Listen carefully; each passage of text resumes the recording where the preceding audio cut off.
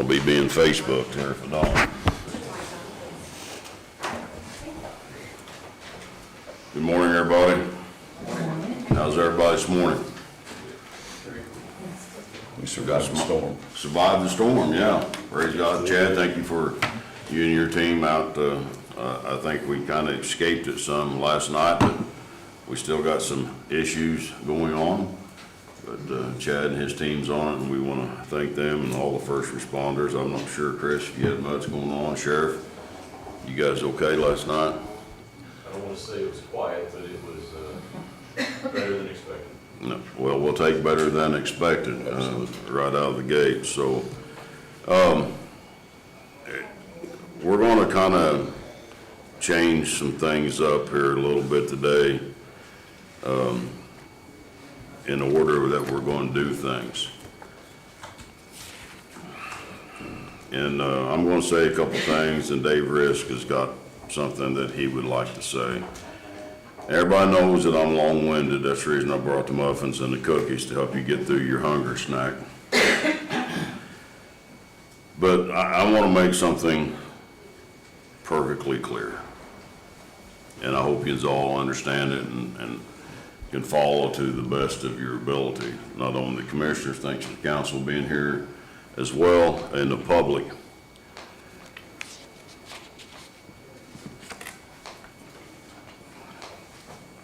We're going to have to do one or two things.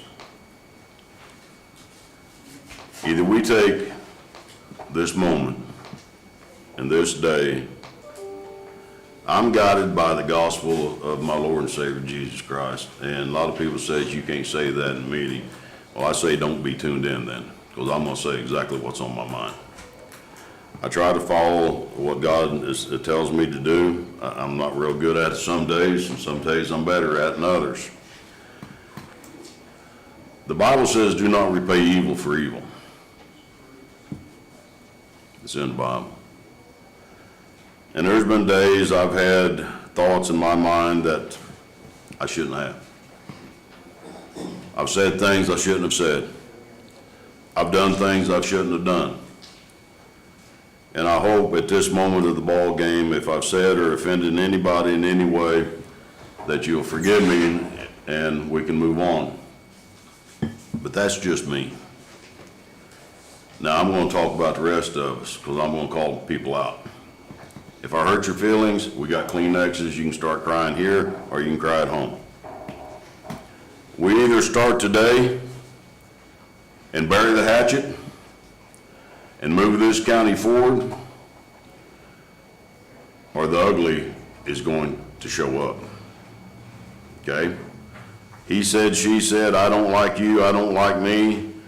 I was called the other day and said that all this county highway stuff is my fault. Thank you, because I've been a commissioner for 20 years. I've been a commissioner for 3 months. I know social media, everybody likes social media to some good extent. It does good, it gets out some good information out there. But you know as well as I do, there's a lot of BS on social media. A lot. You want to blame me, point your fingers at me, it's okay, I got broad shoulders. I've only been a commissioner, and Dave Risk only been a commissioner for 3 months. Some of this stuff's been ongoing for a long, long time. So do not point your fingers. It's perception against reality. If you do not know what you're talking about, keep your mouth shut. You want to come to the meeting and address this Board of Commissioners, we'll right any wrongs that we can, or we'll discuss anything we can. We got the sheriff here. Don't ask me about law enforcement stuff. I'm not the sheriff. That great big guy back there in the corner is. You know, I got a package today, delivered to me today, that I'll have to give to the sheriff. It's got nothing to do with me. It's perception against reality. I don't know everything that the council knows. Council doesn't know everything I know. And Lord God, I don't know everything this auditor does. But right now, hats off to this auditor for the work that she's been putting in. Yes. I mean, so how many of you out there in this room and in YouTube land have said or done things you shouldn't have said or done? Everybody's hands up. Well, it's gonna make this a whole lot easier then. Shoot. I was gonna say, man, if nobody's done something, I'm gonna let the attorney start talking. How many of you want to bury the hatchet and move on and start this day brand new? Everybody? Commissioners? Yes, sir. People hate Gary Burton. People hate Dave Riss. People hate Sam Hall. People hate Polly Chesser. Nobody likes Chris Lunsford. I don't know. Somebody may not like Doug Dyer here. Donnie Cantrell. How do you pronounce your last name? He's outside. How's Donnie pronounce his last name? Cantrell. Cantrell, whatever. Yeah. So, how do you pronounce your last name? Cottrell. Cottrell? Yes, sir. You sure? Okay. Donnie and I have had some conversations in the past. Yeah. There's been hurt feelings. People didn't like me when I became sheriff, and some people don't like me because I'm commissioner. Well, guess what? I'm here. I know Donnie has received phone calls that maybe hurt his feelings. Not too bad. He's not hurt too bad. I'm good, buddy. Maybe he didn't understand, and I've talked to Gary about this. Is that correct, sir? That is correct. I've talked to Dave about this. I was going to just open things wide open today and just let the fur fly. It's not going to solve anything, is it? Is it? So Donnie, I don't know if you heard what I said. I know Dave Riss met you out there at the county highway and talked to you about a phone call you received from Commissioner Burton. I talked to Commissioner Burton about it. I've talked to Dave about it. I've talked to you about it. And we're going to start this day, and we're going to bury the hatchet on stuff that's happened in the past. Are you good with that, sir? Yeah, absolutely.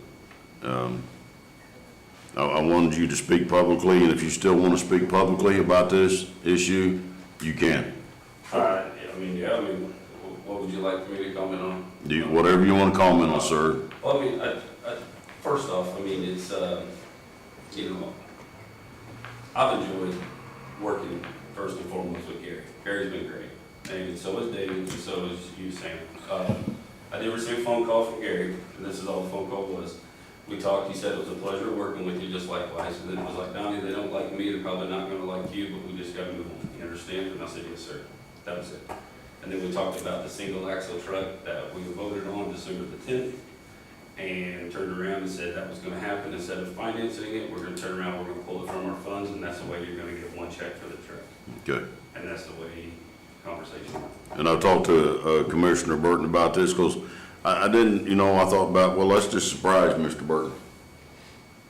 That's not fair. Right. Yeah. Let's call it like we see it. I've been surprised before. Yeah. But we're not doing the surprises no more. No. The only way for this commissioner, the group to work together is to work together. We gotta work as a team. It doesn't mean we're always gonna like each other, and I'm not gonna always agree with what they got to do, and they're surely not gonna always agree with what I got to say. Dave was telling me that yesterday. But if we don't, forgiveness is the key to moving forward. 100%. I mean, that's biblical. That's the reason I go back to the scripture. It's biblical. Forgiveness. So the he said, she said, we said, I don't like you and I don't like him, and Johnny got an ink pen and I didn't, and Johnny's getting paid the same amount I do, but I work twice as hard as Johnny does. I want to say this, and I'm only going to say it once. Every employee of this county is a public servant. We're not putting sausage between two biscuits. When you do that, go to McDonald's. By the way, I like them bacon, egg, and cheese biscuits. Everybody had one of them are good. But when you get that satisfies you. Everybody working for this county is to help satisfy the 22,000 taxpayers we got in this county. We are public servants. It's not just a job. It's a public servant. We're here to do a job for the public, amen? Whether you're council commissioner, janitor, truck driver, lawyer, I don't care. So we're going to bury the hatchet today. I'm not going to raise up things that had a a burr under my saddle a month ago, 2 months ago, or a year ago, because I can't do it. Me and the sheriff has had conversations in the past. I shook his hand, gave him a hug, and there's people say it's good about this, good about him, bad about me. Coulda, woulda, shoulda. He's the sheriff. I support him 100%, and we're gonna move on here in a little bit with him and the jail project. But I wanna reiterate, for the people that don't know what's going on, please come to the meetings. Yes. Please come, Nicole. Please come to the meetings. I've asked you in the beginning, since I became commissioner, to please bring your concerns, your problems, your issues, your ideas, your goals, and your solutions. It's easy to sit at home and watch YouTube meetings, say, yeah, well, they're doing that, they're doing, I knew they was gonna do that and stuff like that. And I'm not picking on anybody out there, but it's perception against reality. You don't like what we're doing? Run for office. Run for office. I didn't get into this job to make enemies. I got in here to work with the 22,000 people of this community, to make it a better community to live in and a better place for us to grow together. And the only way to grow together is to stay together. We gotta stay united.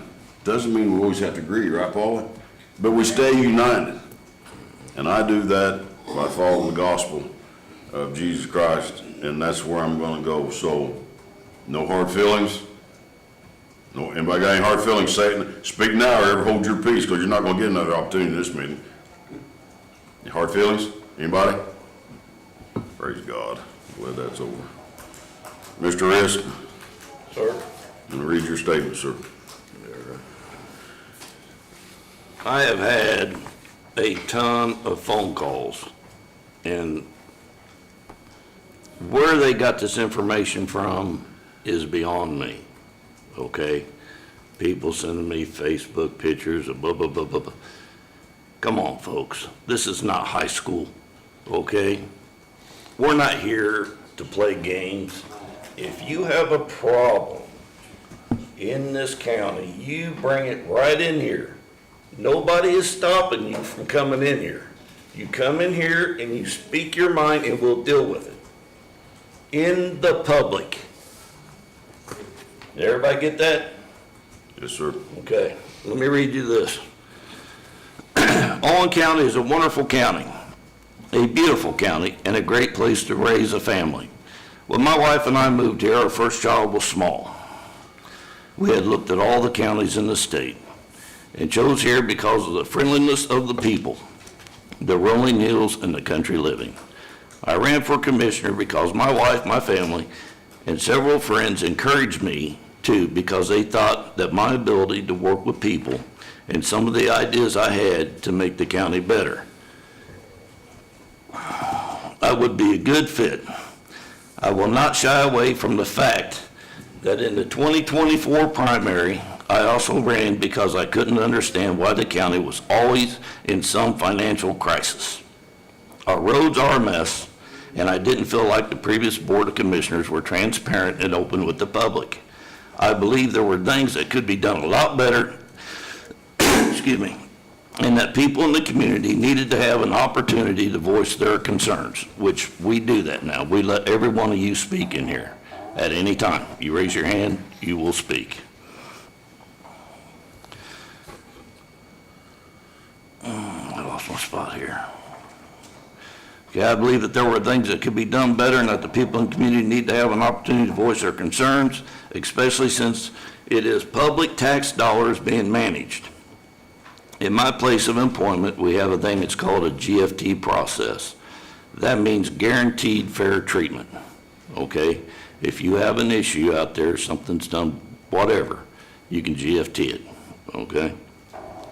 After the primary, several people in the community spread rumors that me and Sam were going to fire people at the first meeting. And believe me, we had a ton of that going on. And that I didn't like this person or that one. The truth is, none of these people spreading rumors ever asked me what I was going to do. Because if they have, I would have told them that I'm going to wait and see what's going on and how people do in their positions. I never, ever had a plan to fire anyone, ever. I'll tell you right now in an open public meeting, I never had any kind of, I'm gonna fire this person, that person, okay? Some other people wanted me to, but I wanted to give every person a fair chance based on merit, not the buddy system. If someone is doing their job well, I'm fine for them to stay. I want to do what's right by the taxpayers and help make our county the best it can be. Fast forward to now, I'm going to let the public know that I did not have any idea what I was signing up for. And that's the truth. Let me tell you, if I would have known, a different story, okay? We can leave now. Yeah, we can go now again. So, and no one running for this office could have. But in spite of some of the things that have come to light the last few weeks, I still believe this county can get back on the right path. Amen. Still has the opportunity to be the great destination for tourism. And if we don't lose our heads, use social media to tear down the county, which that is one thing I have a serious heartburn with. People, if you have a problem, you bring it in here. Don't, especially if you don't know what you're saying. Amen. Okay? We can right this ship of past errors. That all said, I want to tell you how the highway department operates, because I've had a million phone calls about this. When it comes to funding, because I think some of the public don't have a clear picture of that. Our county funding comes from distributions from the motor vehicle highway and local road and street accounts, which are funded by a portion of state gasoline tax collected at the pump throughout Indiana, wheel tax revenue, vehicle registration fees, and license plates purchased from the Bureau of Motor Vehicles, as well as other transportation-related fees. The state auditor makes road funding distributions to local governments from these accounts. As required by law, the first $70 million collected from gasoline tax is transferred into the state highway road construction and improvement fund. And then county highway dollars are distributed monthly. The funds are provided to the counties according to a specific formula. NDOT also receives federal funds for transportation projects and programs, with a portion going to local governments. The distribution is a two-step process, allocating funds based on passenger car registrations, populations, and road and street mileage. I do want to point out, so the public understands, this is a huge one. County highway departments anywhere in the state of Indiana do not receive funding from property taxes. Not one penny of your property tax goes to that county highway department. I'm telling you right now, look it up, that's the facts. I've had a lot of questions about that. Prior to taking office, there was some mishandling of highway business. Let me state right here, to my knowledge at this time, and I am not talking about theft or someone embezzling from the county, so I want to make it perfectly clear. Perfectly clear. I'm talking about not turning in invoices and making purchases that were not funded properly. So we are not broke, and saying that we have no money is untrue. We just don't have as much as we thought, and that has nothing to do with the two new commissioners sitting here since January. We are not laying employees off right now. I've heard rumor that we've laid off 10 employees, and that's not true, okay? That is not true. Social media again. Yeah, exactly. Okay, can I stop you right there? Yes, ma'am. You have not laid them off yet, but was they not told in 30 days, half of the crew was going to be laid off? Is that not a true statement? Talk to Chad Walker, he made the meeting with his I staff. said we had 30 days to bring up the cash balances and some funds where there could be layoffs. But they Okay. were never told that they were being laid off. Okay, so that. Nobody said statement that. right there is what has got the uproar going on social media. I will tell you that right now. Good, and let them uproar all they want, because that's not what was said at his meeting he had with the guys. It's what is interpreted by Exactly. people that wasn't at the meeting. I asked Chad Walker this, he told me exactly what he said, I believe what the man said. So what is interpreted on social media, Chad made it clear that in 30 days, we're gonna be looking at the cash balances, we're gonna see how things are rolling along. Right now, the part-time people are not working because they're trying to hang on to our cash. And Chad told them, in 30 days, we'll look at the cash balance, and if we need to make adjustments, we will. There may be some potential layoffs. That's what he said. So he took to another extreme that in 30 days, we are laying you off. That was not what was said. Is that correct, sir? That's correct. Yeah, none of that right there is true. So with that being said, I'm gonna take it a step further. Have they also been told at this time, we can't pull the graders out and grade the roads and No, and that's it? no. I just got off the phone with Chad the other day. I said, we need to get them graders rolling. We need to get them moving. So whoever told you that, that's not true. I'm just asking because of what I have heard down the grapevine. And You know, I haven't Grapevine put, needs cut off. I have Yeah. not put these anonymous things out there. Sure. I will be honest, I did share it. I'm not gonna say I didn't, I did share it, but I didn't put it out there to begin with. But if you don't ask the questions you don't know, that's why I'm. That's thank you for coming. appreciate you coming. That's how we work Make this sure you out. pass on that information that you received today. If you're on Facebook, you do that social media stuff, you take the information that you gained here today and you put that on social media so they understand what's going on. And the breakdown that you were talking about how the highway department gets their money. Yep. If you could give me that, I will put that out there too. That's been preached since I've been sitting here for 6 years trying to explain that. It's gonna go on the website and Okay? the county highways Facebook page. All this information is gonna be addressed, it's gonna be laid out there, so social media people, and I'm not bad mouthing social media people, but sometimes they pick and choose what they wanna put into it. Well, they make a lot of You stuff. change, up, you not true. change 2 or 3 words and it changes everything that man said. Right, and I agree, and that's why I showed up today. Yeah, Because appreciate it. I seen it, and like I said, I'll be honest, I shared it, because I was furious over what I was reading. Because Yeah. I know what our roads look like out here, and I'm thinking, we can't afford to lose half our highway crew. And I understand what you're saying, but you just absolutely hit the nail on the head. Yep. You said you was furious over what you read. Oh, I was. Okay, hear me out now. You was furious over something that you perceived was the truth. Right. In reality, it wasn't. But that's why I came to the meeting. Thank you. That's But what I'm you need passing to up- do. That's what we get. Yep. We get the perception against reality, and then they want to pound us about it. Guess what? I can pound back pretty hard. Right, but Yeah. that's why I come to the meeting, so I could ask my Yeah, own sure. questions, get my own answers. So you have it now, but let him And finish it. I'm glad you came. And this is why, right here, people need to come to this meeting instead of reading some whatever, wherever on these chat things which I don't even follow them things. Right. So, sir, Was there a shortfall rolled over from the last? We're gonna get into that. let me get into that. Let me finish this, and then you can shoot me all the questions. Sheila Reeves will handle all that. All right, back to where I was here. All right, so we are not laying employees off right now, and I hope that we don't have to. Except for seasonal and part-time help, which we had 4 out there, okay? Part-time, we let them go. That's the truth, so. All right, very quickly, I want to explain highway invoice and payment process. This is where a lot of people get confused, okay? Which is about 5 steps and set the record straight regarding some of the concerns that have been discussed with me by the public, how the money is handled at our highway department is. Step 1, the highway department receives invoices from the vendor, either electrically or by email or a hard copy in the mail.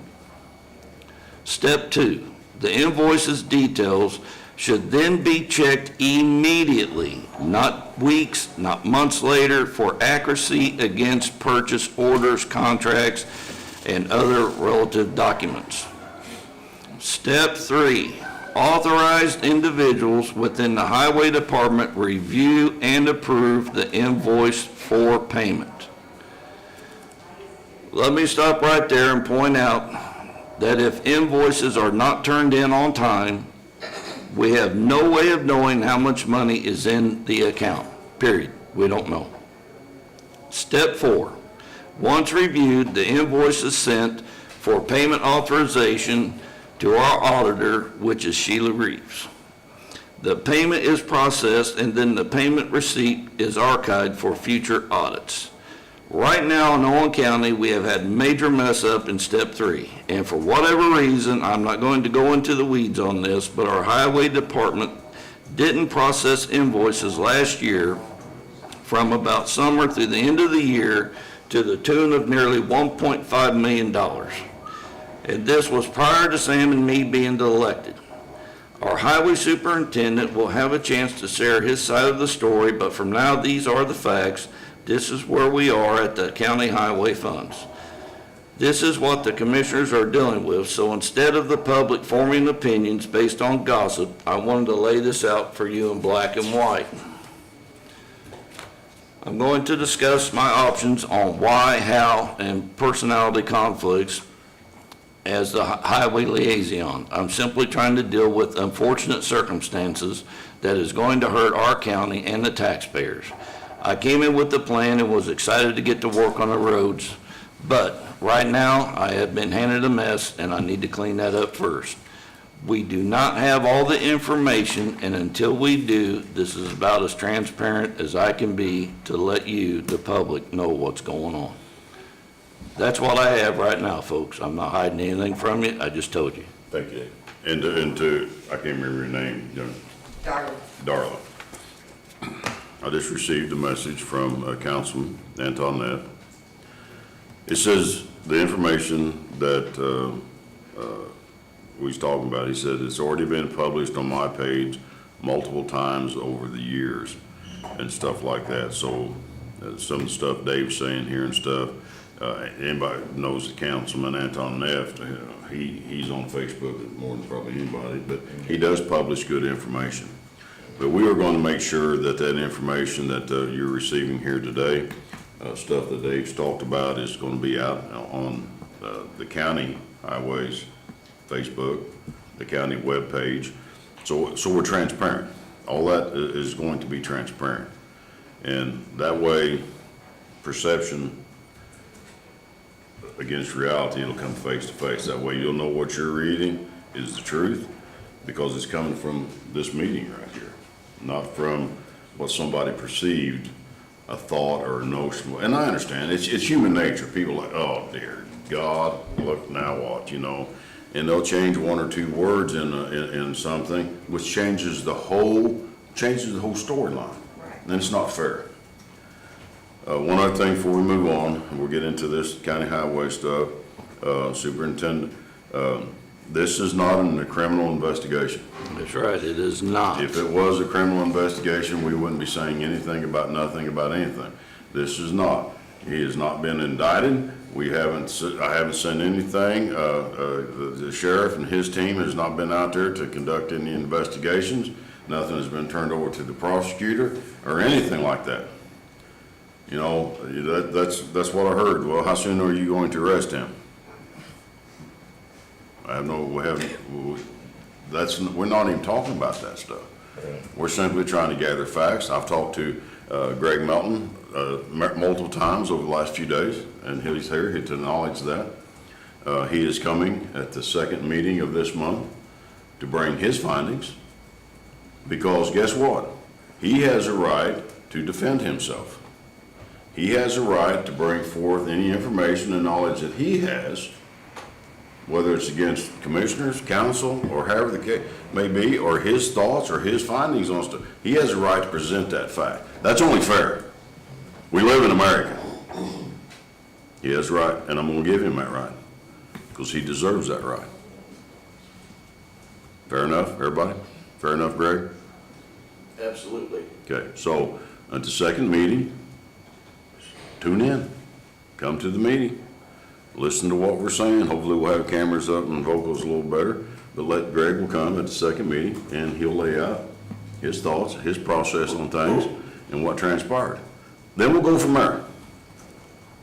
We're not going to go from now to firing him, because I will not entertain the thought of firing him today. Why? Because he has the right to defend himself, and I'm going to give him that right. Everybody okay with that? Anybody wanna talk about it? Speak now, we're gonna move right on. Fair to you, Greg? Okay, yes, sir. Roll call, Gary, we're here, I'm sorry. I have a question. Was Dave finished with his? Yes, I'm done. I'm Okay, done with that. so, sorry. once the claims are turned in, though, you gotta make sure you got them in the correct funds. And then you guys approve those at the meeting. Right. So it's a long process It is. for those to get paid once they're turned in. Okay, well, claims are tuned in the county attorney.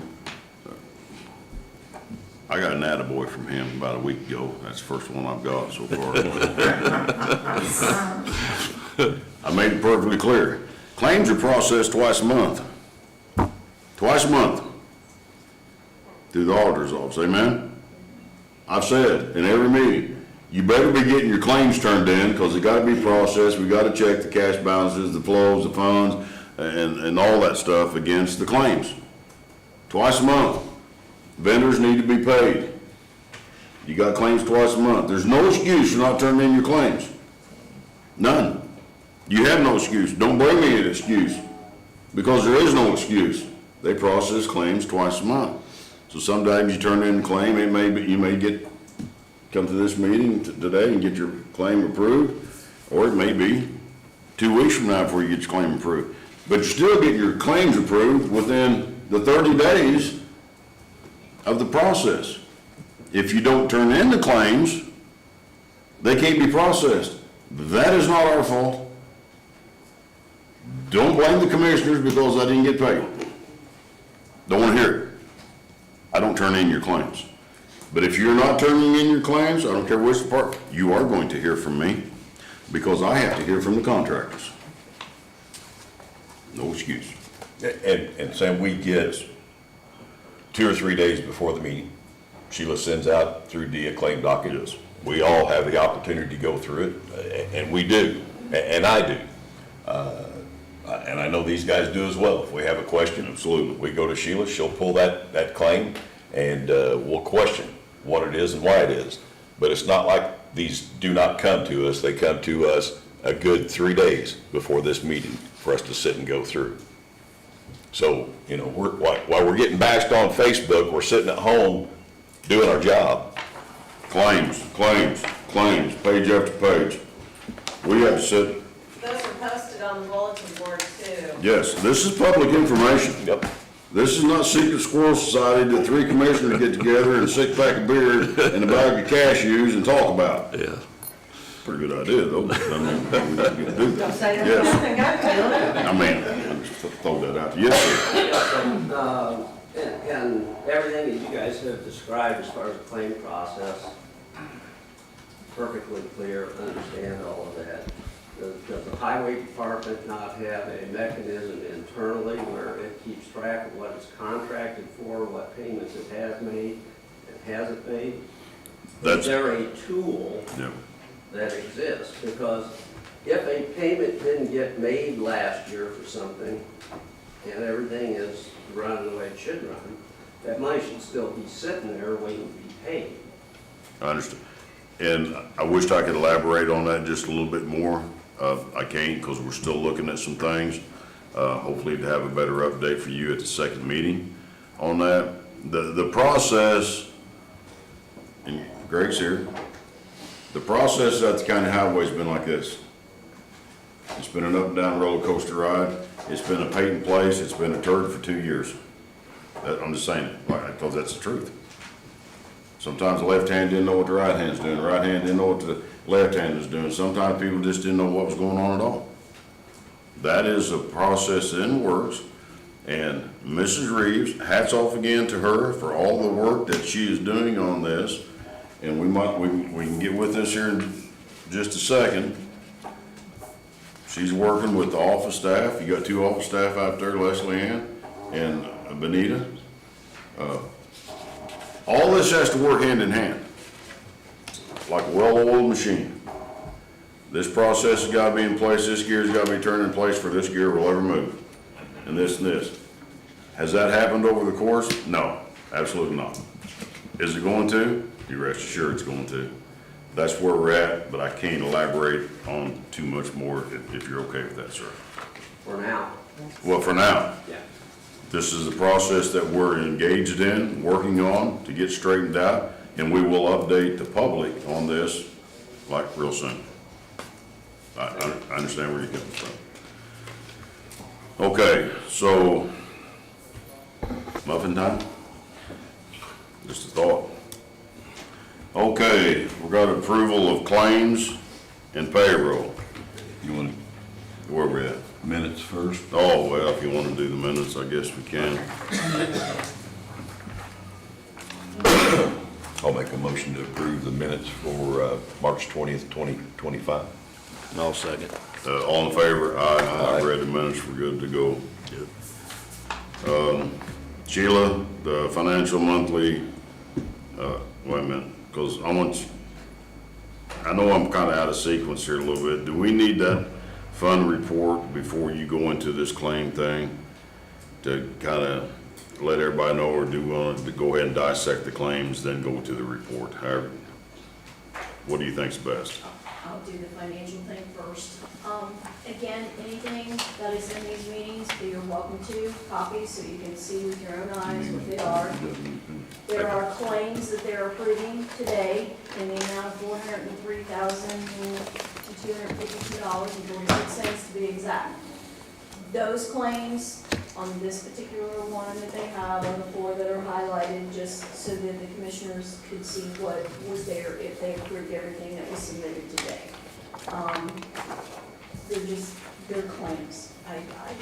Again, you guys couldn't have made it any clearer. Unfortunately, there are claims that haven't been turned in. We're gonna get through it. We're gonna get them paid. It's just moving forward. So these are gonna be up and down, as we try to figure out what to pay, when funds come in.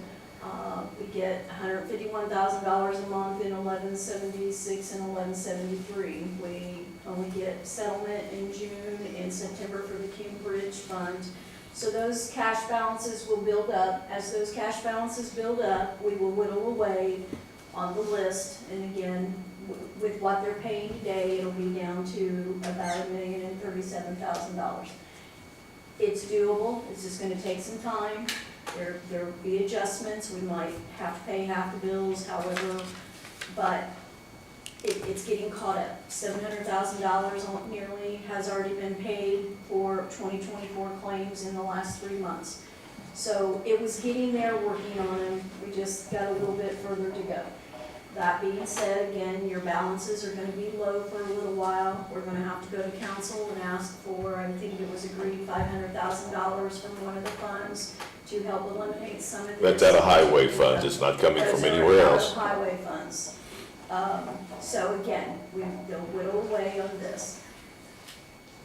This isn't the only department, I hate to say, that there's issues that we have to watch and keeping up and turn things in and not going over grant fund balances and those kinds of things. Again, as I've said in the last couple of meetings, State Board of Accounts wrote up. There's 13 different funds that were written up because they were overspent or weren't spent correctly. Those are still going to need to be addressed as we move forward. With that being said, again, anybody is welcome to any of the numbers, any of the list. Just remember, those numbers will change. They could change daily, they could, depending on what the plan of attack is. But every 2 weeks, there will be different cash balances as we address what is in there. We want to do everything we can, as they said, to get the vendors paid, to get moving forward.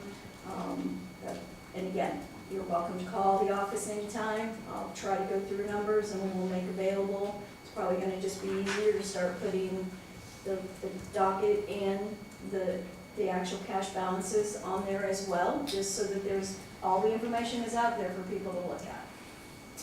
So. Can I jump in here, Sam? Mm-hmm. And so everyone knows, and we've talked to Chad, we have a surplus of 11s to do injection hole patching. We have cold mix out there to work with hole patching. So the highway's continuing to work. They're going to continue to repair the roads. We have community crossings, and thank goodness Sam finally yesterday got the DocuSign served. I think we're moving forward with that. So we've talked to the crew about going out and berming the roads, getting them ready. I think it's, and don't quote me, 11 to 13 miles, something like that, that will be paved this year. That was approved last year. So it's not like they're sitting on their hands and not doing anything. Work will continue. It may not be to the massive that we would like, but it will continue. Now, I will say this, I had a phone call, you shut down the highway department, you did it. Well, you're right, I did. Okay, we shut it down a week to clean it. Greg, you know that, I went in there, I told you, Greg, let's shut her down, let's get it cleaned up, let's organize what we have, figure out what we have, how much oil, carts, blah, blah, blah, blah, blah. And we did do that. Correct, Chad?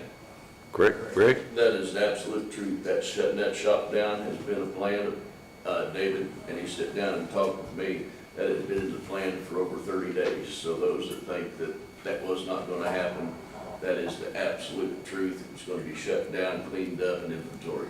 That's it, and that's what we did. So, yes.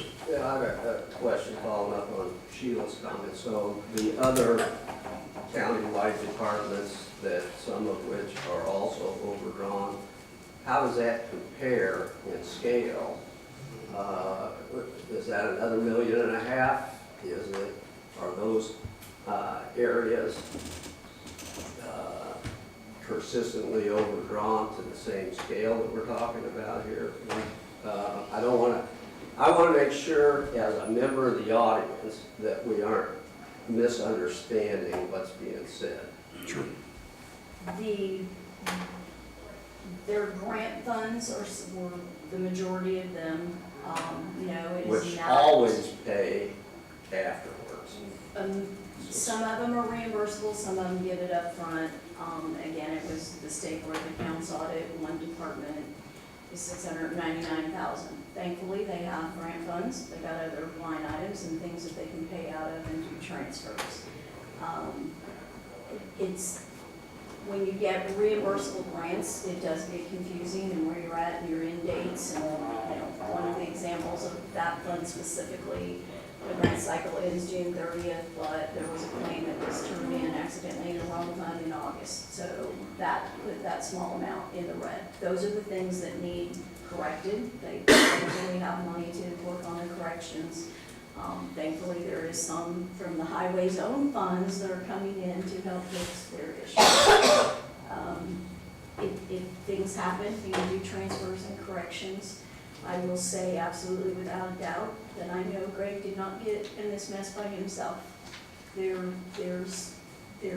Again, it's just an ongoing situation. The county will do its best as far as the commissioners and the council to get them out of the red and get to moving forward so that the roads can be addressed again. Same thing with the other services and other departments. And I'm not pointing fingers anywhere, but in the private sector, if we got an invoice that was, call it 6 months old, that would get a higher level of scrutiny prior to it being paid. And so is there a process of looking at these invoices to determine what work was done Absolutely. and to ensure that it was something appropriated? Yes, Greg.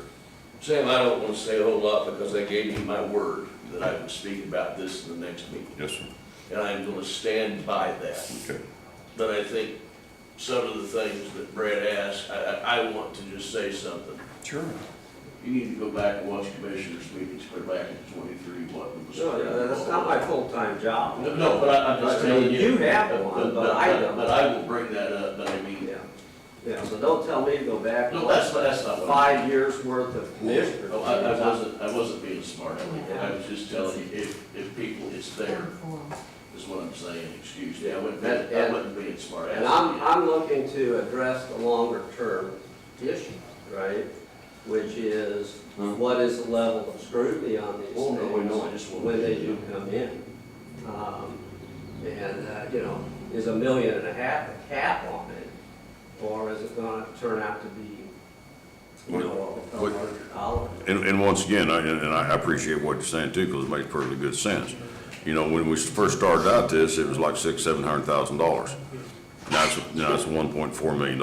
Now, some of that is the 2025 bills, so it is concerning, the 2025 bills, but we're getting that paid, but the remainder of the $1 million from 2024 is a big concern.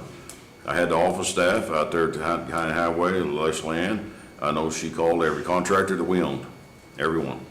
And Benita called, I think Chad was involved to make sure, to ask them, do we have any outstanding invoices? Outstanding invoices. And I believe we got a response We so got far. fairly high confidence. Fairly high confidence.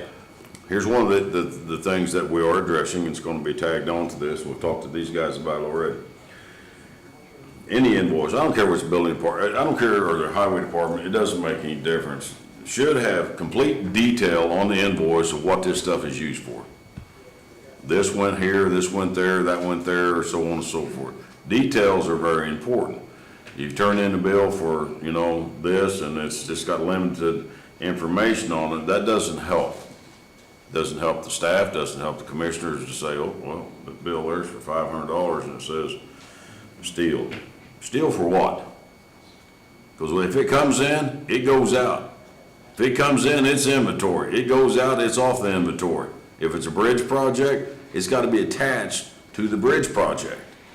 If it's a road project, everything has to be attached in detail. Labor, stone, whatever has got to be attached in detail to every invoice so we know exactly which fund it comes from or which line item it comes from. So that is a work in progress, but that is being addressed.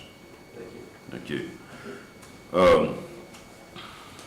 One other thing I want to throw out there, and I'm sorry it's going to be a long day, but it is what it is. I've talked to Attorney Overholt, I can't, sorry, I forgot his name. For appointed people, it's coming, because it's here. Mandatory budget training, whether you like it or not. Some people do good budgets, are on top of it. I'm not going, yes. I think one of the things that we as a community should be asking right now, because obviously our highway department's in a crisis. What can we as a community do to help? Be patient. Well, Patient, I agree, but is there anything else we as a community can do to help? well, I'll tell you exactly where I'm gonna go, and this is just me, it's my first opinion. First of all, we need to pray about it, and pray that we all come together and work as a unit and one team. And please, I ask the public, we have officials, and I won't mention no names, because the county attorney said, don't you mention anybody's name. Thank you, sir. We have people that work for the county government that put stuff on social media. They have no idea what they're talking about. Oh, I believe it. You can believe all you want, because it's absolute truth. I've got a list of stuff, but here's the thing that hurts. If we're not putting the truth out there, if you hear it in the meeting and we say it, it's our responsibility then. It's not our responsibility if it's put out there by somebody that has no idea what they're talking about. That's the big problem that we have. Perception against reality. If you've heard what you've heard today, you'll have some good information that you can put out to the public that is the truth. Can I add something to that, Sam? She asked what the public can do. And this may seem minute, and I bet Doug's done this, I know I do it. If you're out in the farming community and you got a bush hog, you can mow your roadsides, you can help out with that. You can cut your brush back a little bit. That's things that the highway department does, that if we can help as a community, that's what we need to do. Yep. I know that I've snowplowed my road from one end to the other to help out. Well, I'm back on private roads, as you know, because I was in here trying to get them changed. Right. Look at you, roll your eyes up there. I seen that. I seen that. Don't try to hide it now. I'm not, you're right. That's the help that we can Right. get But from I the mean, public. I carry my chainsaw, granted it's not big like most people, but I cut trees and stuff off the road and clear them when I see them. But, you know, I'm just saying in general, if there's something that we can do to try to help the highway get out of the crisis they're in, then put it out there. Would it, You know, instead of having the negativity, why don't you guys put it out there and let the community know, hey, instead of putting us down, do this to help us get in a better position. Because I know personally, we can't afford to lose any of our highway guys. we don't have enough, we don't have enough the way it is. Nope. And that's my That's right. point. Our roads need all the help they can get. So we can't afford to lose our guys, not have the gravel, not have the graders. We need all of that. And it's twofold thing. And I'll say it, and Chad's right here, not hurting nobody's feelings. I've had this conversation, I'm point blank. We can't afford to lay people off. We don't wanna lay nobody off. Okay? We don't have enough people the way it is. Exactly. But let me flip the coin over.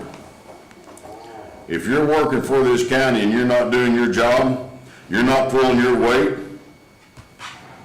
I agree with that. I don't need you. I agree with that. This county doesn't need you, I agree. because you're a public servant. Come to work, do your job, and I'm not, Greg, Chad, I'm not speaking, I'm talking about everybody in general. I agree. You don't wanna work, department heads, the department heads, the appointed people, not the commissioners, pull the freaking weeds and get them moved on. I agree. Because if it was my kid and they wasn't doing their job, I would fire them. My Okay. child and I'd send them all Yeah, back. so, budget training, the attorney Overholt here has got some connections. He's got, I believe, we spoke about this, he's gonna make this happen. For appointed people, I can't do nothing about the elected officials' offices. Appointed people, you're gonna go through a budget training, and I'm sure some people are like, Karen, God, I don't wanna go through no budget training. Well, you are. You're gonna go. I don't care if it takes us 1 day, 2 days, I don't care if it takes a week. Everybody's gonna go through budget training so they know the process, yes. I think that is an excellent idea, and it should have been done a long time ago, because, I mean, it starts at the department head, and that's where it's got to, I mean, I think that's a wonderful idea. Rubber's gotta meet the road somewhere. Yep. Okay, Budget is a budget, and to overspend it, go to the commissioners and the council to repeatedly, I'm on my 5th year, to say I need more money because they've already spent it. It's getting frustrating because, again, we're either, you say no because it's already been paid, it's already, you know, claims have been turned in, so the council's forced to do additional appropriations. It is a budget. It has to be stuck to whether it's what you wanted or what you can afford. Yes, there's emergencies, that is totally separate. But daily budget to budget and claims process, very, very few departments stick to their budgets, and it gets frustrating. and there'll be updated information every 2 weeks, probably every week from the auditor's office on the finances, how we're operating, where we're moving to, how we're gaining this, or going uphill or downhill, whatever. It's all public information. It's gonna be accessible. Back to the claims. Sheila has diagnosed the total in these claims right here that you see in front of you is $1,037,985.59. These are unpaid claims. Now let's pay attention. Some of them some 2025 claims, some of them some 2024 claims, okay? But here's all the claims. She processed this out. Right now, and Sheila, please jump on me if I'm not telling the truth. The claims that we're going to process today. Payroll is $320,925.90. Regular claims, $124,658.35. Highway claims, $403,252.46. Out-of-cycle claims, and my hat's off to everybody on these out-of-cycle claims. These are the same ones that we get every month that we have to pay, out-of-cycle or not. Utilities, $19,251.46. Visa, there's different cards, different numbers, I'm not gonna go through every one of the number. Toshiba is $1,755.67. Total payroll and claims today, $872,422.21 needs to be paid today. Motion to approve. I'll second. All in favor? Aye. Now, here comes the other part. Sheila Reeves, once again, I'm patting her on the back because she deserves it. Working 100 hours a week, trying to get things done, going home at night, figuring out payroll and all the processing claims, working with the county highway, the people and all the other department heads and stuff like that. All invoices from the county highway at this stage, moving forward for right now. All invoices must be turned in to the auditor's office as well. She needs a copy of all this. I know Leslie Ann's in a learning curve on some things too, I understand that totally, so is Benita, Chad. As of right now though, we need to make sure that Sheila has a copy of all the invoices so she can go back through the funds, the line items, the balances and stuff like that, coordinate with the office staff to make sure that they're being properly distributed or taken from. Is that the correct word to say, Sheila? If that makes sense. We need to make sure that we're staying on track. And there's a lot of learning to do yet. That's the reason we talked about the budget training. That's going to happen. Chad, you too, buddy. His staff. Anybody that wants to go to this budget training is going to be welcome to go to. Any department head is going to be, it's open to everybody. Elected officials as well. Yeah, elected officials, employees, anybody that's going to be affecting on the budget, doing claims, processing, stuff like that, needs to come to this training. If we have to have it on 2 different occasions, 3 different occasions, so be it. That's what we're going to do. It's going to happen. But I'm going to make a motion. I guess we have to make a motion. Seems like you got to make a motion for everything you do in life anymore. That we authorize Sheila Reeves, because once we go to the council on Monday night to obtain the $500,000 to help pay for bills and claims and stuff like that, I make a motion that Sheila Reeves processes those as they come in and keep us on track so we know what we're doing, so we get the updates every week, and so the council knows, so the public knows, so the department heads knows. I think it's only fair that we, unfortunately, have turned it. You know what? This is not her problem. It is not her problem to regulate the balances and expenditures of departments. That's not her problem. She could say, this is you guys. Figure it out, walk away from the whole thing. That's not her problem. But she's took it on because she's intelligent enough. She's a whole lot smarter about this than I am. You're supposed to surround yourself with good people. Well, there she is. Hats off to her once again. Have another muffin. So I'm making a motion that we give Sheila the authority to spend, pay bills out of this $500,000 appropriation. out of this $500,000 appropriation that we're gonna be asking for Monday night. I have to make a motion on it. And I'll second that, Sam. All in favor? Aye. It's all yours, Sheila. Thank you, Sheila. Okay, so we got that part done. I gotta say thank you to the highway staff. Yes. To my staff. I couldn't do it without all of us working together. So That's right, we gotta work together to get things done. Sir, I can't remember your name. I'm Braden Downing. You sure? BFNS. You sure? You're with who? Cambridge? BFNS, so I was originally here to present an agreement. I talked to Dave a little bit about it. Is there a Cuban Bridge fund that would be separate? So you could use that to pay for this agreement. That's why I posed the question to Sheila. So we, after today's claims, only have 11,000 and some dollars in the Cume Bridge Fund. But that doesn't mean that stuff can't be transferred or out of there. I don't know what your So, proposal is. let me ask you a question, sir. As you can probably tell, we're in the mix of Yep. some stuff.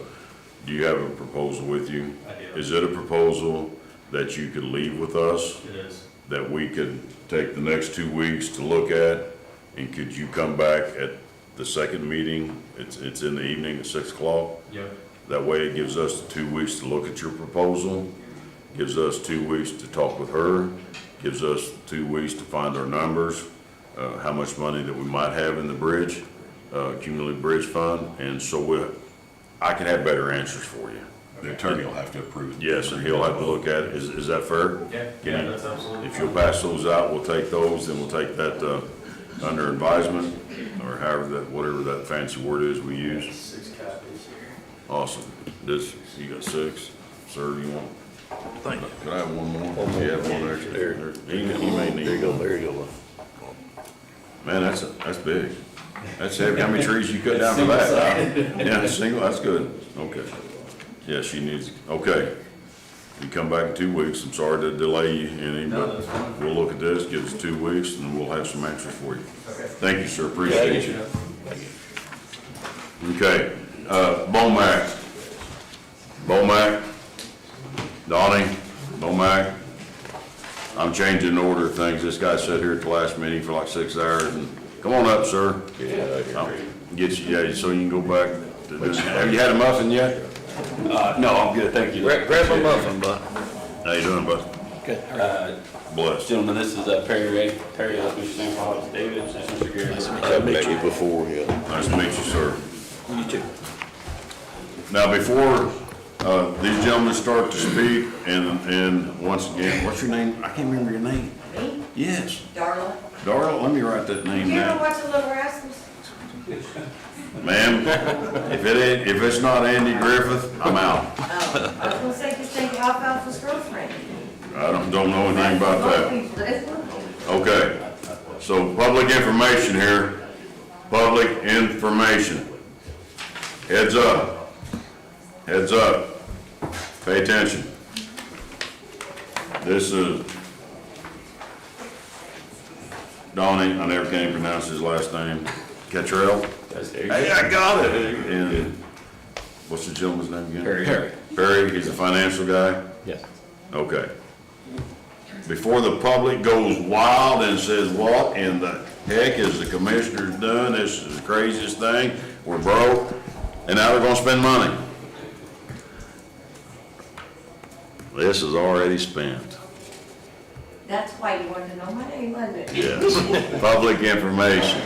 This is a Chad, you move up here to the front. I can't see you back there. But I'll put you on the spotlight right now, buddy. Front and center. And Donnie will be able to explain all this. This is a truck, what kind of truck's it called, Donnie? This is an oil distributor truck. Oil distributor truck. Excuse me, Sam, I have Brian Belford with Etnars here at Southeast Circle. Come on up, Brian, grab a seat. Get a muffin too if you want one. Yes, please, I'm about to have a stroke. Yeah, that's fine, just a little bit. Okay, before the public's information, heads up. This is an oil distributor truck that goes all the way back to 2023. 2023, okay? Not 2025. 2023. This truck has already been manufactured. It's been put together. It's ready to go. It's sitting on a lot in Terre Haute, I believe, somewhere, That's correct. with bird poop on it. No. No, I'm just kidding. It probably does happen. So, folks, pay close attention.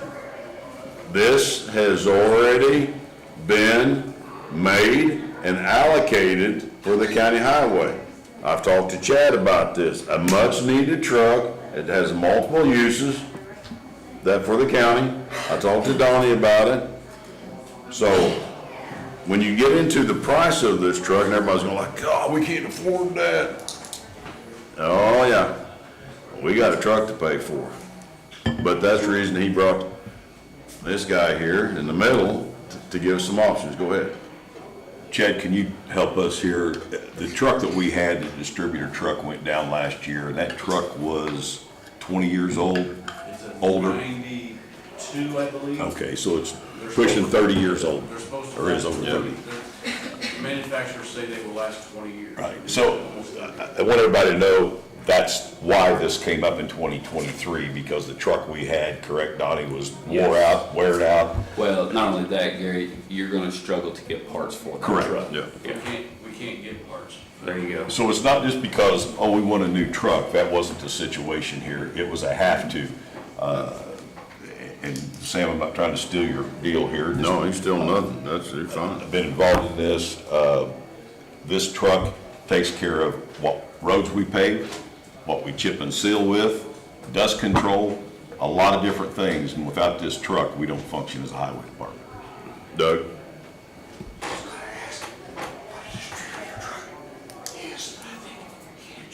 He answered your question, okay. This is Doug Dyer, from Dyer Farms, just a wonderful man, so. It has multiple uses, correct, Donnie?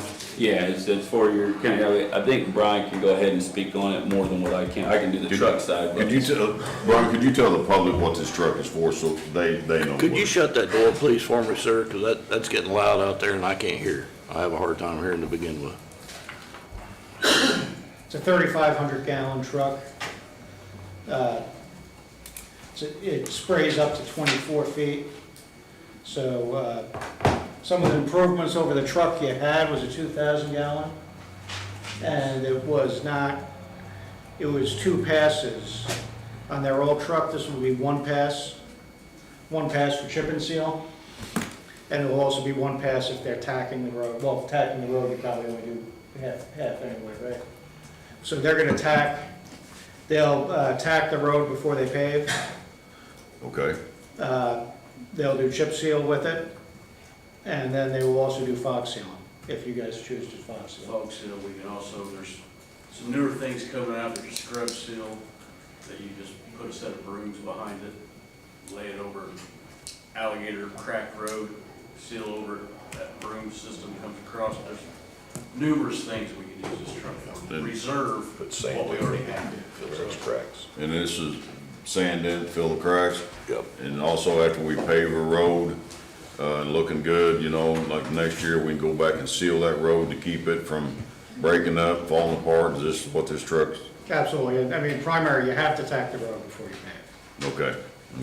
And then if you're gonna do chip seal, this is the oil that you would use for chip seal. Right. And for the public to understand, because it's a big number, it's a big truck. It's not cheap, is it? No, sir, It's not cheap. it's not. It's $337,131.67. Don't fall out of your chair. This truck has already been made for us. I'm not gonna sit here and entertain the thought, because it has been brought to my attention, well, we just need to give that truck away. I don't think so. Why? Because it was made for Owen County back in 2023. Yes, it's a big expense, but Donnie shared some good news with me yesterday or day before whenever I talked to you. That's the reason he brought this guy in to give us some options about how we're gonna pay for this truck. That's not gonna say, well, we had, you bring the checkbook in today. That we're gonna spend $337,000 today to pay for this truck, because that's not what's going to happen. We have means to pay for this truck, but it's gonna take a process that these gentlemen are gonna go through, so the public understands how we're gonna pay for the truck. It's all you. I'll let Perry actually go ahead. So, I'm the finance manager and I work for Volmac Truck Sales, okay? So I work with different banks and different financial sources to try to help our customers find funding. So in that case, the company that I'm working with for your truck is called NCL Government Capital. Yes. And they are Sourcewell approved, so they do very well with municipal, and that's one of their main customers is the municipalities. You may have seen these 2 quotes already, but I have them here, and I've got 3 copies I can hand out to you guys. Sure. We all have them. I think. We You all got have it. them? Yeah. Okay, thank you. You might not have the same stuff, so Yeah, you might have sure. to- We always take more. because the front page does show the request that NCL has to officially approve the deal. On the very Okay. first page. And the two quotes behind are the actual quotes that you guys, I guess, have up there already. Sure. So to get approved on that first page, we need those 4 items, and I can pass those along. And they may have some questions. I just need to know which person they would need to speak with Okay, regarding any questions they may have. okay, So the 2 approvals are on the back, the next page. The first one is a deferred payment, well, actually a payment up front. So it's gonna be a payment an annual payment every year. The first one would be made at delivery with the first quote here. And then the payments are listed there below. They've listed 5 years, 6-year, and 7-year terms with a payment up front at delivery. okay, The second option is with payment after 12 months, 5, 6, 7 years. okay. So it's all right there laid out, the numbers are right there in front of you. Cool. And, And let me, I don't want to interrupt you, sir. sure, Because Donnie, me and you spoke about this. So the public and the council and the commissioners are aware on, Donnie told me, yesterday or day before that we do have the option to, kind of defer this payment. Is that correct? Is that the good word to use? yeah, the second quote there. Yes, the Says second. you defer, so you have an annual payment, okay?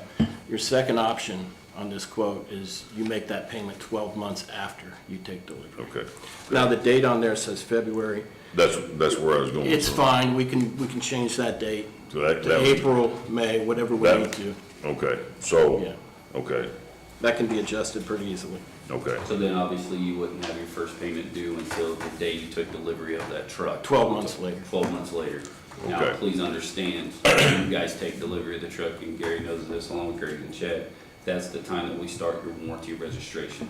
So the miles on the truck and the date in service, that all be recorded, you will have copies of that as well. Okay. And your warranty on this truck, me and Gary talked about this, and it was a good option to do. We talked about it saying, that's for 7 years, 250,000 miles. Now, that's engine plane 2, and that's engine after treatment. The reason why we indicate them 2 things is because that's where we see most of the problems on our trucks. Not just ours, it doesn't matter what manufacturer it is. Trust me, with DEF systems on it, it's gonna happen. And so when you cover it for 7 years of that, whether you guys go on your payments 5, 6, 7 years, your truck will be covered. regardless. Regardless. Okay. It does not matter, okay? Good, So I want to good. make that clear to you guys, to make sure you understand. Them are the most expensive options when it comes to a truck breaking down. That obviously, let's be real, just talking hindsight here, we can't afford, Owen County can't afford right now. This truck has to be working. We have to make sure it's working at all times. There's gonna be hiccups, and that's when we step in, because we're the professionals, we're gonna get taken care of at our shop. But my thing is I want to make sure you guys understand that's a large warranty that's gonna save you guys a lot of money. I promise you that. Oh, I know. So. And we'll see the 7 years well before we see the 250,000. You're spot on, Greg. You guys will probably see in 7 years, probably, I would be shocked if you get to 30,000 miles. Yeah. Okay, I'll be bluntly honest with you. Obviously, I do everything I can because I work with a ton of municipalities, try to get you longer years, and shorter miles, just because you guys won't see it in trucks, you know what I mean? But at the same time, it's just something that me and Gary talked about when we discovered this, that we have to cover this truck. We don't have a choice, because you're gonna do this in hot temperatures. You Yes. know, that fan, me and Chad talked about, that fan's gonna constantly be running on the engine, cool it down. He went to electric fan. We sat down, and me and Chad, here's the sheet, we spec'd it like crazy, you know, February 22nd. I mean, we went to town, me and him and Greg sat in the office, and we went line by line, Right. what they needed, how we had to do it. That's and- good. And stuff. So they literally built the truck, and, you know, but things happen, and Gary, you know, made sure, you know, cross T's, dot I's, you know, we get this taken care of. So for the most part, it's gonna be very beneficial to you guys. sure. And they brought that truck over here to the Yes. courthouse square without the distributor tank on it, just a truck itself. Yep. And we went through it, correct, Chad? Checked everything out. Very nice truck. Okay, so, we have options. Appreciate Several. giving us several options. Yeah, you do. And I believe me and you spoke about this, Donnie, the other day. just so the public understands. It costs you money every month you hold this truck, Yes, sir, that is correct. $1,000. That is our floor plan interest, that is correct, sir, yes. Every month they hold this truck, it costs them $1,000. Now people are like, well, they're losing money. Well, it gets, it's kind of like a paid at the end on your mortgage type thing. They have to pay to keep the truck. They're not losing money, they're gonna get their money, but they're gonna get the money on the backside, if that makes You're sense. 100% correct. But they're still paying $1,000 to hold this truck. Now, we could say, well, we can't afford a truck, we're not gonna buy a truck to sell it. Okay, so he goes to sell the truck. And nobody's gonna give him $337,000 for this truck. That's just the way it is. You know, we'll give you $300,000 for it. So, is it fair for this company to take a $37,000 loss on a truck that we can't pay for? I don't think that's right. But we have options here. We have options to make payment, defer payment, so to speak, to where it's a once a month, once a year payment, not like we make a payment it's once a year at $76,000, whatever the payment is. Where I'm at with it is that this is our baby. We asked you to get this truck put together and you did fulfilled your obligation. We're gonna fulfill ours. Now, what I would like to do for all three of you, for the commissioners and the council here, auditor and attorney and the public, is we're gonna look at this information, take this information. Then I'm still in favor of proceeding with this truck, getting this truck purchased. We just need to figure out what our best finance option is. We're going to the council next Monday. We've got a meeting next Monday night. Right? 14th, not next Monday. 2 weeks. Whenever it is, I can keep track. That way we'll put together a plan for you guys. Okay. But I'm here to tell you, as one commissioner, these other two commissioners, we don't have to make a motion or anything, but we can talk about that openly and honestly. We're gonna pay for the truck. It's our baby to pay for. Chad needs the truck. Yeah. The public needs the truck. Absolutely. This happened in 2023. Just because we're in a little financial, we're broke, we're bent, but not broke. Is that the word you said? We're bent, not broke. We're bent, we're not broke. We'll have the avenue to make the payment. And that is for us, sir, and you, sir, for us to figure out to make the payment. But rest assured one thing, we're gonna figure out to make the payment. Now, that's just me. You two want to chime in on that? I absolutely agree. We need the truck. And I guess the other thing we need to explain is coming out of COVID, all manufacturing was backed up for months, years, and that's where this all came from. I think it was early 23, maybe springtime, about like where we're at right now when this came about. And they told us up front, this truck would be here in 2025, maybe late 2025. So everything has been done as it was said to be done. Yep. But that's why this was a 2023, because of COVID and the lack of manufacturing at the And time. I believe I'm correct on it, and please correct me if I'm wrong, Sure.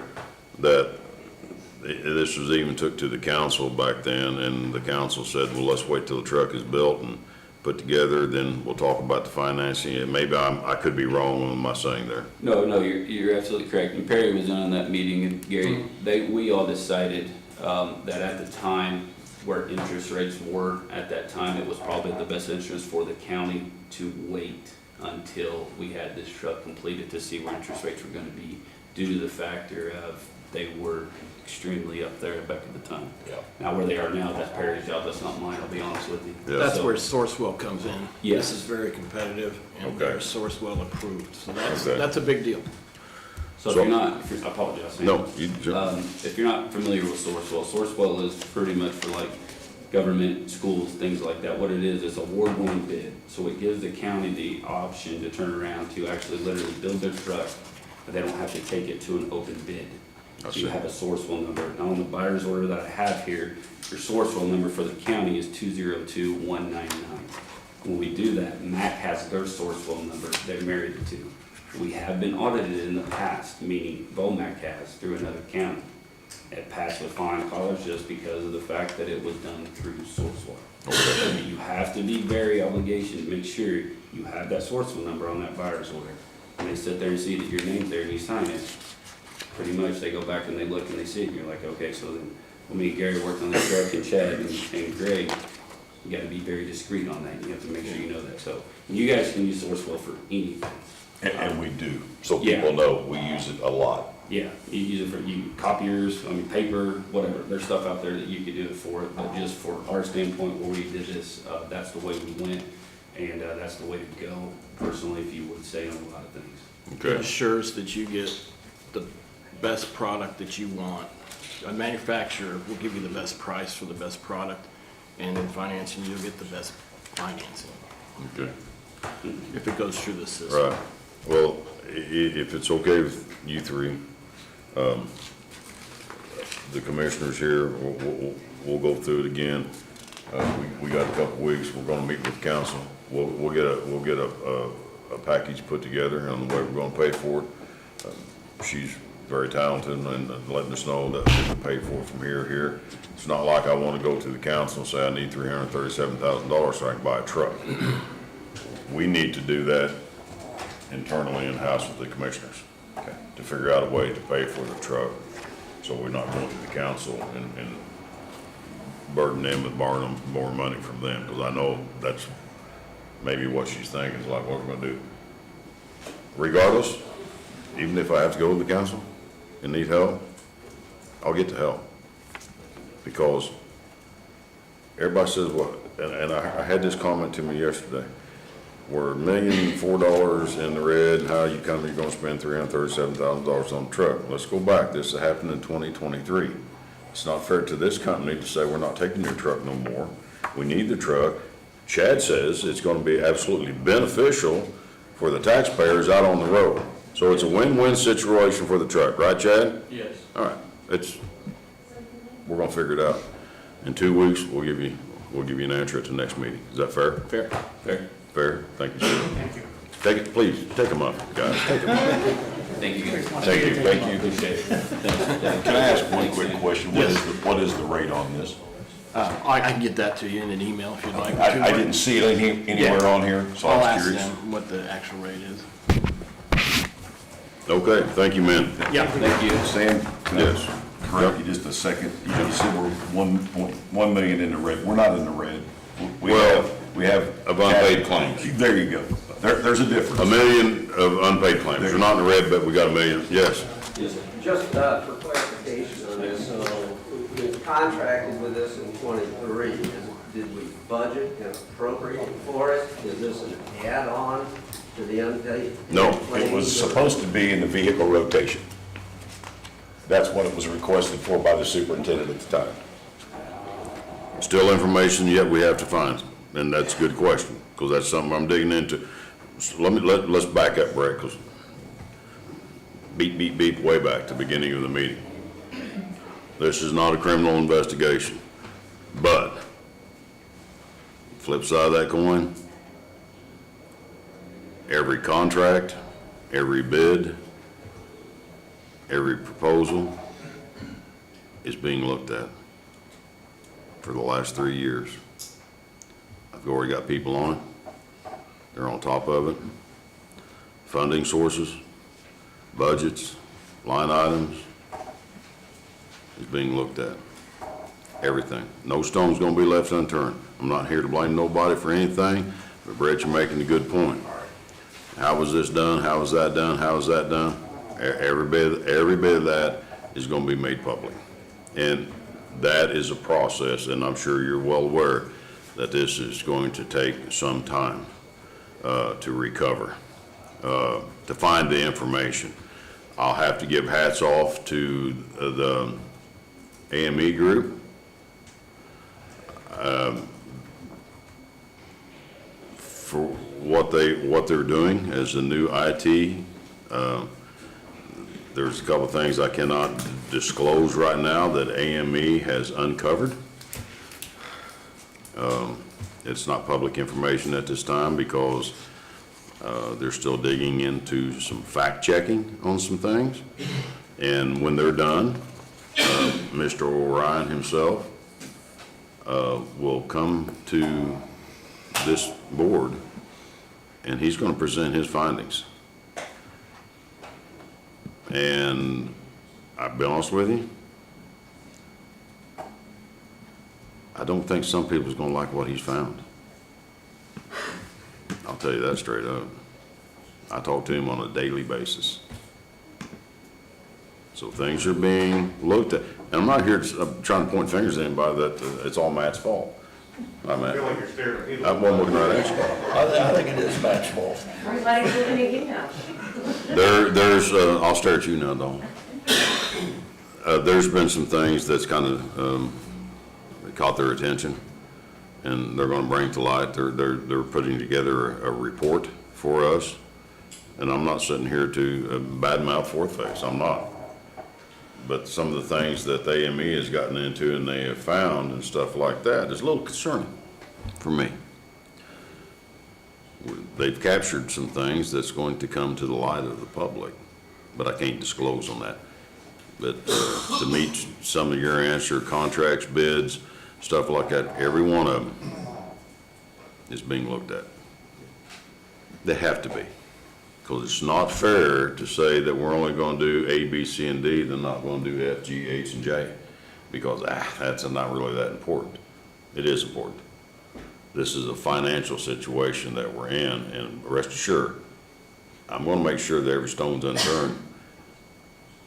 He knows what I'm talking about. You still staying past 6 months? So far. It's costing us some money to do this, but it's the right thing to do.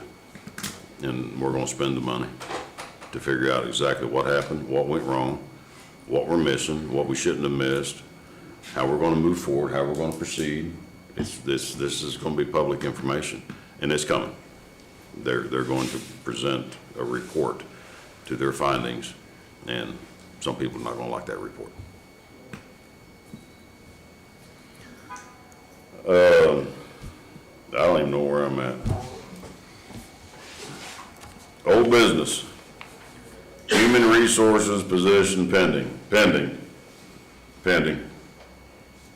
It's just pending. I think we need the human resources position. We do, we need it bad. We know we do, we need it bad. But we're gonna have to get through our financial issues right now to see where we're at before we move forward. It's not going to be deterred, or it's on a delay situation. I think within the next, I'm hoping at the first meeting in May, we'll have a better financial understanding, and I hope we'll have a report from AME Group at that time. Hopefully we can capture all that in the first meeting in April or May, whatever month it is, for Brett, for knowledge for the public, so we can move forward. The human resources officer administrator is still on the stove. It's going to get done. We just have to figure out our options now to where we're going to get the money and make sure it's feasible at this time. Is that correct? Fair statement, Sheila? Good. Okay, jail project update. Sheriff, you got anything? Oh, yes, sir. Oh, here he comes. Get out of his way now. So as you know, we went up to Carroll County Yes, sir. last week with, it was Joe Fry, Joe Commander, Matt, and I went up there to look at the jail there in Carroll County that hadn't opened yet, but it was complete. They just haven't, they're in the process of moving stuff over. That was the Elevatus design, the same design as what's up there on the wall, with some minor interior wall changes, just like ours has some minor interior wall changes from that. The building company that built that was BW Construction out of Indianapolis.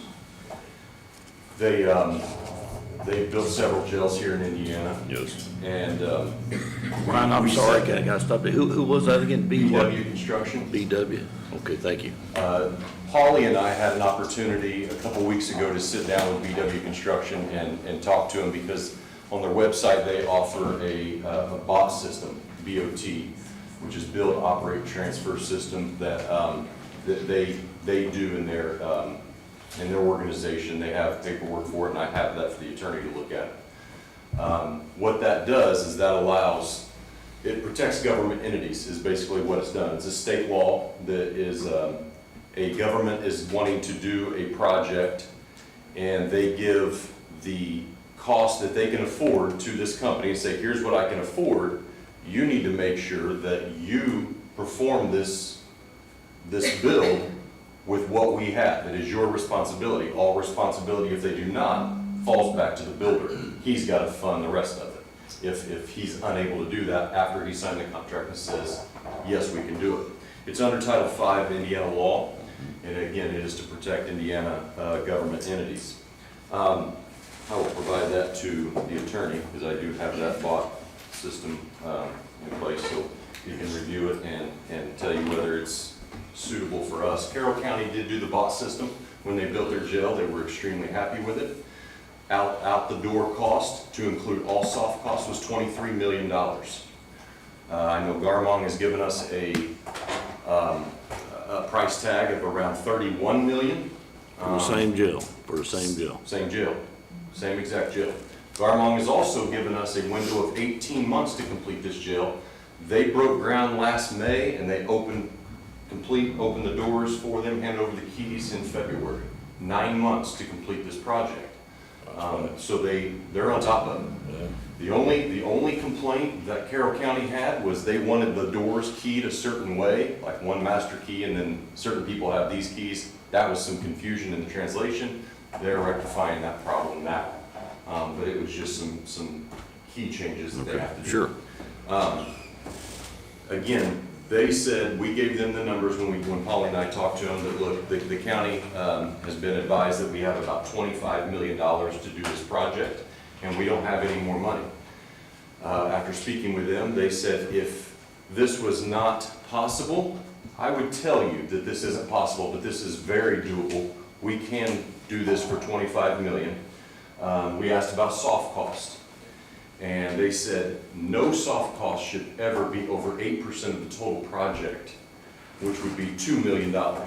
We're way over on those. $2 million. We're way over on the quote that we were given. Way over. Like Should 6, not cost that. Yes. Yeah. Like $6 million. Over. Good.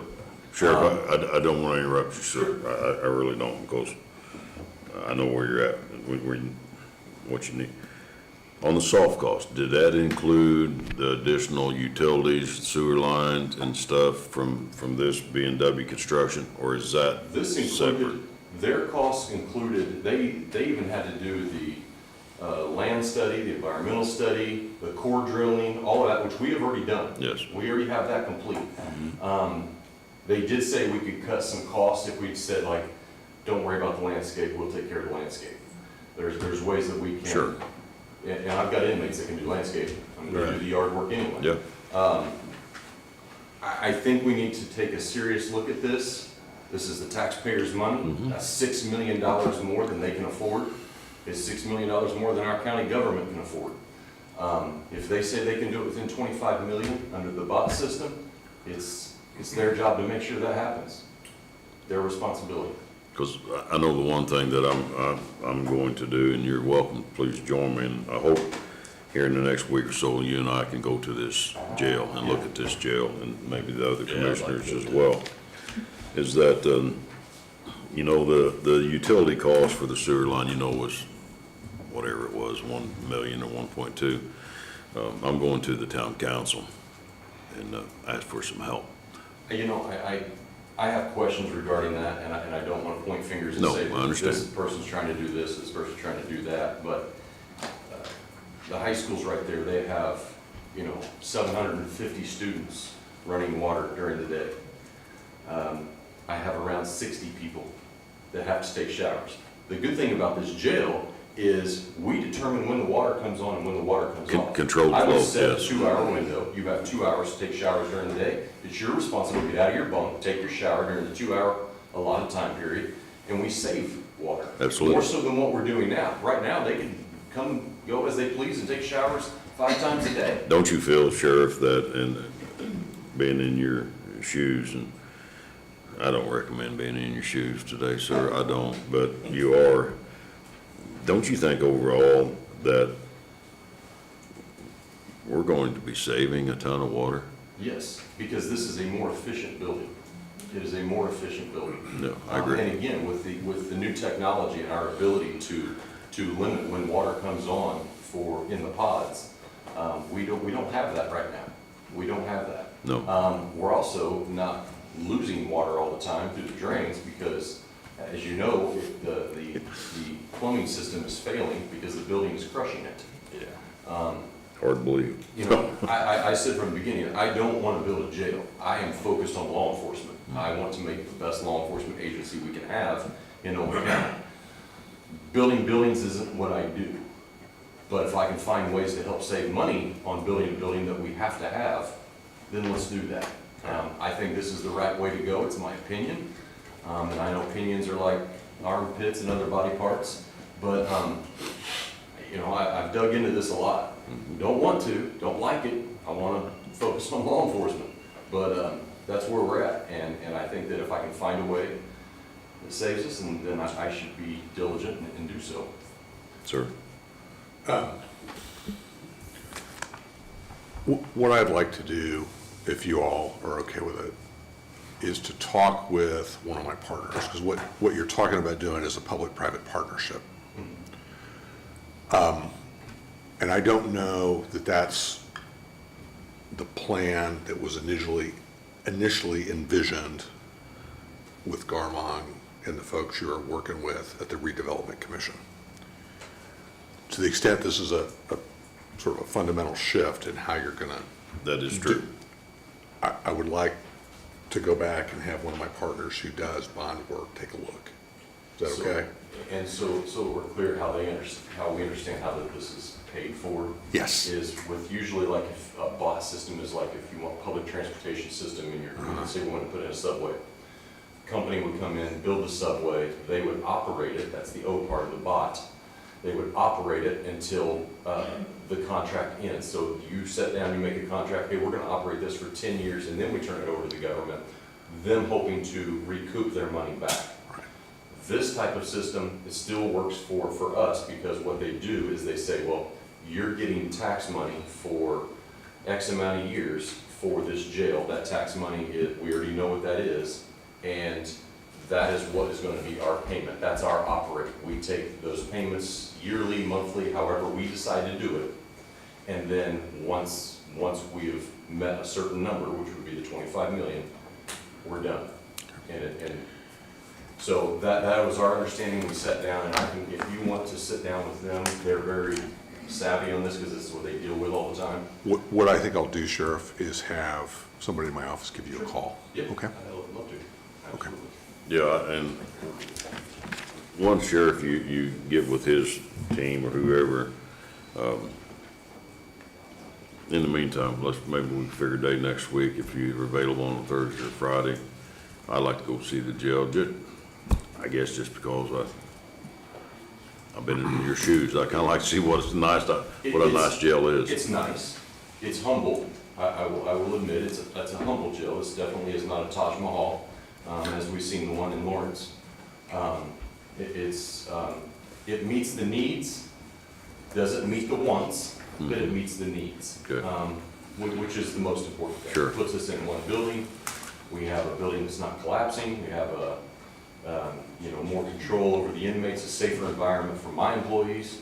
Absolutely, When yes. they're watching it, because right now, let's face it, our jail is the worst in the state when it comes to our officer safety. It's a It turd. is horrible. Yeah. And somebody's gonna get hurt. We've been fortunate We have been very fortunate. so.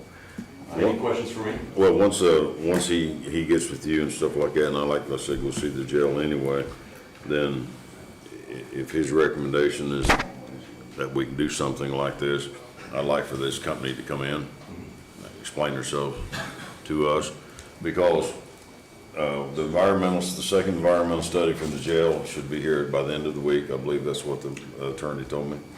Yeah, it's actually here now. It's actually here now. I just got it. He just got it, so he's gonna review the second one. If it's good to go and everything is good to go, I'm behind you, Sheriff, 100%, because I know where you're at, and I don't wanna be where you're at. I'm telling you right now, been there and done it. The second environmental study comes through, and it's good to go. We need to get a meeting set up with BOC. He checks into this BOT system. All heads come together, and we gotta make something happen, Sheriff, yesterday. And for the public out there, if you've not been involved in this, I don't know where you've been. I've been dealing with the jail project for 15 years. And I know where the sheriff's at, what he needs are, and the safety, not only the safety of the inmates, but the safety of his officers is paramount. Been there and done it. You know, so. We've had one attempted escape by a murderer who luckily wasn't able to get through the second door. But obviously, you know, the first door doesn't work, doesn't latch, hasn't latched in 20 years. Thank goodness he couldn't get through the second door. You had him run our streets. It's a turd. Yes, it is. I went down there and looked. It is a turd, and we've been polishing the turd. I've said this all along. It's time for move forward. The environmental study checks out good. Get a meeting set up. You both of you are on the RDC. Get that set up. Let's move forward. Let's get this done. Sheriff will coordinate with the attorney. We'll coordinate with B&W Construction. Not, Garmon's listening, I'm sure you are. Not throwing you out of the package here.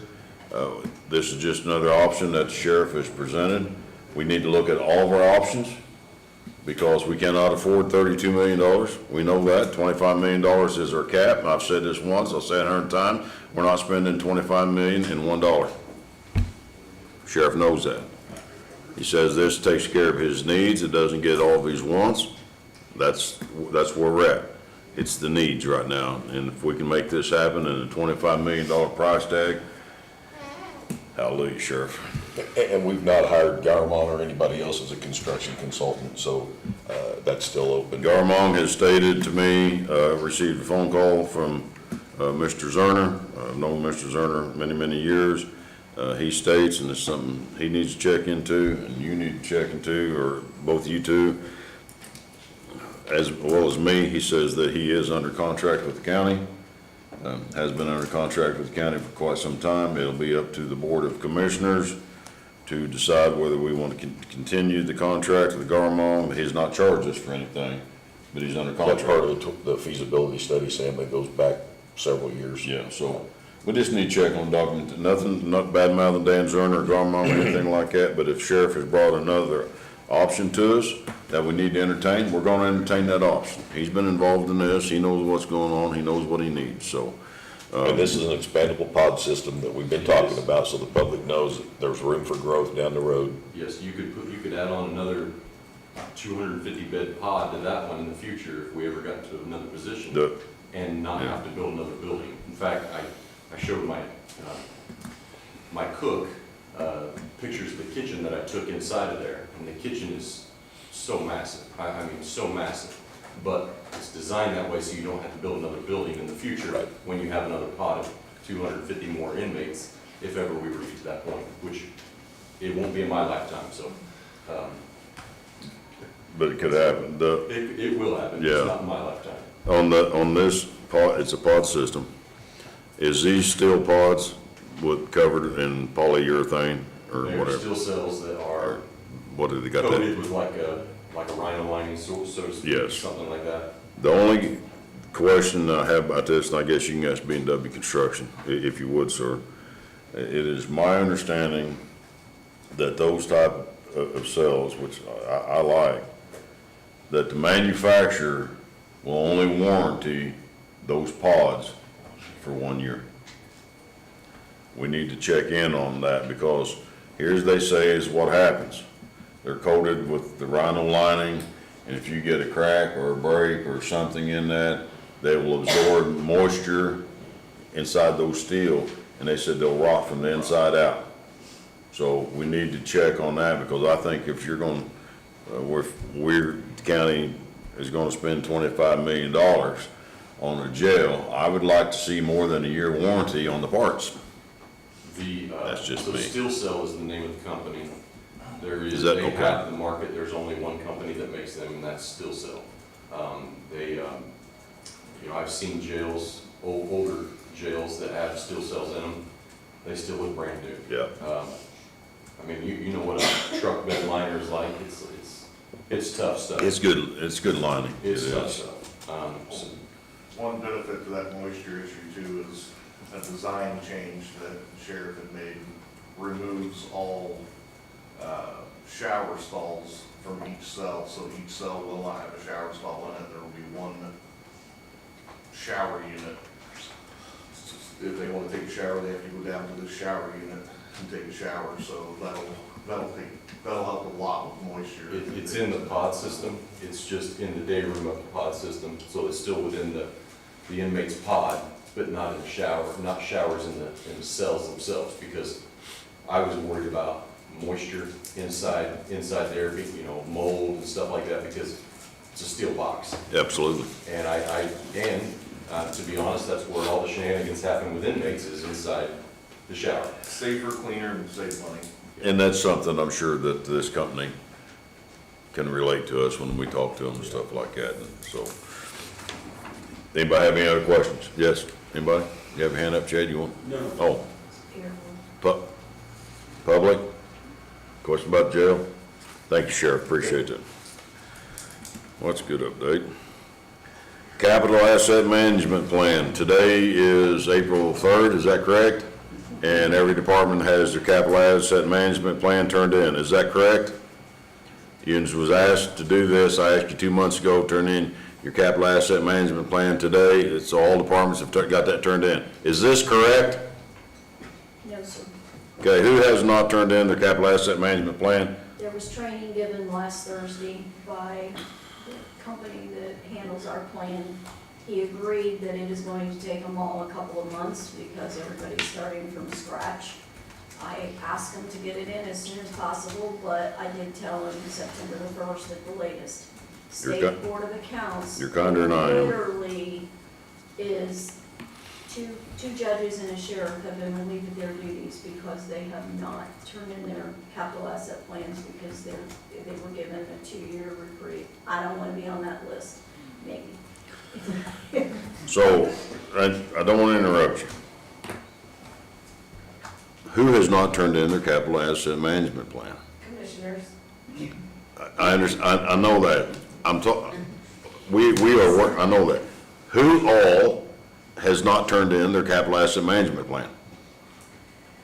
Commissioners, you know why we can't turn in the capital asset management plan? Because we don't know what our assets are because other departments not turned in theirs.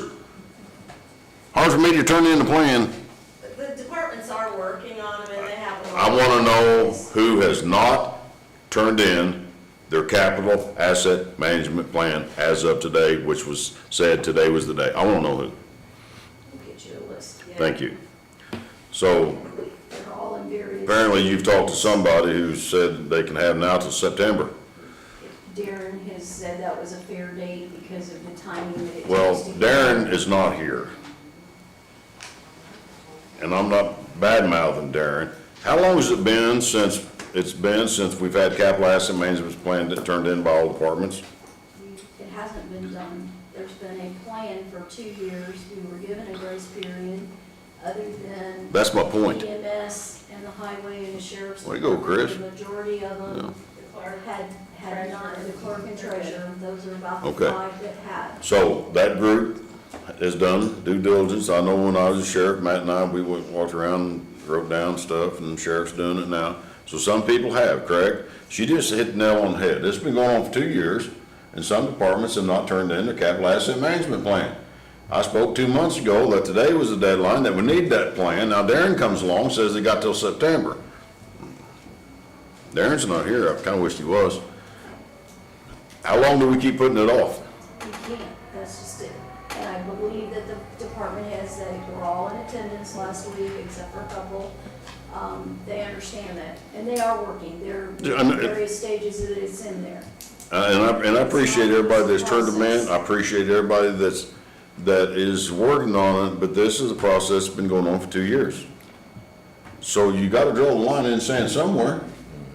And I thought today was that, draw the line in the sand. Now Darren comes along and says he got till September. Well, who's Darren? It's the one that our plan gets submitted to, gets submitted to the state to be And compliant. if it doesn't get turned in on September 1st, let's say, then what do? Well, let's give them another 30 days. We're down to, they have got to get them turned in. We will get you a list of who's current or who's working on them actively. And we'll mark them off as they're done entering. It's a never going, if you get something new or you're adding something, deleting something, surplus, and those are the changes that are needed as well. The commissioners, we need your buildings, the properties you own. John Parmley is putting together a package. He told me for that us. 3 months ago. Yeah, he said he would have that to me. And do you have it yet, Beth? I'll call John Parmley as soon as He this was meeting's supposed to have over. all that, because he said he could pull it off the insurance. I had asked for it, but now Jared says that we don't want to use the replacement value on the buildings. You know, there's gotta be the true value, so where do we get that value? Do we get it from, John Parmley. or the assessor? Couldn't, yeah, we can see what they The say. land, there's 30-some parcels that's, you know. That has to come from the assessor. Will you do me a favor, Beth, and get with the assessor and tell them that we need the true cost of every piece of property that the county owns? And we need it way before September? Well, they've already got the figures, I mean, Yeah. if they're accurate, if they're correct. All he can do is he can pull them off the spreadsheet. But we need that, because see, that affects the commissioners turning in their asset plan if we don't have true numbers and we don't have that information, because it all boils down to what we have as a whole. So for the appointed people out there that haven't turned in their capital asset management plan, I suggest you do. I'll leave it at that. It's important. It lets the people know how much we got, what price tag that we have, what we're worth. Because we're getting ready to go into a jail project, and now we're saying that they got till September to turn in this asset plan. I think it's ridiculous, because we're trying to move forward with the jail now we're gonna have to wait till September to have an asset plan to know exactly how much value we have? Am I correct? Yep. That is a crock of, and I won't say it, because I'm not, yes. Okay, now, does that not go back to what we were saying earlier when we was talking about the highway department? If you're not doing your job, it's time to pick the weeds and get them out of the way. I don't care if we're one of these big officials with the county or not, same difference as what we Here's talked how about with the highway. here's how this works, ma'am. I cannot fire an elected official, Well, how do we get rid of them if they're not doing their job? vote them out. Well, I guess we need to list them names that's not doing their job so we can vote them out. That's Because entirely, if they're not doing their job, we don't need them. that's there. entirely up to you. Yeah, we are only over the appointed people, okay? The commissioners. I don't have no jurisdiction over any elected official or their employees, none. But I agree. It goes back to productivity. Right, if they're not gonna do their job, we don't need them as an official, so we need them named so we can make sure we vote them out. Good. So we need them capital asset management plans, and Beth, I appreciate all your work on this. I know you've been working hard, and I appreciate everything you're doing, but get with the assessor and tell them we need those. Do you What want us to- about, bridges, Yeah, we can get all that. roads, we need all of that information. Well, and we'll get that. We're working on that. I know Chad's kind of been overwhelmed with a few things, and I don't want to just keep piling on top of him, but that's where we can help. We have bridge people here that can help. Yes. I have a bridge book. You have the book, and we had asked for the book, but the LTAP, do you guys have a the spreadsheet Time that to you go home, get from yeah. LTAP, because if we can get the spreadsheet with the correct information, then the gentleman at Data Pit Stop will enter all of that stuff in, he can convert that in, but you gotta have at least 50 items on that spreadsheet, We'll get that to you. in that format. We'll get it to you. Okay. They've got somebody out there that takes care of all that bridge stuff. And I'm hoping that the list from John Parmley and what we can get from the assessor will be more than the 50 items that they can upload for us and we get to them. If not, we need permission to enter your stuff on your behalf. We'll give you the list, but we gotta get it entered. The other thing is why a lot of the confusion is talking fourth phase, but Jim Jordan sat on the front row with Darren when we had our meeting a year ago and promised him that he would put all the computers on anything that was related to that. Told me the That same. did not happen. So we instructed the departments last week to, whatever they have in their office, to put it on the list. It's better to have too much at this point than not to have them listed. If Orion and they decide they wanna come back and do it, we can delete them out of there, so that's added another workload for them to do. And it is supposed to be the departments working and uploading it themselves, not us. If we're trying to help, we'll put in what we can, we'll give the direction, and again, I do need you guys to, okay for us to enter your stuff if Darren and them can't get it done on your side. And I thought we'd already agreed to that previously with the commissioners. And I also thought, as John told Sam and has told me, he was sending that information. Obviously, we can use the assessor for the buildings and the property, but we'll need to use him for all the vehicles. Well, and twofold, Gary and commissioners and public, I'll be calling John Parmley, and maybe John's listening, because I've already had this conversation with him. In fourth phase, the former IT company, doesn't have an inventory list. We've talked about that. It's horrible. There is no inventory list of what we have from them. So, the new IT group, AME group, and I'm not here to dog people, but for the love of God, inventory is extremely important. If it comes in, you write it down. If it goes out, you take it off. And we don't even have a list from the former IT company about what inventory this county has. As a, I don't want to go where I can't go there yet. 2 weeks I can go there probably, or next month. That is, to me, is asinine. There's no list. Gary knows there's no list. Dave knows there's no list. This is, yes. So I've been communicating with Orion, who's the head of AME Group, who's been, I think, has done a wonderful job so far. He's expressed some concerns, which I can't say everything right now. I told you that earlier. There is no inventory list. You heard me, didn't you, Attorney?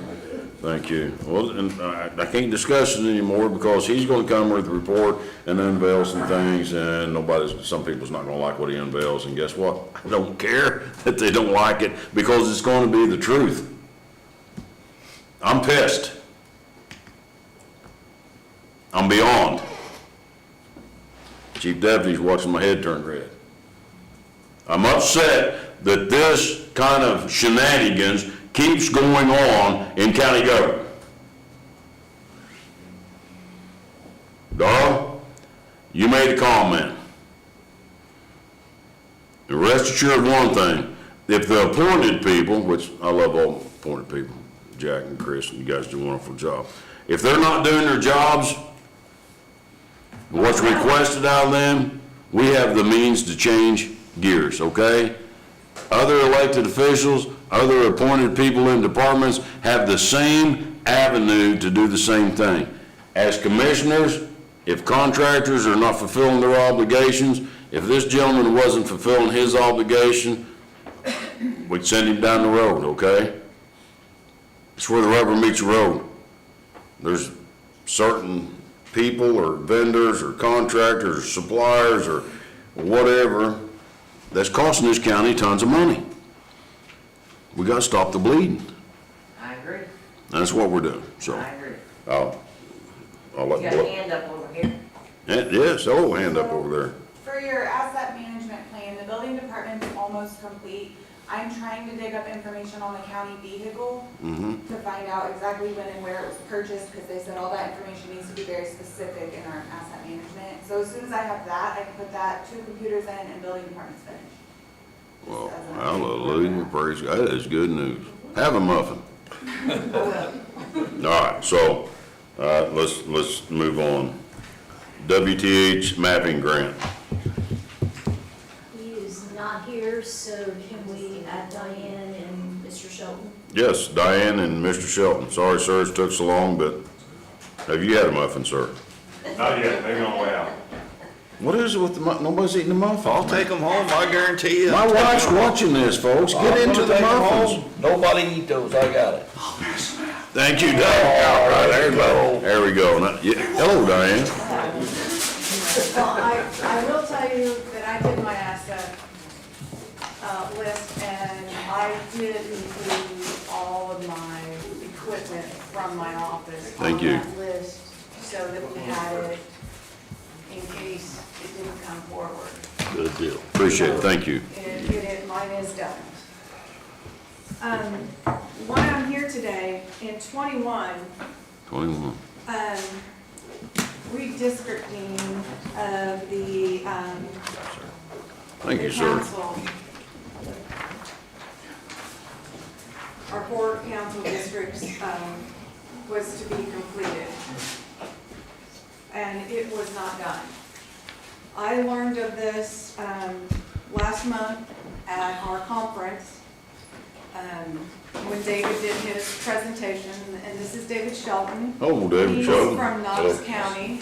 He is helping some of the counties that need help on this, and so he's volunteered to help us. I went to him after I found out that Owen County is listed on this and what it was going to take, because this is actually a commissioner's responsibility. Great. So in Hallelujah. his presentation, Owen County is listed here. That's how I found out that this was not done. I didn't take office until 23, so I was not aware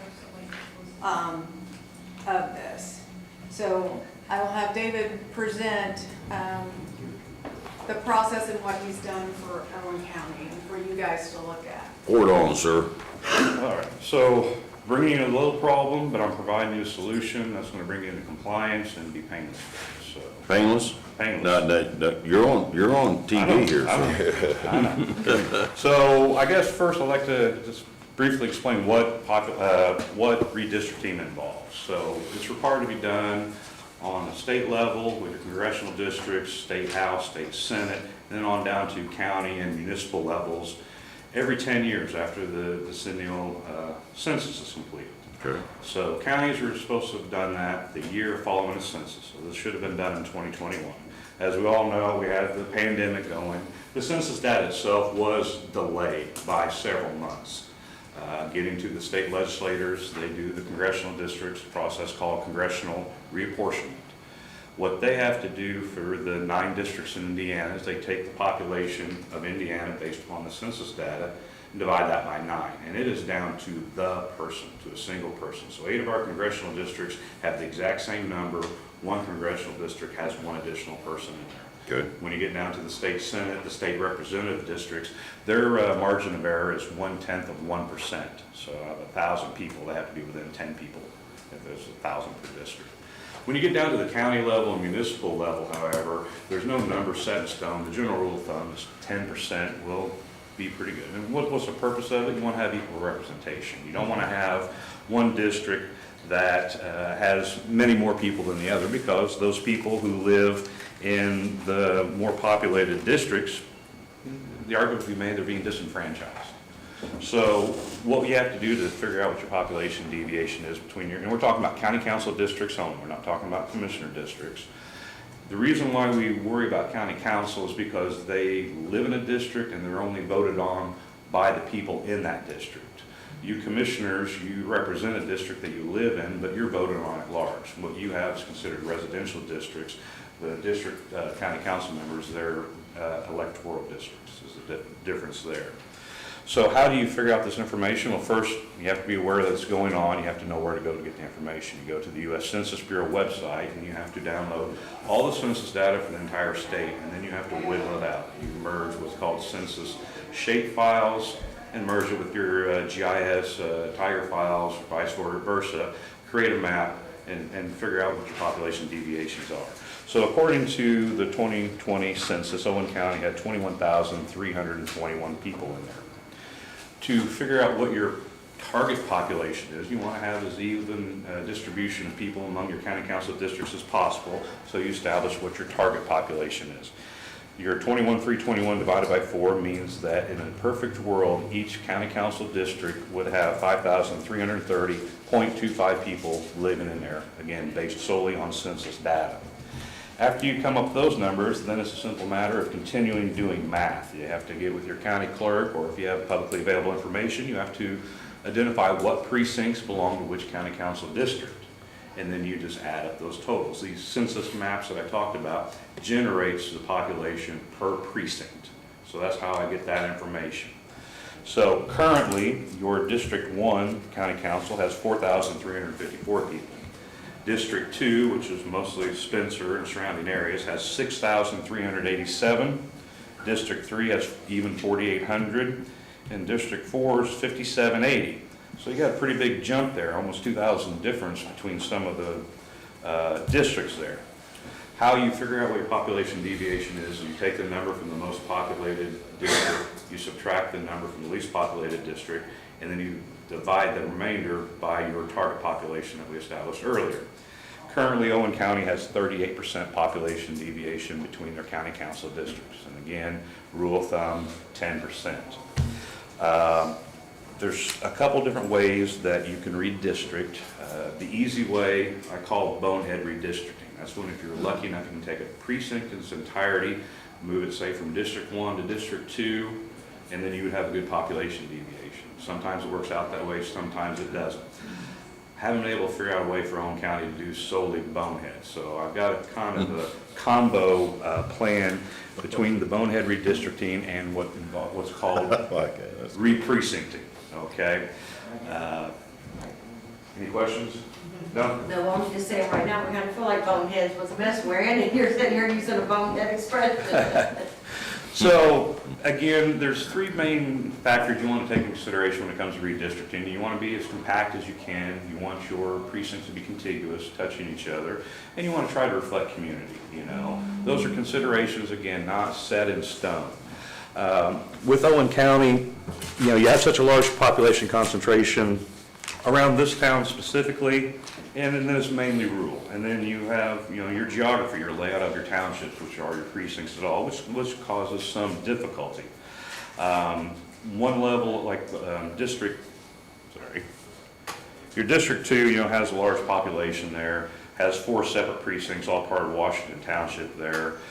My suggestion, my proposal would be taking one of those precincts out of District 2 and putting it in another district. But that still leaves me a problem on the western side of the county where I just can't make the numbers even out. So when that happens, you need to consider re-precincting, actually redrawing your precinct lines. And what I've proposed is actually splitting Marion Township into 2 separate precincts. Here's a map that I came up with showing my proposed county council district lines. This would actually lower you down to 7.6% population deviation. I went at this looking at it as an outsider. I didn't know where people live. I have come to find out that county council members tend to get just a little bit grumpy if you carve them out of their own county council districts. This is not the case with this plan. No sitting county council members would be affected. They would still be living in their elected districts. And I also want to state, you know, Owen County is not unique in not addressing this a couple of years ago. There's well over 20 counties that didn't do that, even, you know, higher number of cities and counties. And why are we talking about it now when it's supposed to be done the year after that? Well, it's because of that reason. So many communities did not get the chance to redistrict in 21 and 2022. There are some outside entities, let's call them election enthusiasts, who have been monitoring this. Common Cause, League of Women Voters. They will file litigation against a county or a city for failure to provide proper representation. The city of Anderson recently went through that litigation just at the end of last year. If you are sued for failure to take action to redistrict, you will lose that lawsuit. You'll be responsible for both parties, both sides' legal fees.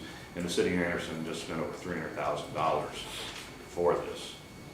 The State House became aware of this problem. They passed a new law last year, actually establishing a grace period this calendar year that began January 1st and ends on June 30th of this year. So you've got a couple months to evaluate, or you can actually move fast.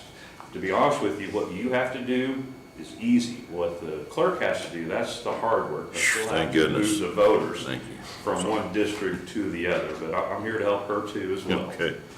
But you have to do your part before I can do. Only the commissioners can re-precinct, only the commissioners can then redistrict for the county So- councils. What you're saying is the commissioners need to do the bonehead part, and you pick up on the better part, so to speak. Yes, I mean- because we've got till June 30th, but I'll tell you, the clerk, my calendar, we need it done by June 13th. Because I have conference, state call, I have conference Sure. that I have to be at. So the sooner we are able to get it, the better for us. But you, sorry, sir, that you stated in this redistricting draft, and this is something you'll have to look at too, sir. He'll, but you said that on the new map here, it doesn't affect any of the current council members where they sit. No, sir, no, it does not. Okay, all right. If you look on the map and see on the map, all these strange shapes and with a number in there, those are what's called census blocks. We cannot change those. We cannot split them. We can't change them at all. Only the Census Bureau can do that. And that takes effect right before every census. Your surveyor is requested to complete what's known as a boundary and annexation survey every Correct. year. Annexations can cross census block lines, and that's when census blocks are changing. You'll see long skinny ones that may reflect railroad right-of-ways and such, but those boundaries are set in stone. We can't cross those.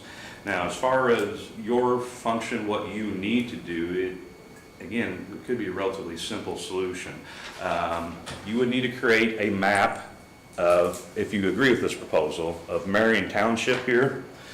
Have your surveyor or even your GIS coordinator or your vendor would create an individual map of both halves of Marion Township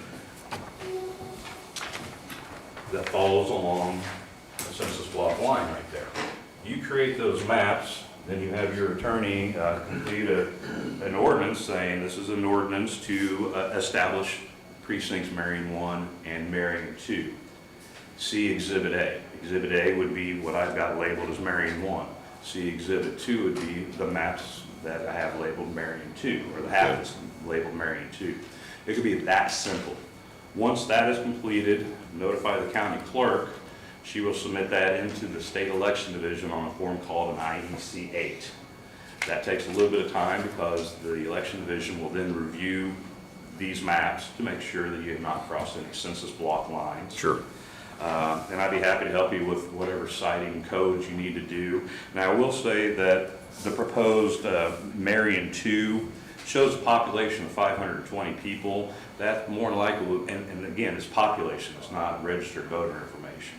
When you get to precincts, there are parameters for precinct size. In the perfect world, they're going to be between 600 registered voters up to 2,300 people. But there is a provision that allows for the creation of an even smaller precinct if it allows you to achieve your proper population deviation and keeps you from having a split precinct. Okay. Which would be a pain in the butt. But I've got that code, be happy to, communicate with your attorney there Sure. as well. Once the re-precincting part has been done, then you would meet again and say, we're here to establish our county council districts. And I've got a draft, I'm helping 15 counties currently with redistricting, 21, helping 22 other counties. I've helped 40% of the counties in the state with this. It's a simple 2-page ordinance where, we the board of Commissioners of Owen County hereby established, and all the where-alls and everything else. You know, District 1 will consist of this precinct, this precinct, this precinct, and so forth and so on through the 4th districts. So again, relatively simple, relatively easy. I can draw it up, forward it to you for review, make sure I've got my I's dotted and T's crossed, but pretty easy. These processes do not require a separate standalone public hearing. I mean, I'm all for transparency and openness, but theoretically, say, hey, we're gonna create these maps, let's approve this, you know, at your next meeting if you wanted to. But the June 30th deadline is in place to motivate you to do that. And for added motivation, the code that the law they passed last year, which is IC code 3510-7.1, if the county commissioners fail to address this by June 30th, you don't get paid anymore. Well, you know, speaking of that, they're not paying us now. Okay. Maybe not. No, sorry, I'm just kidding, no, just kidding. Okay, so the county attorney will need to look at this. You go ahead. You got something. Please give him your card. Absolutely. You two need to exchange some information, I believe. He can study it. You go ahead and draft up that thing that you need to draft up. Okay. Get to us, so we can have that as soon as possible. Get that to Make you sure that tomorrow, he sir. gets a copy of that as well, okay? Then, you know, I asked the county attorney, is this maybe something that we can get done for our next meeting, which is 2 weeks? Yes, and I'd be happy we've to. got to get it done. Yes. I'd be happy to come back up if you'd like me to be here to answer any We questions. probably you may need have. to, if he can get this, you get this drafted up, you get it to all of us, get it to Sheila, get it to him. You've already got it, or you will have it. Let him review it. We'll come back in 2 weeks. He'll give us the yay, no, ins and outs. Pretty bonehead. It's not reestablishing anybody that's a current sitting council person. That's correct. Get them thrown out of anything, so. And then the only other thing I didn't mention, since we were considering creating a new precinct, both the Republican and Democrat chairman would be eligible to appoint a new PC and a new vice PC for that newly created precinct. Next year, the Democrat PCs are on the ballot, so that'd be an additional elected office that would be on the ballot next year, and then the Republicans would vote on that position in 28. So if we have this at our next meeting, which he says he can get it done by then, you come back, you'll be here, we'll have it, you'll send us the draft that you're gonna make up for us to review. He'll have the answers for us the next 2 weeks, and we'll do what we need to do, and you'll have the stuff, and we'll be ready to go. How's that? Sounds good. Good? We're gonna have to adjourn for 10 minutes, because folks, I've drank a lot of coffee. And you know what happens when you drink a lot of coffee? Everybody knows, I don't have to mention that. 10 minutes, shut your mics off, please.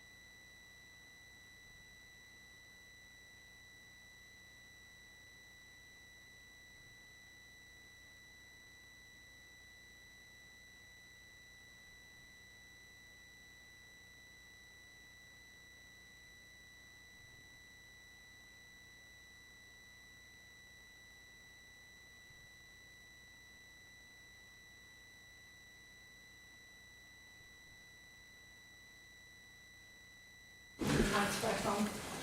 Oh, Mike's back on. Now we're going to talk to the highway department. We don't have to go over the budget. We don't have to go over the financial crisis, the loans, the funds, none of that stuff, Chad, because we've already discussed most of that. We know where we're at. We know how we're going to pay our bills.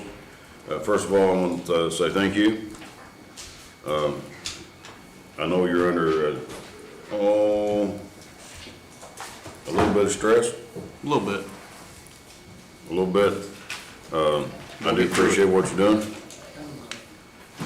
It's gonna be a tad bit of a burden for you for a spell, but we're gonna get through it, okay? Yep. As at the first of the meeting, Commissioner Riss stated, we shut down all operations last week except for emergencies. We went through and cleaned, reorganized, made the shop more efficient for the mechanics, changed a lot of things, went through, re-inventoried filters and different things. There was a lot of them that we did not have the equipment for anymore. Napa come out and done a filter exchange. We got rid of a bunch of scrap metal, stuff had been laying around for years that had no use. The next meeting I will have a list of surplus stuff that really no longer meets any of our needs. And with that surplus stuff, and I'm sure the other two commissioners, but so the public knows, some of this is equipment that will surplus, put on the auction block or whatever it costs for. It takes 10 or 15 days to go on the auction block. If it sells, it sells. If it don't, it goes to the junkyard. Yeah, it's yeah. We're not gonna hang on to it, and we're not gonna park it over in the weeds. It'll be done, so, okay, go ahead, sir. Started this week, we've been patching holes all over the county. Yesterday afternoon, we had, before the storms came in, from, I think it was about 2:45 to almost 7 o'clock, we had 13 trees down. How many? 13. That's a good number. They're doing cleanup today. We've got cleanup going on trees. I've got some bridges that the water come up. Some of the loose trees and stuff that were in the creek beds have washed up against them. We're getting those cleaned out today. Got one crew, their sole job is to put high water signs up. We had quite a few roads this morning that were flooded. Okay. That's pretty much all that's going on right now. Well, that's enough.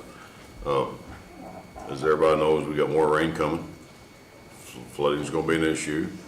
Chris, dispatch, first responders, Jack, you guys are all involved in the whole 9 yards. And Chad, I'll speak for all three commissioners. If I'm wrong, they'll jump in.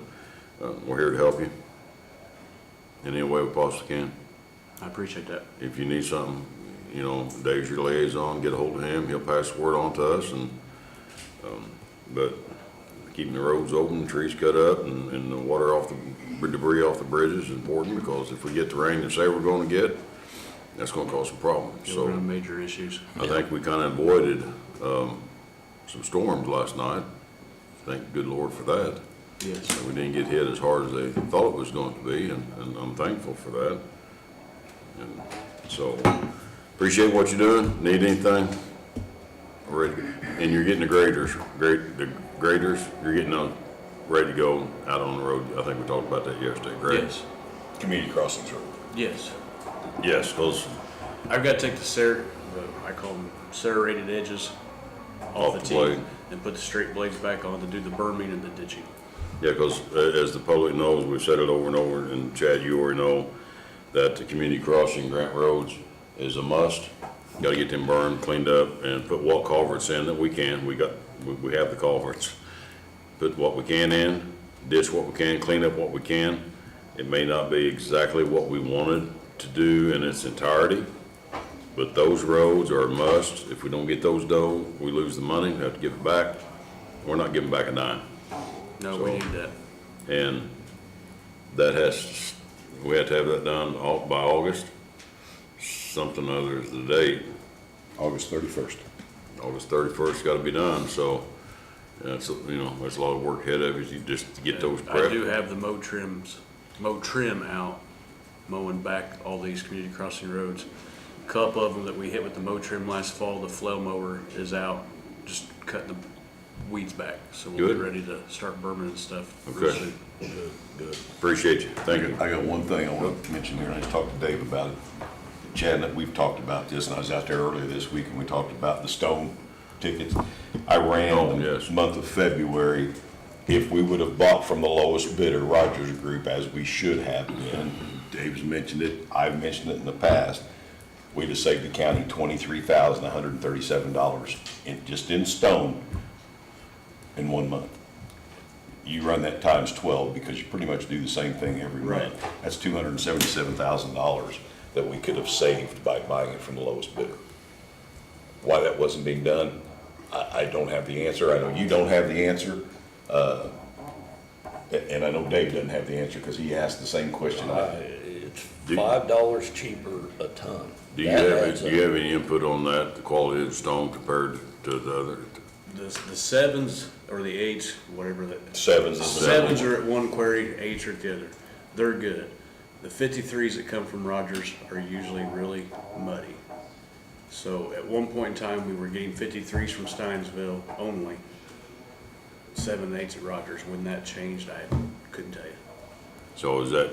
Every one of these are Lincoln stone that I'm talking about. Here's where we got it. Yeah, so, But you told me you felt that the NDOT stone lasted longer, was a better stone. Rogers stone for the 7s and 8s is a better stone. It'll last longer on the road. so if the Rogers stones and 7 and 8s, which we use a lot of 7s. Yeah, and when we get back to where we can do it, we could even go over and stockpile it on the yard. Well, I think that'd be just absolutely wonderful for us, because a nice rainy day would be good for our. Yeah. But with the stone and if the 7 or 8s are good from Rogers, Rogers, but the 53s from Rogers are not? no. Okay. So, and that's your determination, because you're the one that's putting the stone out there. If the 53s are better from, what's the name of the other one? Lincoln Park. We have to analyze that. I mean, we want to get. That's your call. Yeah, we want to get the quality stone. We don't want the junk that you run over and mashes into dust, you know what I'm saying? So that's a call, but if the 7s or 8s are a better deal from Ralph Rogers, we need to go with Ralph Rogers. 53s are better from Lincoln. Understood. Your call. Understood. All right, thank you. Thank you, Jay. That's all that. Department heads, elected officials, just hang on a minute, Chris, because yours has got, you got something special going on that you want to say, I know, but we're going to put you at the end, thank you. Ashley? You mean you have sat here and listened to us all this time? Yes, I have. Well, praise God. How's things going? I haven't quit yet. Well, that's exactly what he told me. Exactly what this guy, you guys been talking? Is things, any better, moving better, stays the same, or? I am trying. It's been a little bit of a challenge. There's been, with the preparation of the storms, schedules were changed around yesterday, and, so it's been kind of weird, so. Okay. Appreciate you being here. Thank you for the. And I got my cookies. It's fine. You can even take one with you. Easy. I got the cookies. I didn't want the muffin. Yeah, you can take a cookie with you if you want. Okay, All right. appreciate that. Thank you. Any other, Jack? Yeah, last night I would consider that number 1 of 4. 3 more of those come. I don't think we got quite the rain here around Spencer that they had thought we would. So we get a little time to get that out of here. And but they're concerned about when it's all said and done, the river's coming up. National Weather Service threw out the number of 24 at me yesterday. I think we're a little over 26 in 08, so that's pretty significant. It is. Contacted a few people, like the sports complex and like that may need to make some pretty fast action on some things, get some stuff up. There is a sandbagging effort from IDHS, and it's going to be regional or district. So if there's a need for sandbags, from the way I understood it, I was sent an email last night that was a screenshot from a training session. It was very hard to read. And after I complained about it, the liaison didn't want to talk to me too much anymore after that, so I'll get it lined out today. But I think our closest one's gonna be in Terre Haute. So if somebody needs some sandbags for private property, we don't do that, we don't place them there, but these will be available to them. And they just need to call my office, 812-829-5035, and get that set up. And I'll try to get it out a little bit on some, my friends will help me with some social media posts, get that information out once I'm completely clear on what it is. Okay. This is the first time that they've ever offered that up to Owen County. Okay. So it's kind of a trial and error type thing. Chad, sandbagging? I'll have to go count. I've got a couple bales of sandbags. We actually have a stand that you can stick the sandbag under, and you fill it from the top. After the meeting, I'll get back to the shop, I'll get a count on what I have, and let Dave know. Okay, now, one year or another, the people was allowed to go out there and fill sandbags, is that correct? Yes. They've always been able to do that. And that's still, we still do that? That would be our question to you. Well, I mean, personally, what do you guys think? If they need the help with that, absolutely. I mean, Get all you need. If, make sure that's readily available and ready to go, and people know, you need to coordinate that with Jack. So people know we need to get that out on the Facebook page or, now, with that being said, what's the hours for that? Because it's gotta be a time of operation. People can't be going out there 8 o'clock, 9 o'clock at night, how are they gonna get in? They won't, it would have to be our operating hours. Thank you. So, check your bag, how many you got, Yeah, I'll give it Jack and Dave both. And- This meeting, I'll go out and make sure, see how many I have. so we can get that out, Darla? So we can get that out to the public to let them know, And I'll get the stand moved out to the sand pile and stuff like that, so it's all right there. bring your own shovel. Yes. Because one time I was out there and he just threw the shovel in the back of his truck. I had to go, hey, can we borrow that we need to borrow that shovel. He's like, oh man, I'm sorry, it's just a habit. And I'm sure it may be, but tell them bring their own shovel. Coordinate with Jack, get it out on your Facebook page, let people know. Get it to Anton. That guy can Facebook anybody from here to Europe. He put it out on his stuff and he get it out. That way people can come during the normal operations, where it's set up at, fill the sandbags and move on. What time's highway department close? Noon. No, sorry. We're open 7 to 3:30, Monday through Friday. Jack? If somehow we could stage a sandbagging operation close to the gate, where it'd be 24-hour accessibility, and have to carry just a little distance, like maybe move my trailers or something like that, that would be ideal, because You could put it right there in front of your trailers, Jack, and they could still just walk around the outside of the gate without having to move those trailers. Yeah, I can take the loader. What do you think? Set it up there. and I just don't want people going back there. No, exactly. Because So, when you make it bad, you're gonna be closed at 3:30, all this rain's not coming until this evening, so. Prepare, don't wait till it starts raining. Right, they don't do that. right.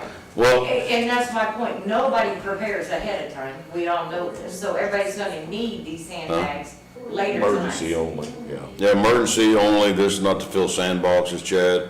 If you can, Throw in the back of your truck. yeah, not put on your guard. Your other Same problem, boxes in. No. right. If you can coordinate a spot, you and Jack get together on that, so he'll know, so he can get the Is there word. a place that they'd have access to 24 hours? I could just take a couple loads of sand in a dump truck. How about we get together and talk about that? You guys are okay with Yes. this if we do that? Oh, absolutely. We have to move it off the county highway property. I don't care if you have to move in front of the gate, beside the gate, out there, it's on county, just put it out there somewhere. Because they're gonna call us, and then what, who would you need to contact for? You're gonna be one of my asked to put it out, so you'll have that information. Yay. Yeah. Well, and like you said, son. Yes, put it out there on Washington Street, put the sand out there on Town Street. Yeah.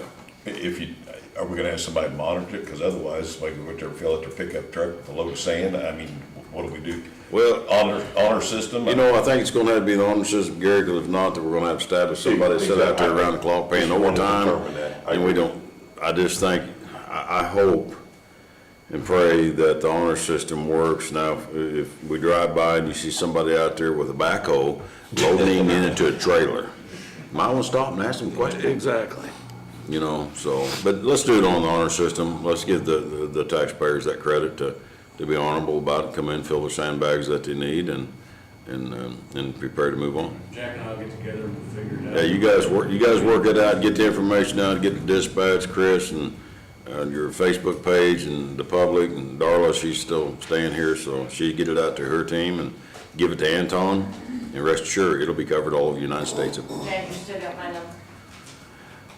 That good, Jack? You need anything else?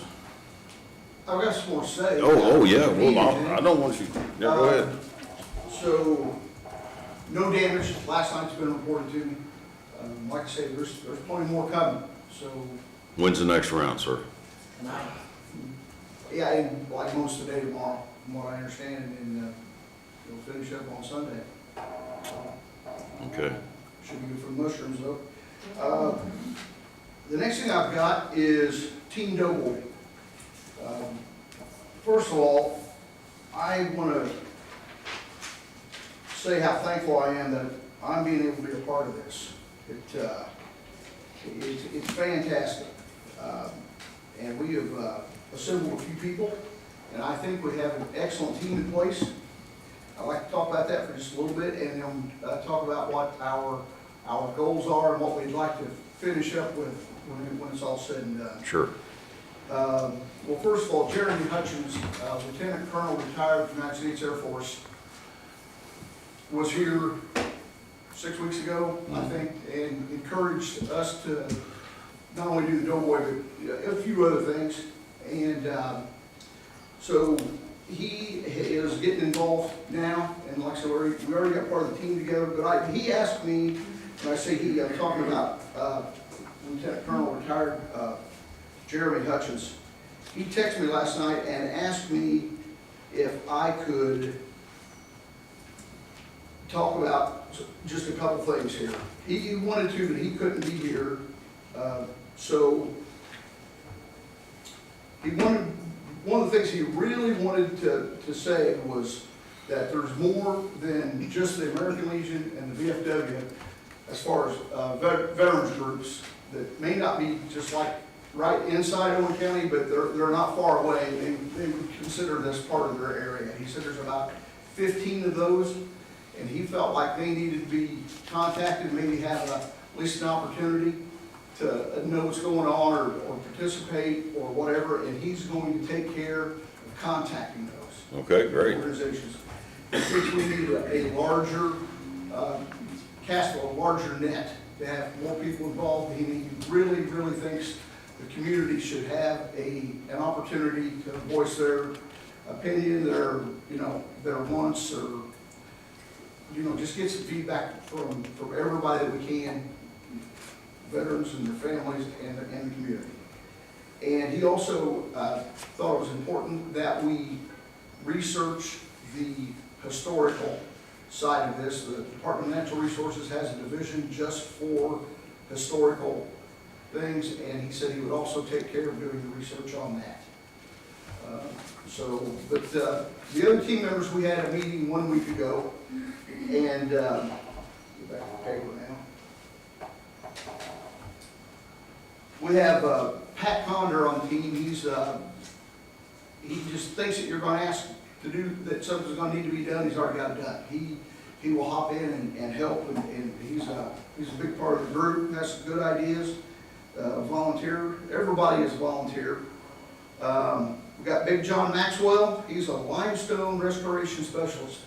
He says he can make the stone out there look just like a headstone at Arlington Cemetery. So how nice they look. He says he can bring us back to that, and seems to be very, very knowledgeable, not only the products he uses, but what needs to be done. Tickled to death to have him on. And Chris Lunsford has some vision for the area around the Doughboy. What I'm calling it a place to sit and enjoy the Doughboy, not just walk past it. Yeah. It's kind of what Chris's vision is here, and I'll let him go into that more in a minute. And we got Mark Parmenter that lives in this town.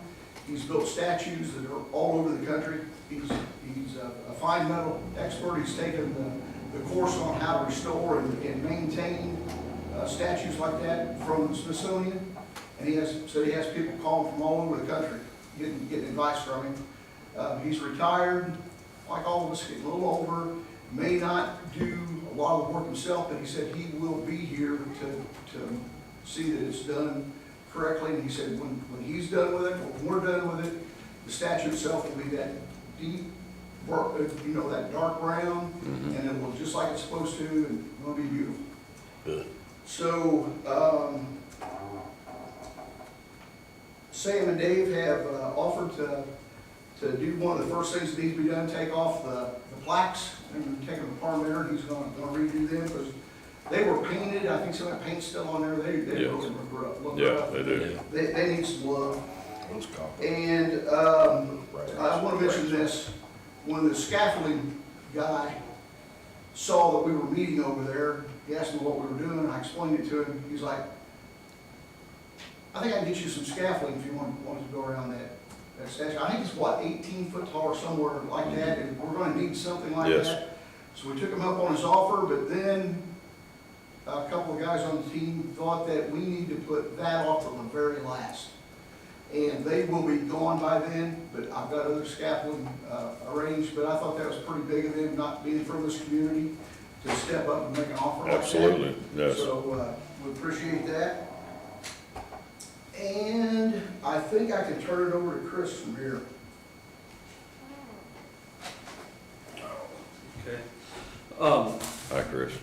Well, one of the things that I've learned from this project is to keep my mouth shut, I think. And, since you're sitting up here also. When the gentleman came and talked about, the Doughboy statue and it needing some repair, or some, not necessarily repair, some attention. Chris, would you do me a favor? Would you put, we can't see it. I handed out your own personal one to you. I know you gave me one, but I don't think these guys. I didn't get one. I didn't get one. That's good right there. Sure.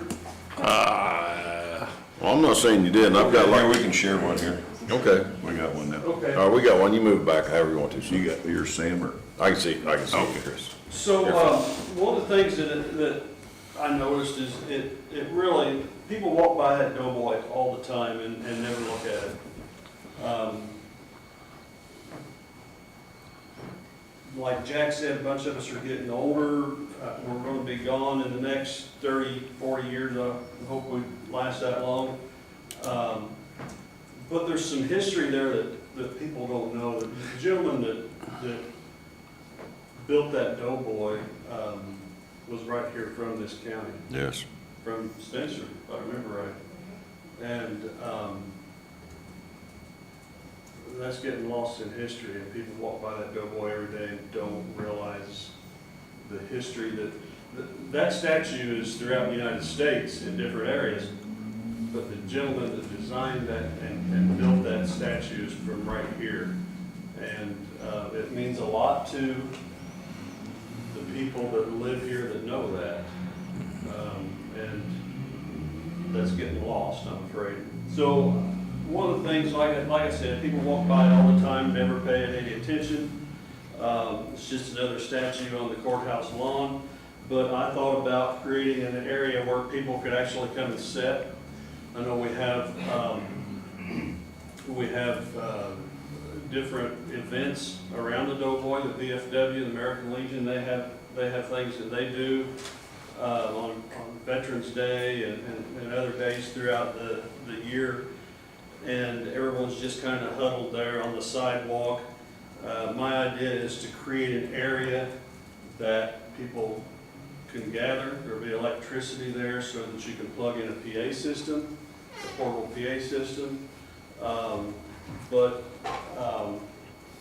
Once I got looking at that and trying to design something around the Doughboy, we also, something that popped in my mind was the fact that after 9/11, there was a lot of work put into securing public buildings. And there was, well, I don't know what, 2007, 2008, there was work done to look at every county building and decide what needed to be done to make that building secure. And I've been yelling about it for years, that this north side of the courthouse is vulnerable for anybody to drive a vehicle right into the courthouse with a bomb in the back of it, just like what we've seen out in, yeah, Oklahoma City. Will that happen here? I hope not. But one of the things that was brought up is hardening the infrastructure, hardening that area to where a vehicle can't get to the building. So I kind of tried to implement something in this design to at least secure from the doors to Main Street. And then, you know, that's at least that far, and we can later on go farther. But anyway, what this would be is the Doughboy would be this square that's right here. We would basically, where the sidewalk is at, we'd pull all that out. That would be about the size of our patio, I guess, or mall area. That would be the entire size of that area. We'd bring that dirt down that's piled up against the Doughboy. We'd bring that down level, throw all that dirt over to the side over here, pour a concrete circle, footers about 2 foot deep underneath where these seats would go, and this concrete would be stamped around the Doughboy. Okay. And then there would be kind of like a stacked stone wall with a limestone seat on top of it, so people could go there and sit, eat their lunch. When they have the events out at the Doughboy, they'd be able to, so, you know, a lot of us are getting older. It'd be a place for people to sit to enjoy the event. Next to the Doughboy, there's a flagpole. Right now, I don't know where that electricity comes from, but the light's on all the time. I'd suggest we put a photo cell on that light and then run a... He wants a muffin. He just wants a muffin. He wants a muffin. Give the guy a muffin. Run electricity through conduit over to the center, put lights on the Doughboy, and then lights that would shine down onto the concrete at night also. Yeah, okay. And redo the concrete around the flagpole. One thing I think we need to get involved, one department I think we need to get involved with this is the security team here. I don't want to do anything that would create a security hazard area for someone to stand behind trees or whatever and shoot or anything like that. But I envision taking all the dirt that was from here and maybe a load that the highway department could get us and build a berm right here from the back side of that seat all the way over to the sidewalk, just kind of landscape it, a berm, and then put different plantings in there. You know, like maybe a red Japanese maple that only gets about 10 feet tall. It's more ornamental than anything. And then just get great big limestone slabs or sandstone, if we can find it that big, it's maybe 4 or 5 feet tall, and place there just enough to keep a car from being able to drive through that area. Right. So, and then along the sidewalk between the grass and the parking lot, in this area here, we put in another concrete pad, put a seat there, and then they've got trees that's called arborvitae. They get about that big around, grow up to about 10 feet tall. We plant like 5 of those around the back of that, kind of create a place for someone to sit.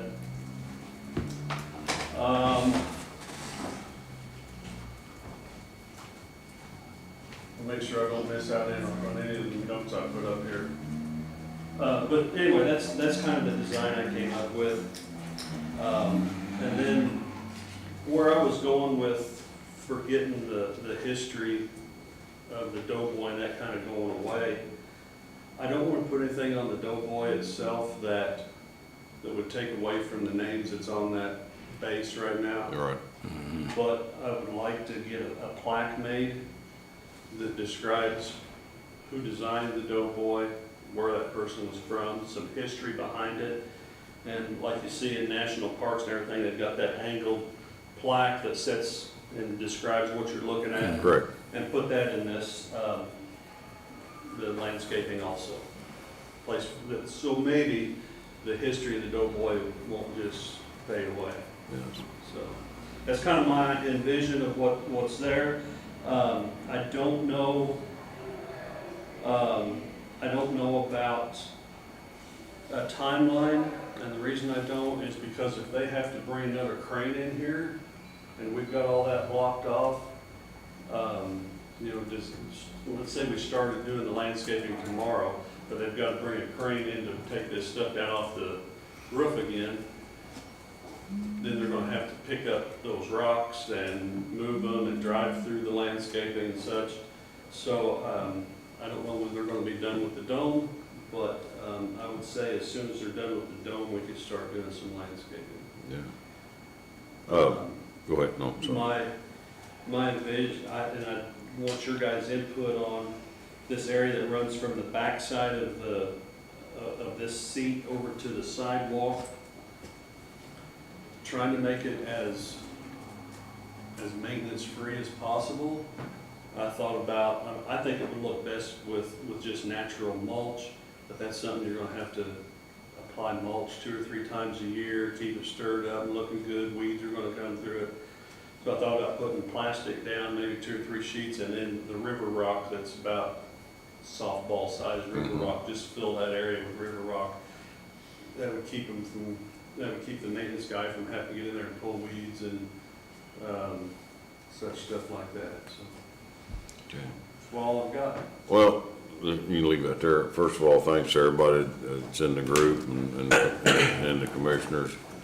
I know I'm saying we're all behind it. We'll talk about it here a little bit, but we met out there the other day, Jack, several of us, and went through some things. First of all, thank you, Chris, for getting this drafted up. It looks good. You know, I like history. I sit and read about some history and stuff. I'm not a very good reader, so I have to watch most of the stuff on videos, but I like history, and Owen County has a tremendous amount of history that needs to be brought to light. Just like the Doughboy that was made by the gentleman that lives here. That's important. That is part of not just national history, it's local history.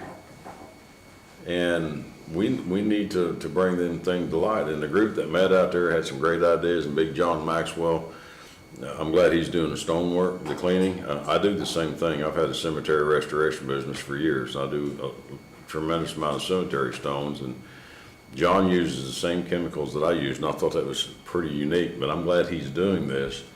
And you got key individuals, Parmenter and retired Lieutenant Colonel, whoever his name. Jeremy Hutchins. Jeremy Hutchins, but I think this is a great idea. I think it's things like this that bring this community together. Because this involves history of the whole Owen County. And I think this is a great idea. And one of the other things that we talked about out there that day was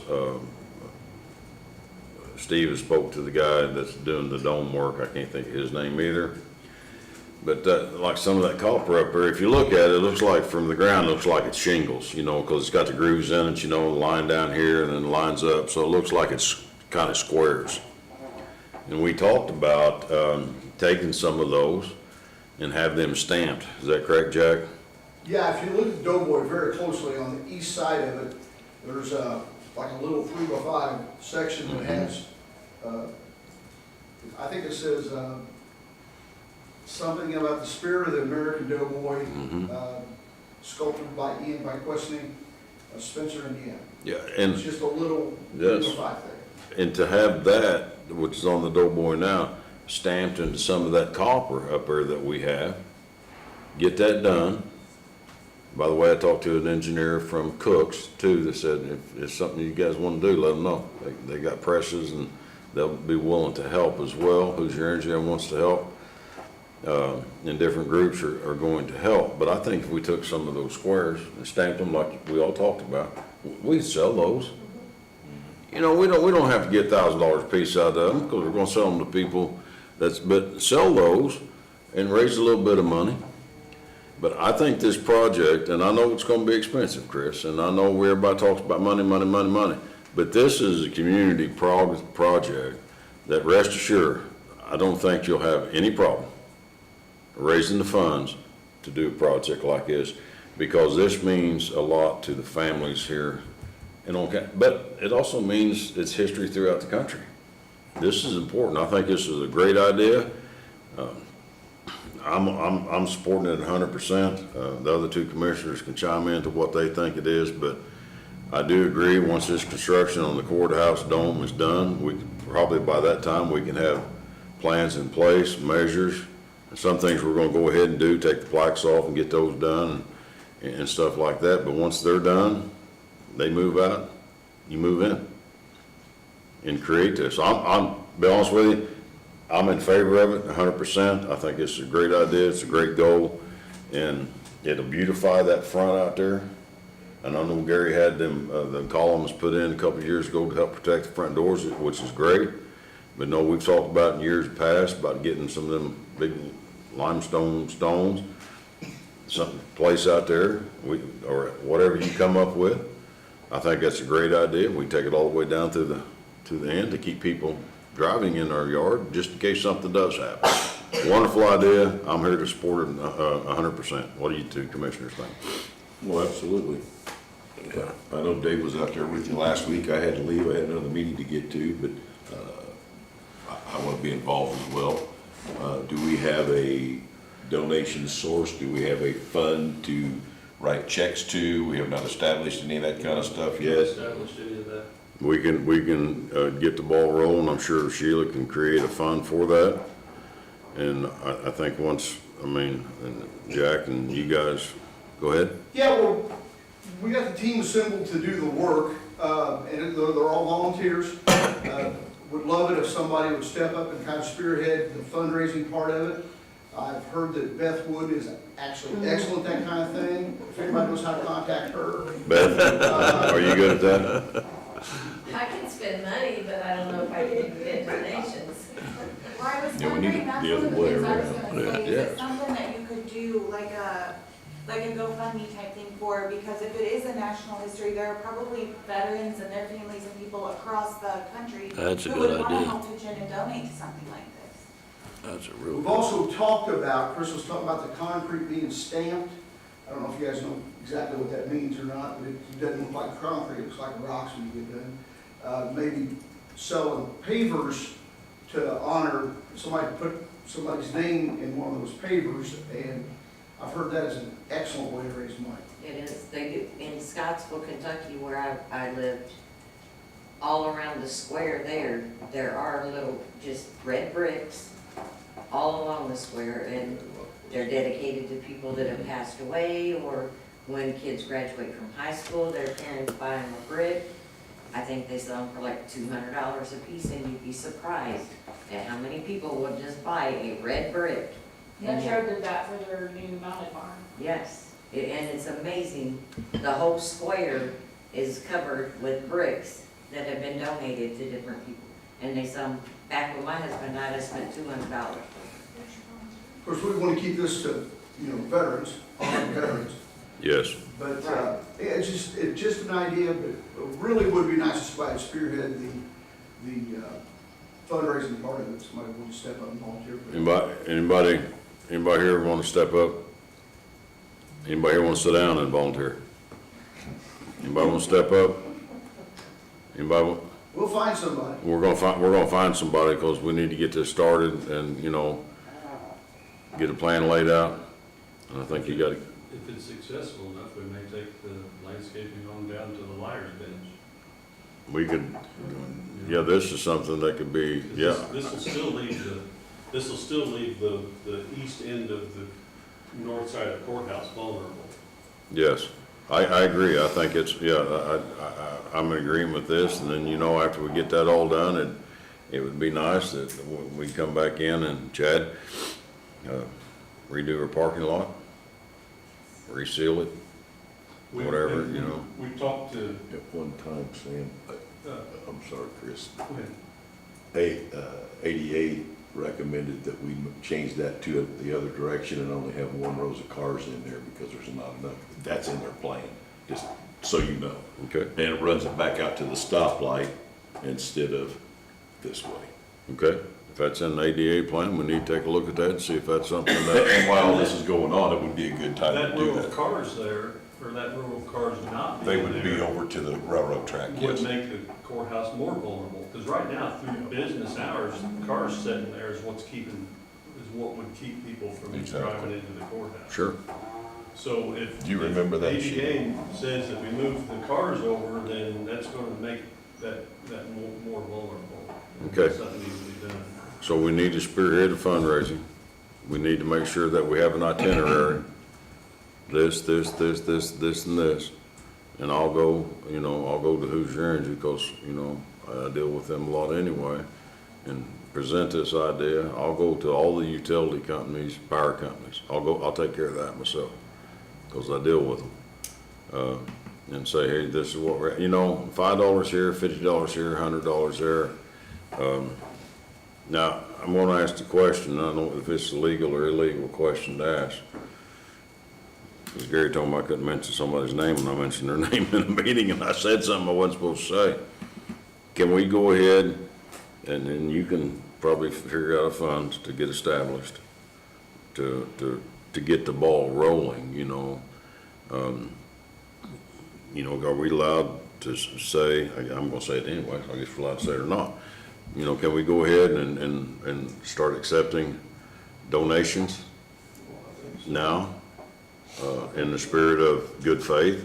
And the reason I'm saying that is because, you know, I own my own security company. I've been blessed, I'm thankful, God has done well, or God always does great. You know, I would like to spearhead this, to start this donation process right here today. Is that, can we do that? I'll write a $500 check for a leave. I want Gary's in it. I'll create a fund today, Facebook world, anybody that wants to make donations, they can mail checks or money orders to, you know, county auditor's office, and we'll get the fund. Or are you gonna just call it Doughboy? What do you want? What'd you call it? You mentioned it a while ago, something Doughboy. You said something to revitalize, or. It's the Doughboy Restoration Project. There you go. Here's another good point. We've got tax season coming up. If we post something in the lobby of the courthouse, people's coming in with their checkbooks. Not that everybody's gonna donate, but while they're there, they can go right to the auditor's office and give that donation. So if we've got something posted down there, we might be able to collect some money from the taxpaying citizens. I can't mingle the two. No, I said it can go to the auditor's office. I'm just saying they're there paying. They've got their money. I'm just, you was looking at me, I'm looking at you. How do you know I'm looking at you if you're not looking at me? I only give a look at the chat. Oh, you look at Chad, no, it's not, can't go through the treasurer, but it go through the auditor's office, but you know, I'm willing to post up, and I think Gary has already said it, you know, from the Hobbs Security side, will post up $500 to get the ball rolling right now. I'm gonna do that because I think this is important. This is that important. a challenge to other businesses? It's a challenge. Yeah, I'm challenging everybody. Sam, I've got 500, everybody needs to match it. Yeah, thank you, Jack, you're better at words. I'm posting a challenge, to anybody. I'm putting up 500, Gary Burton's putting up $500. Dave Risk is putting up $500 today, right now. Not right now. Well, I mean, I'm just, no, we're making that agreement today. Okay, I'll make that agreement. So, pledge. and we're a pledge, yeah, you guys know the words, and what was that word you used? A challenge.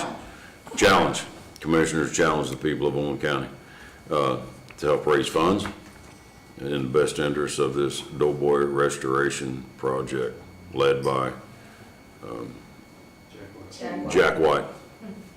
Really, I'm not leaving anything. Well, you're going through this You one. are. You made Chris do the radio tower project, okay? He's gonna fall back on you here now. I guess you got it now. I think we can get started on the Doughboy now, we just can't do the landscaping. Right.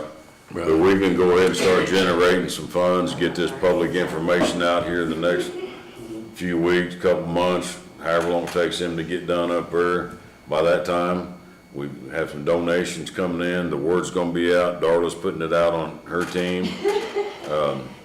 We can put it out on the county webpage. Put it out on county highway Facebook page. Treasurer, she knows everybody. Clerk knows everybody. If we can get some flyers made up, like soon, call for flyers. Put out in the offices, hang it up on the bulletin board. You guys got that matching paper? What's that? I think the health department's got this stuff to do posters and whatnot. I'm sorry. No, go ahead. We need an ordinance for the fund. We can start collecting, but you gotta do an ordinance and you can approve it at your next meeting on Yeah. the 17th. Would you tell Tony we need an I will ordinance? tell Tony. Well, you gotta have an ordinance for everything. So, great project. And then, Dennis was involved, and something I left out was, the last thing I want to do is do anything that would discredit the veterans, so, I think Dennis is gonna reach out to the American Legion and VFW. They have meetings on, next Monday and Tuesday, and I plan on going, briefing them on this.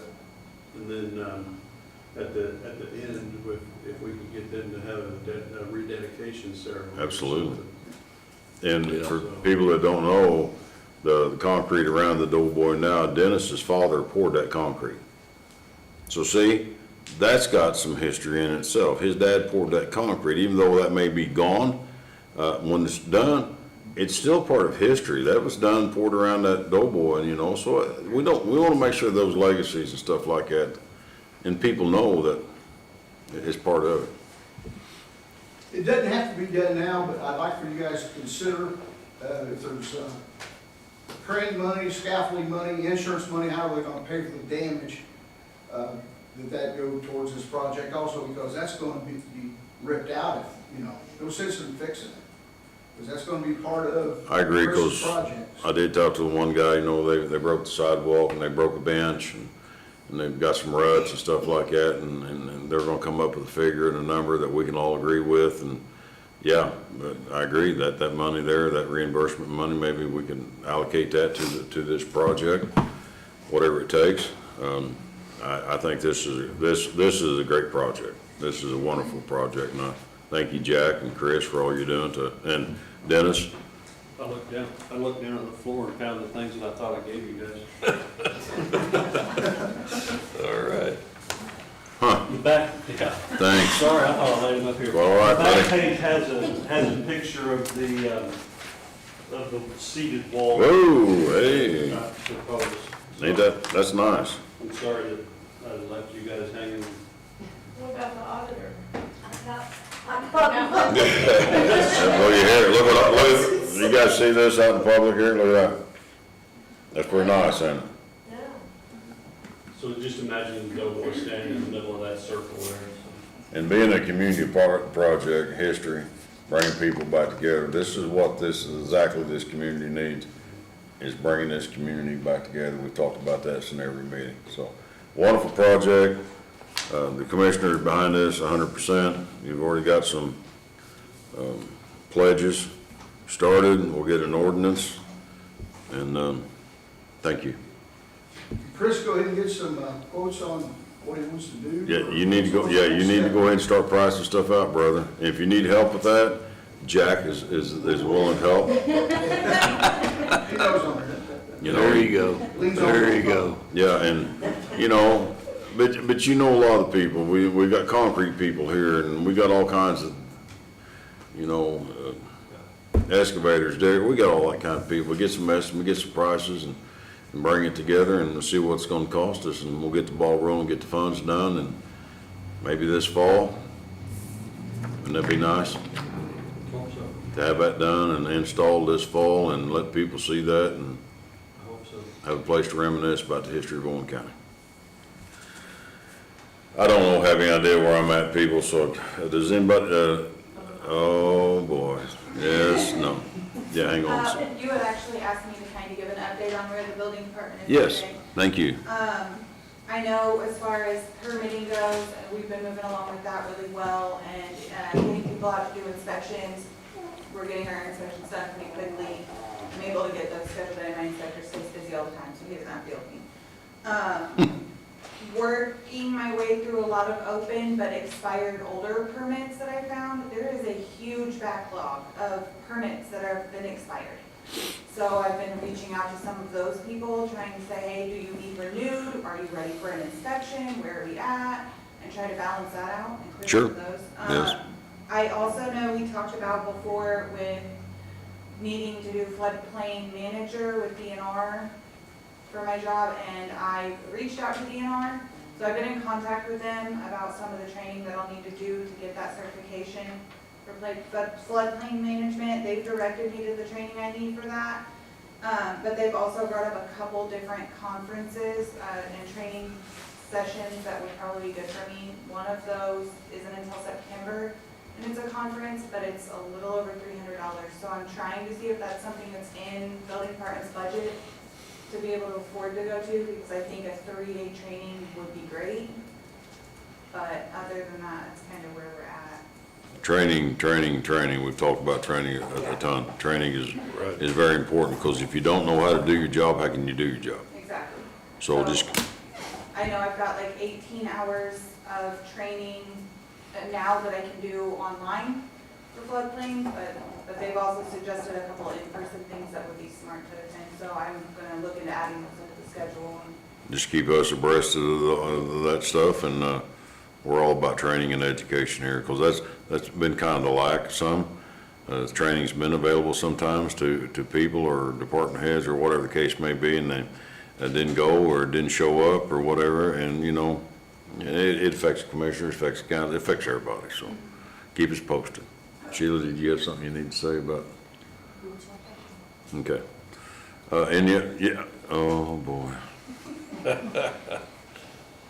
So tax bills should be in the residents' hands probably between next week, by the April 15th file. If they are, the final file has been submitted, so those will be out. Okay. Yes.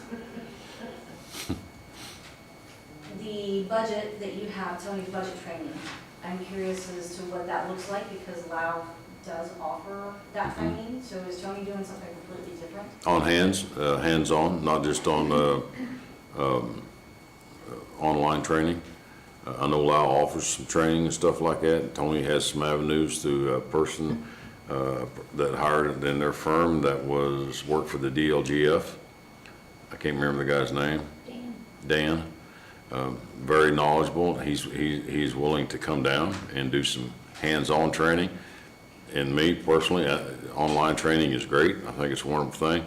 But me sitting across from somebody face-to-face and looking at stuff like that, I get more information from that than I do watching stuff online. That's just me. So we got two avenues for training, Lau, and we'll have another avenue with a guy coming down to give us hands-on training as well. I was not at the Darren's thing Thursday or Friday. Why, did he need all the way until September to input the data? He doesn't need it. He's suggesting that it's gonna take that long of a time to make sure you get everything in that's critical. I mean, there's stuff over in the armory that could be arts that we're not aware of, you know, and what's the value on those? You can't just make Steve go over and pick and choose, you know, it's gotta be a team effort. Well, it does have to be a team effort, but it's been going on for 2 years, so apparently there's no team. Well, there is no team, but we're gonna make it. We're gonna make it. There you go, and that's where we start, so. So Darren's suggestion was to give the county who has not turned them in until September to get their stuff done. Yeah, and that wasn't like a set time. It was a suggestion. But That's actually the one that said, do we think we could have this done by September the 1st? Because I know, again, everybody is spread thin. I know Highway was just jumping in on, and it's the entering that takes time. And when Steve was here, he was talking about all the inventory he was gonna have to do down there and in the county buildings. And then we had had just learned that we did not have any inventory from fourth phase. So Darren agreed it was gonna take a few months to get it, and that's where the September 1st date come up with, because we were looking at everybody. Again, there's a few departments that have it done.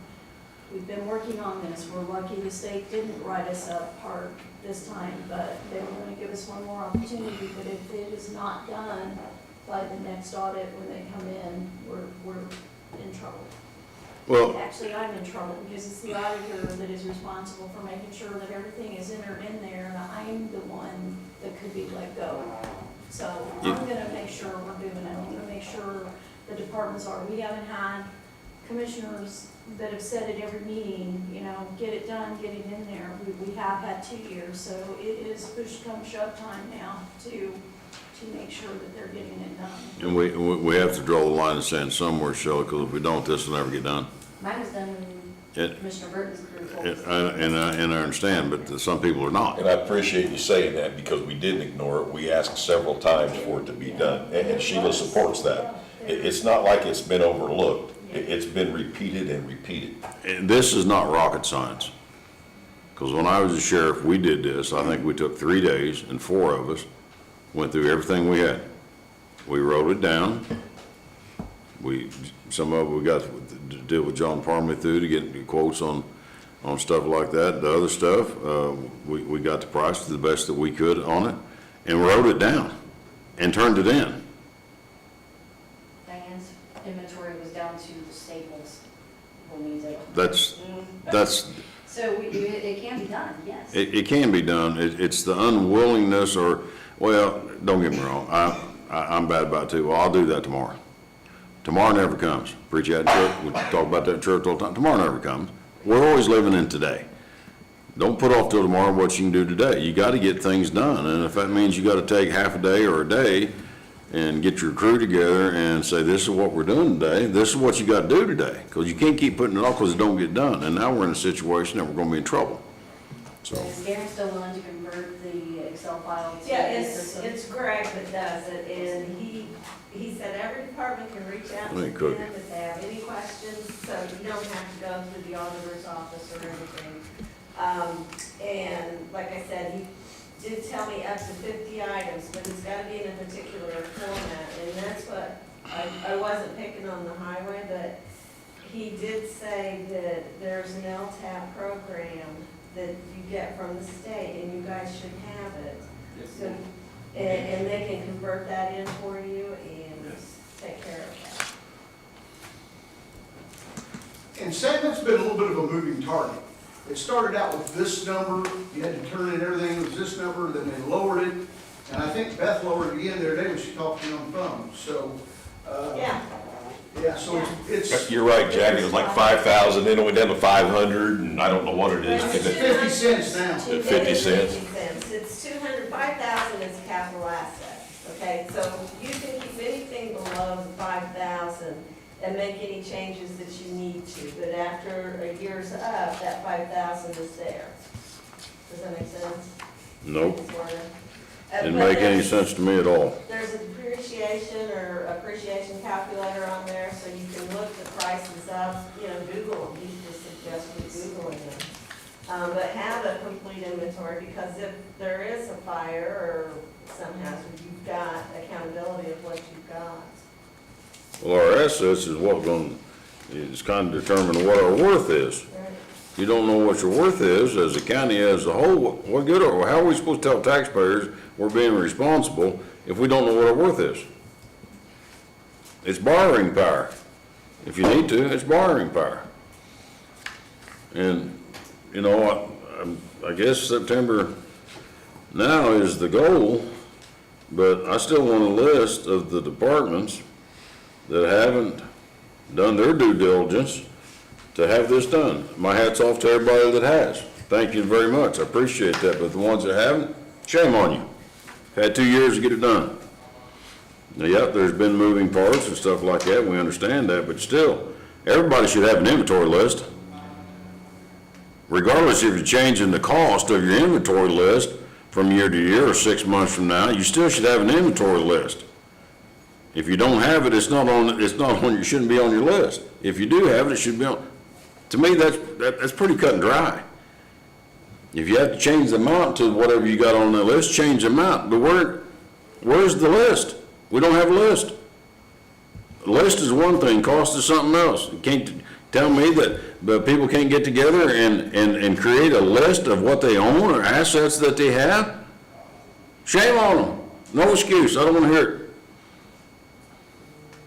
Who's taking care of the buildings?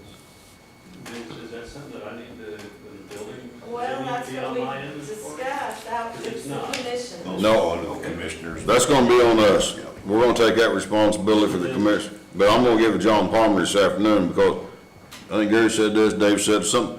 I've asked about that. They have got the building list for us. Jail, this, worth, value. That comes from the insurance company because they insure it. We need the list. Once we got that list, I was told it was being sent to the auditor's office 6 months ago. Well, he sent one back when Matt. And John's a good was guy, I'm working not on saying it. that, but. And the list that they send, that's a changing list as well. It also, again, is just a list. So that means that Beth or I are gonna have to sit and put it in the Excel format in order to get it to Darren and Greg to enter it into the actual program. One thing about Steve that was mentioned, and Sam, you know this, there's a ton of stuff down there that belongs to the Historical Society. And he needs to be guided in what is and what is not the county's. And there's literally a hallway, a room, the full length of that armory. And now there's a bunch of stuff out in the hallway down there that, well, here's what I'll do.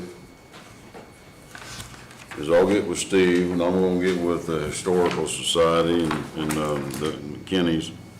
Can't think of that gentleman's name.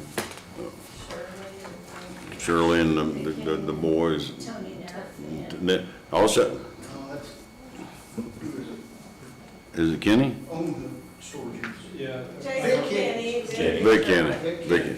And all of a sudden, meet me down there, all of us in one shot. You guys wanna come down there. And they need to pick out what's theirs. If it doesn't belong to us, it doesn't belong to the county. If it's something that belongs to them, it's not gonna be on our asset list. If it's theirs. If it's not theirs and belongs to us, then we need to make sure we put it on our inventory list.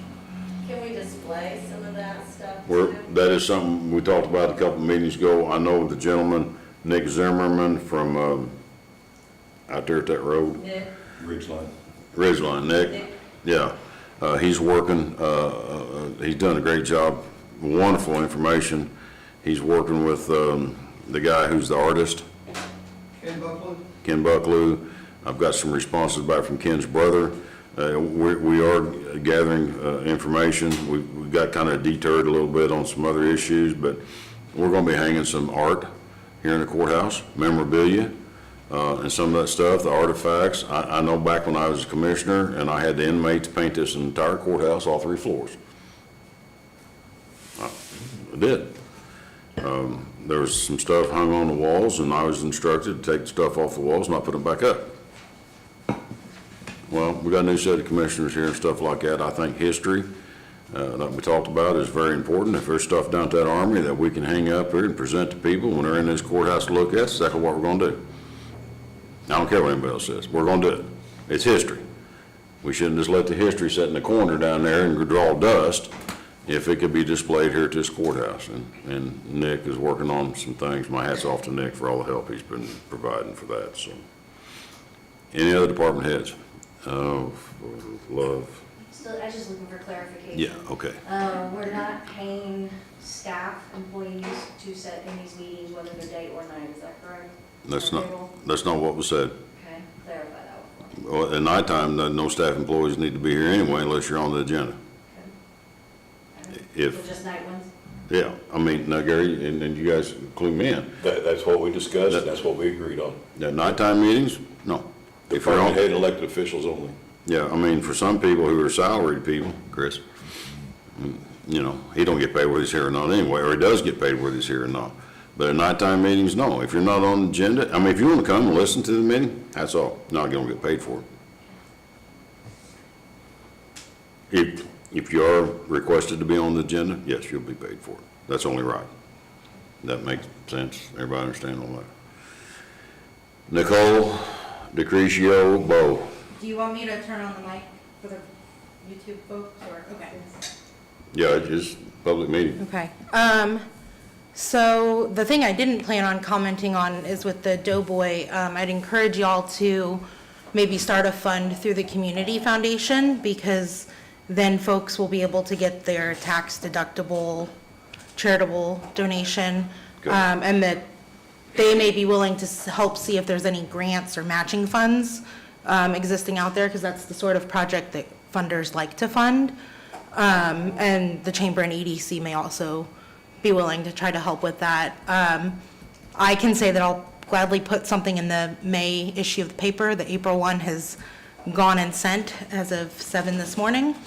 And then if there's some like landscaping, of course, pulling in the garden club, and if there's some sort of service element, Judge Kelsey Hanlon Blake and I are both Lilly scholars.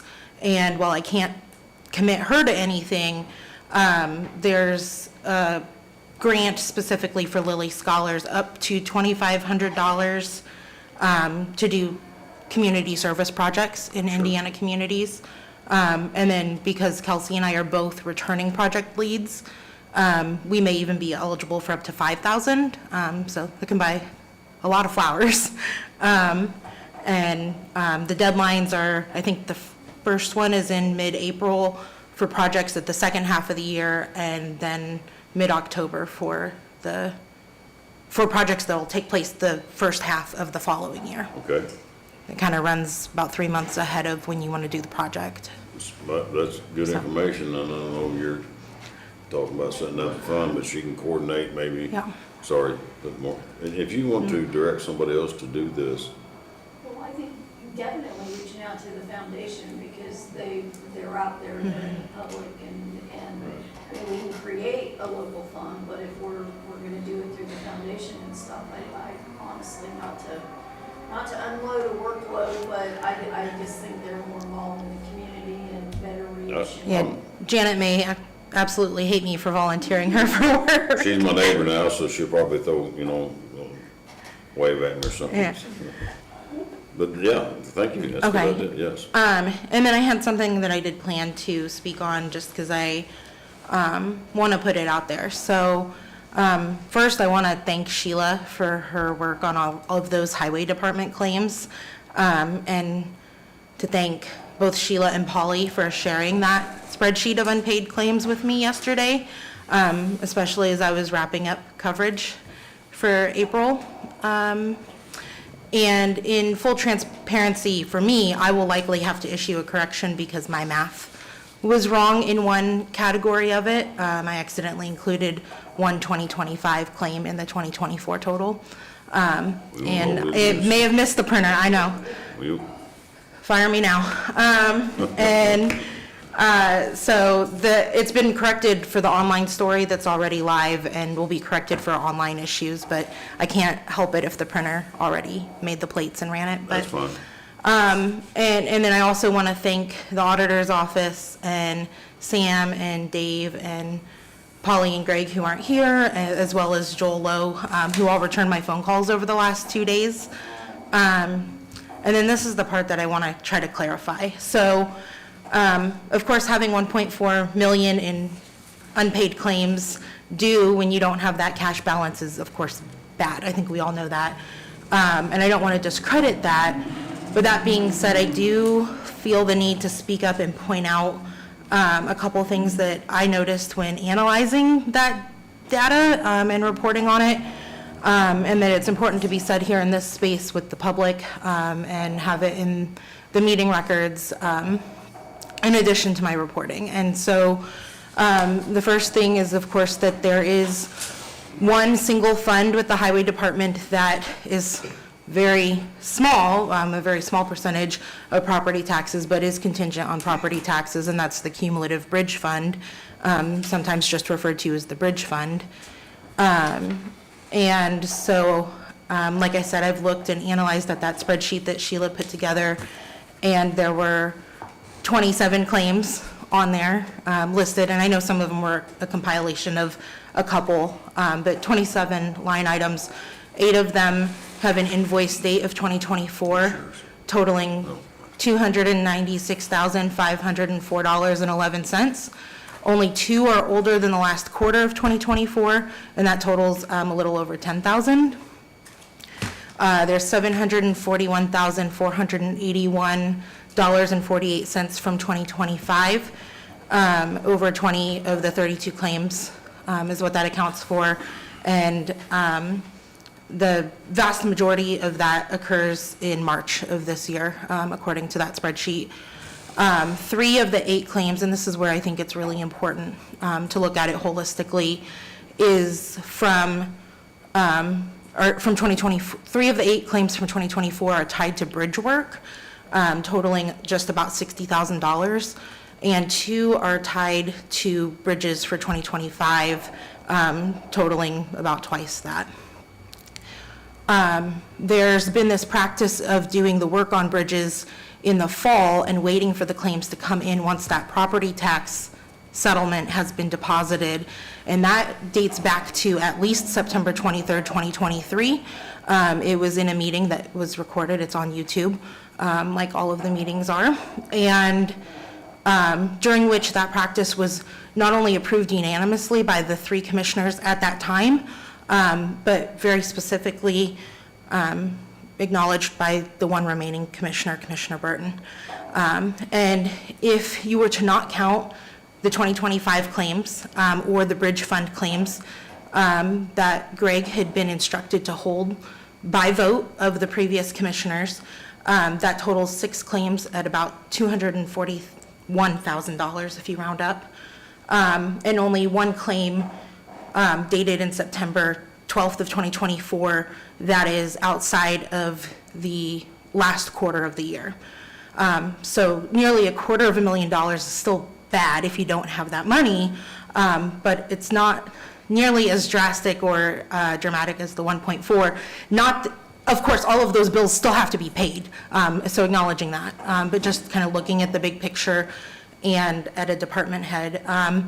And I say this because if I'm wrong, I do want to be told so, and if not, I just wanted to make sure that the entire picture holistically is out there, and to give the current commissioners a chance to comment if you wish, and of course, if you don't want to, all of you have my phone number, and you know how to reach me. Well, I'm going to comment, obviously, because I was mentioned. You could go back to 2019, 2018, when bridges were built. Whoever the bridge manufacturer was, and mainly CLR, would agree to start the bridges in the late fall, early spring, and we waited on that settlement to come in to pay that. And you can go back minute to minute, to meeting. Chad's sitting right there. He knows very good and well what I'm talking about. CLR was more than flexible with us as a county to say, we'll start this project, and we realize you get 2 installments a year, and we'll wait for that installment to come in. And that is going back several years. So don't just stop at 23. You need to go back and pull minutes for many, many years. And that practice was going on when I took this seat. And again, I'm only one of 3 that were sitting here. Right, absolutely. But that practice, thank goodness to a good vendor. It's just like the vendor that we had here today with the truck. We agreed to buy a truck for $337,000. We waited on that truck, and now we're buying that truck. And it's no different. This truck was being built before we had the money, just like these bridges were being built as we were waiting on the money. And to touch base on that, and I spoke with Bill Williams, the gentleman's name from CLR, and I agree with what you're saying, because this has been approved by commissioners in the past, and it's, now, is it legal? Don't know. This gentleman here to the left is checking in on it to make sure that we are doing the right thing according to plan. And if that's okay for them to come and say, hey, we're going to build 2 bridges in 2025, or do this for $100,000, but you don't pay us till June of 2025, or 26 for the settlement. If it's legal, fine. If it's not, if it's out of sorts, we're gonna get it back into sorts. Because we need that information, the public needs the information. Because when I received the invoices from CLR from 2024, I was like $451,000. I'm like, my God, what are we doing here? Not paying nothing. But I talked to Chad, and he sat down and told me, and I talked to Bill Williams. And he said that it was agreed upon in the commissioners' meeting, which you validated. And they wasn't gonna do the work till the winter, but they had some spare time and got some stuff done earlier than they anticipated. Well, there's an invoice for that. It's dated 2024. One of those bridges was built before the start date was even supposed to be. Yeah, so CLR, and nothing against them, but they had an opportunity to do something quicker than they anticipated. But according to Bill, correct me if I'm wrong, told me, he said, no, we understand there's an invoice, but this is not to be paid until January of 2025. Okay. January 2025. It didn't get paid. Settlement came in December that wasn't paid in January 2025. That was the agreement. So we faltered on the agreement for CLR. Shame on us. However it transpired, whatever we uncover, we're going to find out.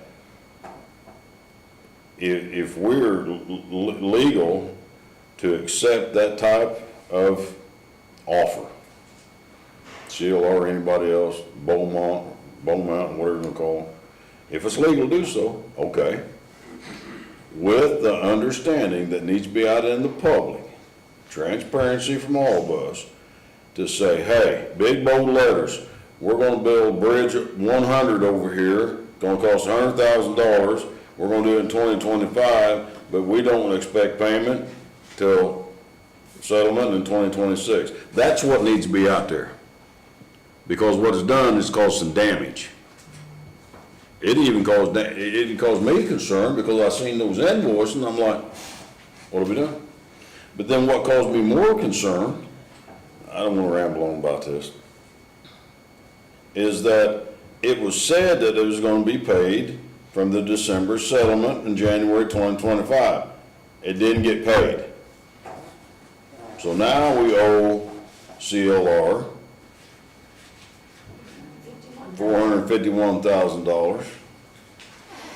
We don't have a large chunk of that today. We paid a bunch of that today, and they was willing, I believe Sheila spoke to Mr. Williams and maybe the Chad guy or whoever it was, and they understand our issue, but it is no excuse from this Board of Commissioners because it falls on us. At the end, we got the broad shoulders. We have to handle. That is where we have to do due diligence, because when we know that these deals are coming through, we know that they're supposed to be paid in 2025, that's when we need to speak up. Has it been paid? You know, this is the agreement we made. That's where the working mechanism, that's where all the gears got to come together and work. Now, somehow along the line, it didn't happen. But the public needs to understand that we're still paying bills for CLR that should have already been paid. They're gracious enough to extend us till we get our settlement, is that correct? Yes. The bridge money. In June, they will get settlement, and they said that they were paid $200,000 today, what was approved, and then the balance when their settlement comes in June. They agreed to that, they didn't have to. And the majority of that list, yeah, there's a lot that are March bills that are on there, but these older bills need paid first. The bigger amounts are contractors and vendors. If we start losing them, or everybody says, I ain't going to Owen County either because they don't pay their bills or they're just not going to do it. So that's the focus on those. All the claims that are currently here are on that list. Small ones will go through. The $500,000 that they were going to ask for from the council, The bridge fund, that is restricted what they can and can't use it for, whether it's the salaries or restoration and keeping the roads is about the only thing that they can do. So they're even gonna be limited, and we might have to do some transfers and move some things in there to utilize that to open up other money. They also, again, will be bringing in $51,000 a month in your two 1176 and 1173 funds. 73 just doesn't need to be touched unless absolutely necessary. Absolutely.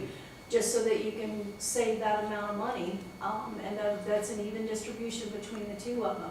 Local road and streets, when it's gone until budgets roll around again.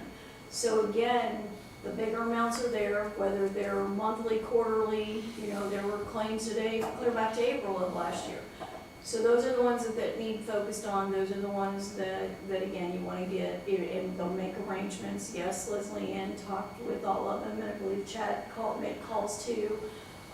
Just trying to work with them, give us a little bit of time, but it's going to take, in 30 days we'll have a little bit better plan, because I think we do have everything now. There might be a small one, hopefully, that might trail in, but if not, then you still have got to be able to allocate those funds that are available to try to whittle them down. Do I think in 6 months we'll be kind of at an even kill?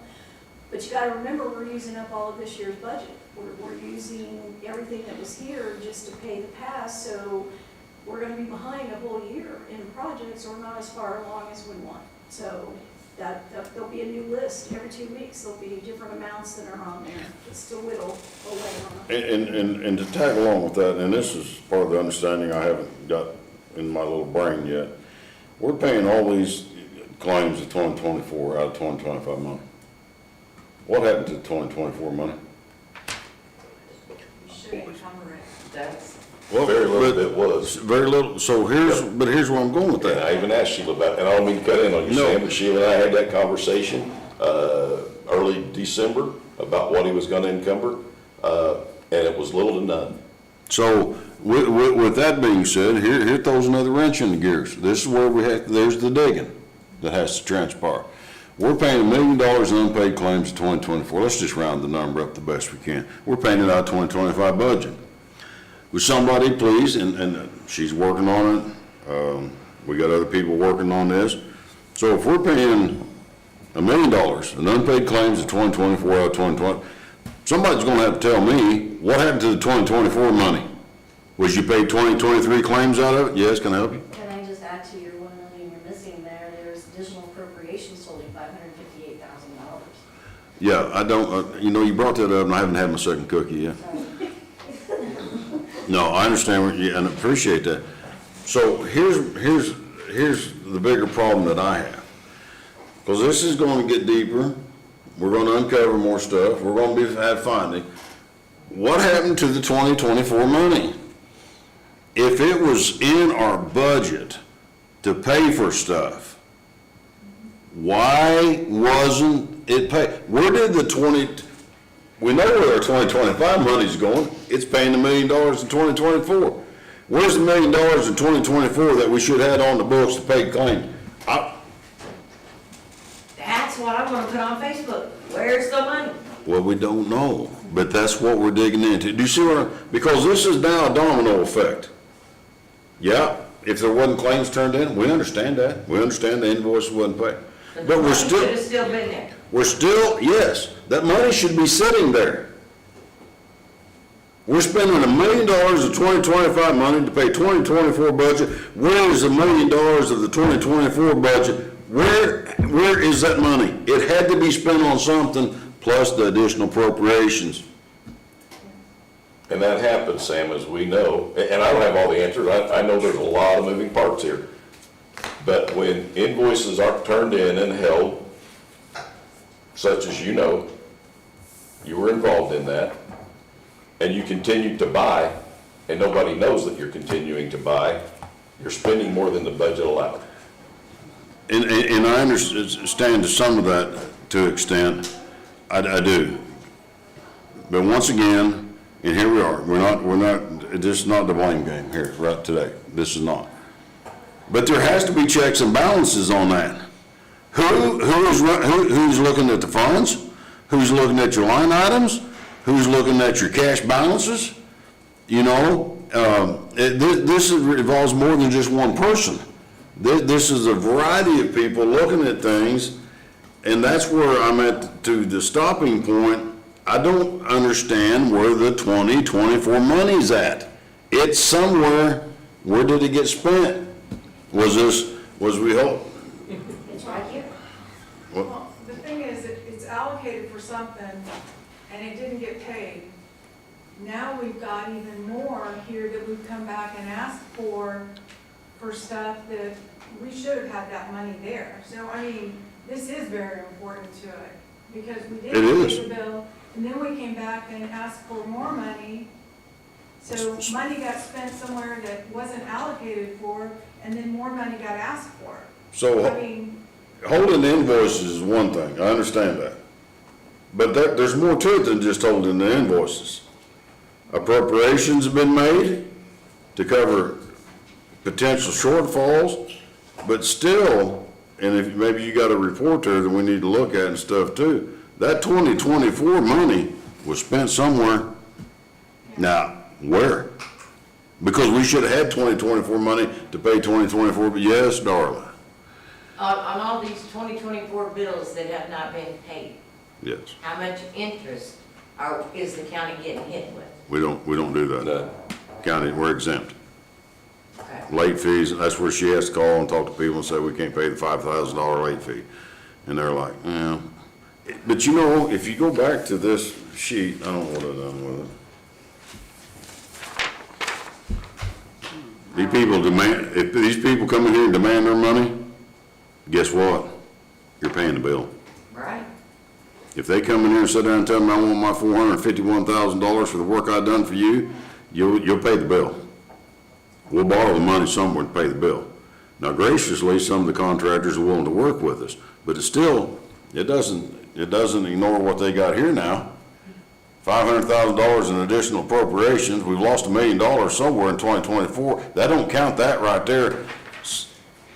Somebody's going. It just keeps getting deeper and deeper, don't it? It does, but that's what I tell people. Dave said, please, for people to be patient. Somebody is going to have to explain to me, and I'm a little dense, what happened to our 2024 money. Yes, Diane? don't forget, last year, we paid back $448,000 on community crossings for the highway department. Mm-hmm.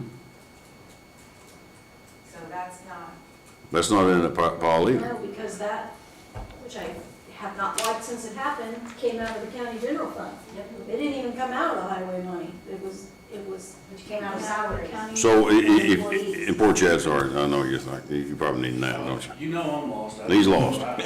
And I'm still lost to a certain, Sure. I didn't even read the papers. This is more, It's this, going to take, starting at January 1st of last year, let's look at what was carried forward from 23 into 24. How many claims did we pay in January of 24 last year from 23? I'm sure if we look at those first 30, 60, 90 days, you're going to see the same thing. Same we're seeing cycle. now. Yep.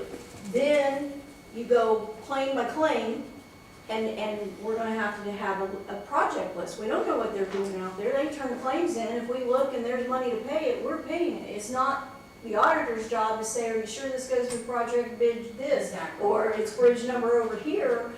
We don't know who they're calling. We don't know what they're ordering or stuff. But somebody has got to be able to say, this claim went with this bridge, this claim went with that. It goes back to don't overspend your budgets. It goes back to if you have a project, keep track of it. Put, you know, if you know it's this, so that when it comes in, you can go through. One of the claims we're sitting on right now was supposed to have been paid out of the ARPA funds according to the contract agreement. First of all, the ARPA money is gone. That tells me that other claims were turned into the ARPA money, which again, we don't know what projects they're working on or what they're doing. There was a broad amount that was given to the highway for road projects and that kind of stuff. So we didn't go against the ARPA as far as what was allowed to do. It's just other claims were obviously turned in, or that $141,000 evergreen bill would have been in there. Yep. So now you're coming up with $141,000 from somewhere else. What were the projects? And I know I know you don't know all these answers, just like that. What were all the other projects that were asked for? What was that $550,000 requested to do? If he's asked for other projects, or we're gonna do this road project, or we're gonna do that, then okay, then that money should have came out of that. That still leaves a whole year's worth of funds that you don't know, without going claim by claim by claim to see what it was spent on or why it was spent on, and which fund it came out of. It's not, is that one fund, or is that all four funds? So, And sorry, Nicole, we didn't mean to cut you off, but see, this is where it's gonna take time. And it's unfortunate, because not only do we go back to 2024 claims, we go back to 2023 claims, we're gonna go back all the way to 2021. Because here's the reason. There's a starting point somewhere. Paper trail leads. There's something failed somewhere down the road sometime back. We need to find out when the failure started and what kept it a domino effect. Right, I agree. We can't plead ignorant here or stupidity. And once Somebody again, somewhere is accountable. Some- Somebody's gotta find it. multiple Right, accountabilities, right. not just one person, Oh, I'm sure. multiple. So we have to make sure, that we understand. The issue of it is, we find out where it fell. How come it didn't get picked back up and corrected? We just continue a domino effect. It's gonna take us some time. It's gonna cost us thousands of dollars to investigate this. But we have to find out where it started. Right. Because right now, we're gonna put an end to it. We cannot purchase stuff or buy stuff if we do not have the cash balance to support it. Right. And if she says you don't have $500, you only got $450, we don't get to spend $451. Any claim that gets turned into her, an invoice gets turned into her that doesn't support our cash fund and that whatever line item it may be, gets red flagged. It no longer goes through the claim cycle. It's simply red flag, tossed over to the side, can't pay the bill. Right. It's not up to her to determine what's going on in the county highway department. To a certain extent. She don't know what bridges, road projects, culverts been, that's not up to her. But now she's got to look at all the invoices and coordinating with the office staff at the county highway to make, it's called, left hand know what the right hand's doing. So we make sure that we're all on the same page.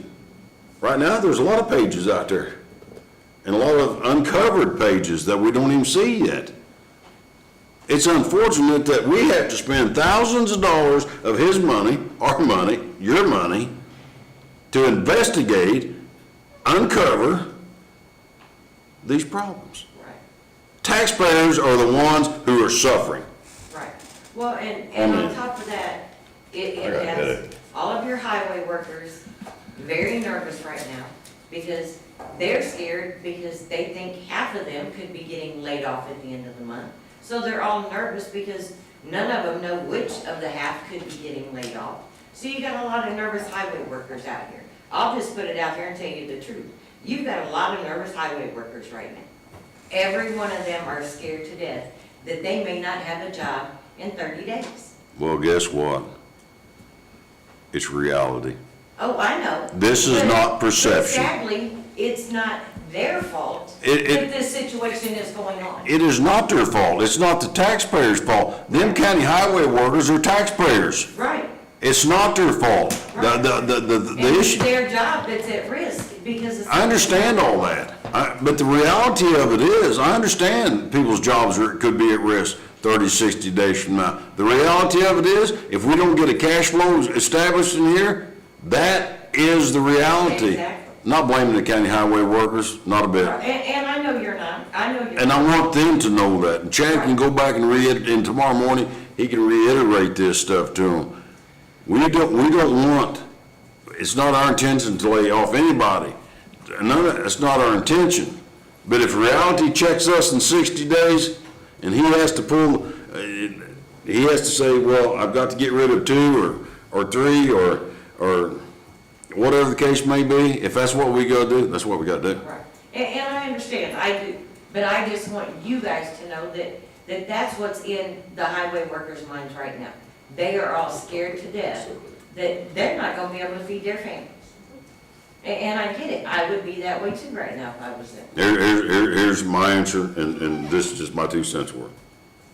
For the county highway workers, I met with them, 2 weeks ago, I don't know how long it's been, and talked to them, and I'll tell them the same thing, nobody's here, but I'll tell them straight on the face. We'll do everything we can to keep your jobs. I want to guarantee that. The best of our ability is these 3 commissioners sitting here right here. But and I'll tell this, not to just county highway workers, to any of the appointed people that we have, or any of the appointed people's staff. I'll make this real clear. I can't do anything about her office, or Diane's office, or Shelley's office, or any of her employees. But if you're under the guidelines and authority of these commissioners sitting right here and you're not doing your job, guess what? You will not be here. How clear can I make it? I suggest people come to work, do their jobs, work hard. Jack's an independent guy, works by himself. He's only one guy. He doesn't have staff. He does his job. Chris Lunsford does his job. Appointed people, Ashley's doing her job. But if you have weeds in the garden, you either pull the weeds or they'll choke the life out of the rest of the garden. That's where we're at. That's where it's going to end. I got something. Oh, It's sorry. going to turn the page here, just we talk about people not doing their job, not doing their job. Yeah. There's somebody doing somebody else's job. I like getting paid. Sheila found herself in a pickle 2-3 weeks ago. Yes. Shelley Townsend stepped up, not her job, not her responsibility. I got paid. Shelley Townsend stepped up. She's doing 2 people's jobs. Thank you. Not only doing it, she's doing it well and willing to train me and other people, and she needs some recognition. She's fantastic. Well, She was on my list to say thank you. yeah. I'm sorry I beat you to it, but, You kind of beat me to it too. That's cool. I do have a thank you list here, but Jack, these thank kind of you. people in here too, so. There's a ton of people, Shelley and Diane and the Ashley, she's new, and you're, that wasn't your name yesterday. Beth, the commissioners, can't say enough about this lady here. Sorry, I can't say enough. And I will say this, budget time's coming. I care less if they pay me any more money. They pay me $22,000 a year to do a $200,000 a year job. I'll call it like I said. They're not gonna pay me $200,000 a year to be a commissioner. I get $22,000, okay, pays my insurance for me and my wife. This lady right here, She deserves a raise. and guess what? I'll support that. And I know some other people may not get a raise, you know what? But I'm gonna support the auditor getting a raise. Yeah, she deserves. And if they don't wanna give her a raise, guess what? Then she can take the responsibilities that are not hers and give them back to the people that should be doing it anyway. Exactly. Then if they don't wanna take the responsibility, the county's going to hell in a handbasket, there's nothing we can do about it. Right.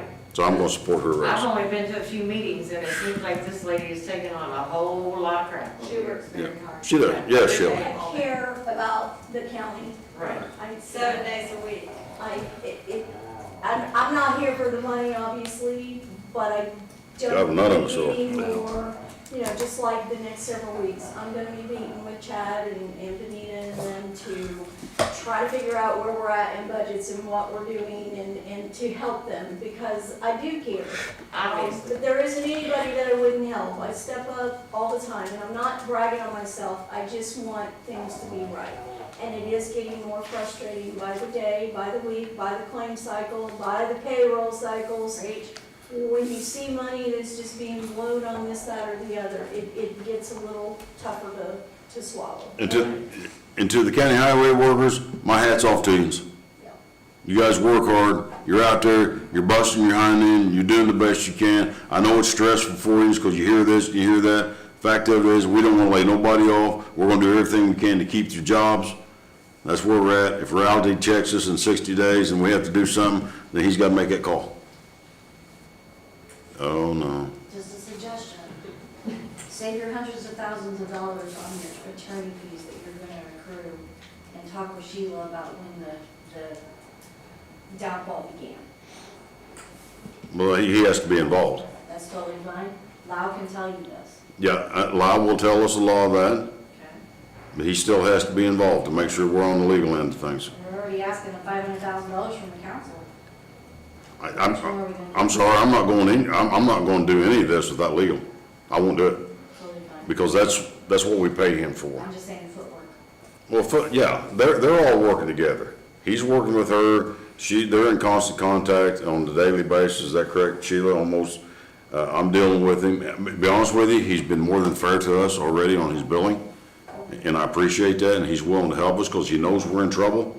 He knows that the can's been turned upside down, he's willing to work with us, just like you've done stuff, and you're not getting paid for it, and I'm sure if he billed us for every word that was spoken or whatever, we'd have a big bill.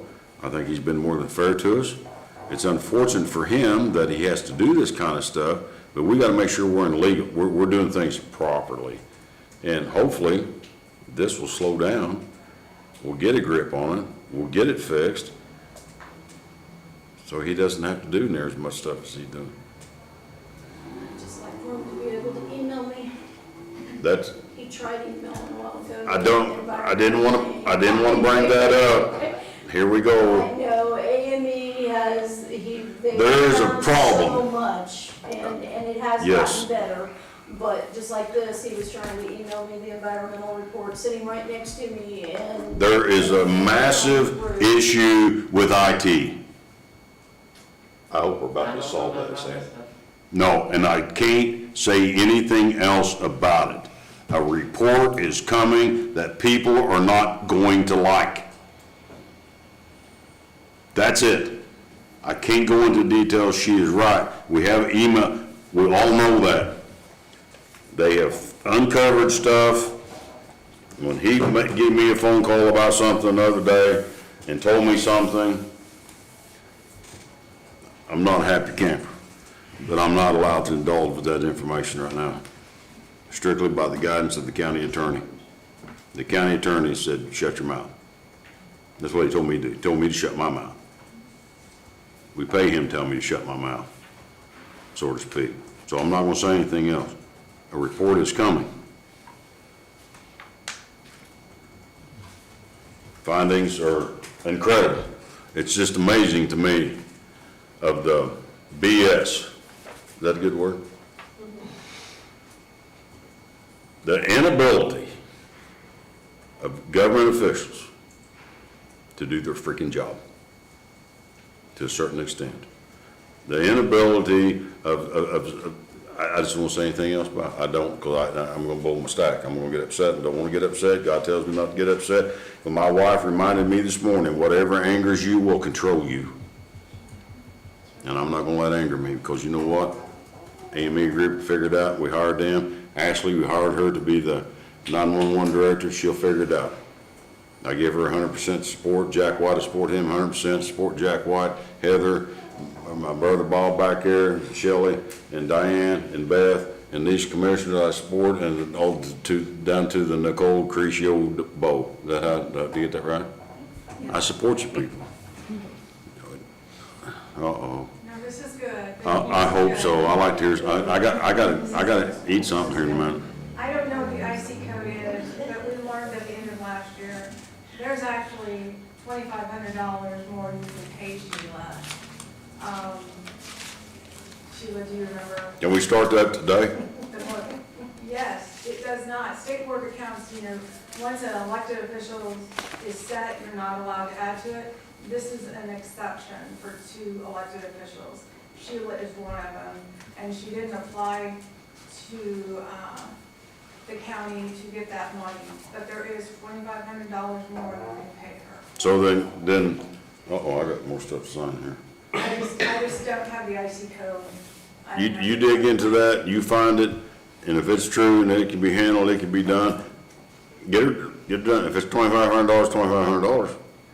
It would have to go in front of the council, but Okay. I think it is $2,500. And in front of the council was your statement, I don't want $2,500, I'll donate it to the Doughboy project. No. And me, I'm just No, kidding. if you do, no. I know, If you do, you're done. If you donate that, you won't get no money.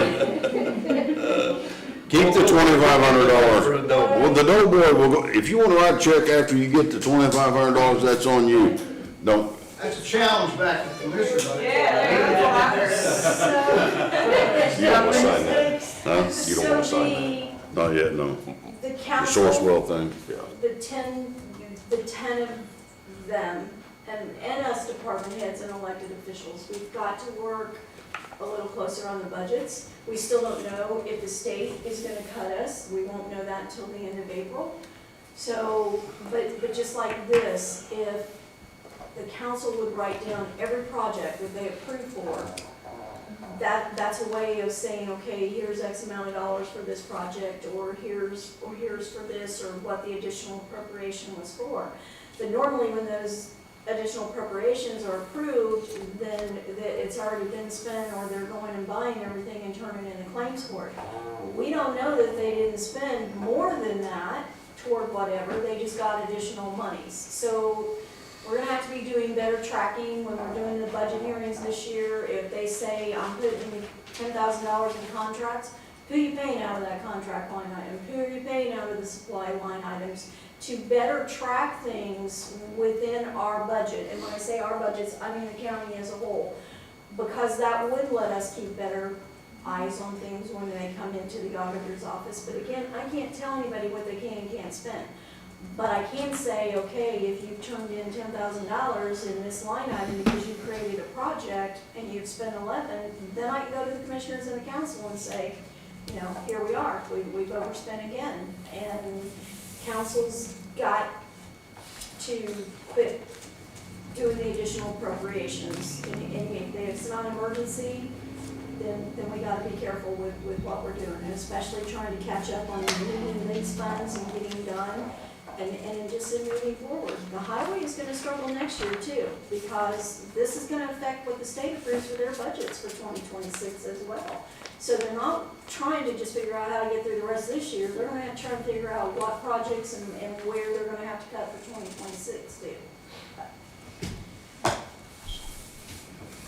Okay, over to auditors' comments. I thought you just said your comments. You have, we received an email, we're under a workers' compensation audit that they're performing. We're required to give them information, we're working on that. Nicole is, as we speak. We don't have a choice but to do it, I don't know what's gonna come out of it. The other thing is the insurance. If you remember, John Carnley came a few weeks ago and he was working on the insurance in our motor vehicles coverage. We need permission for Sam to sign the document and get it submitted back. It was what he had presented at that particular meeting. We don't have that. We just need one, it's only one signature on it. Make a motion to approve Sam sign. I'll say. All in favor? Aye.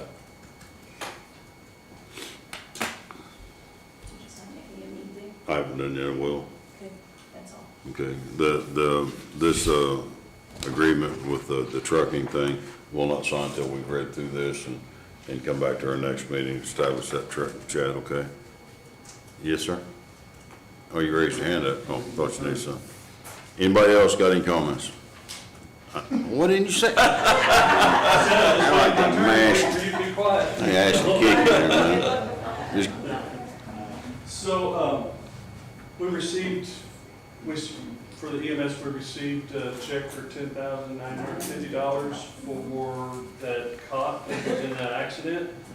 That's been put into my 1151 account. I've been working with the attorney to figure out how to purchase some things. We're looking into Sourcewell. You guys should talk about Sourcewell, kind of looking into that for maybe ambulance. And then the radio project, we're still plugging along with that. I think we're moving forward some, but I need a radio committee established.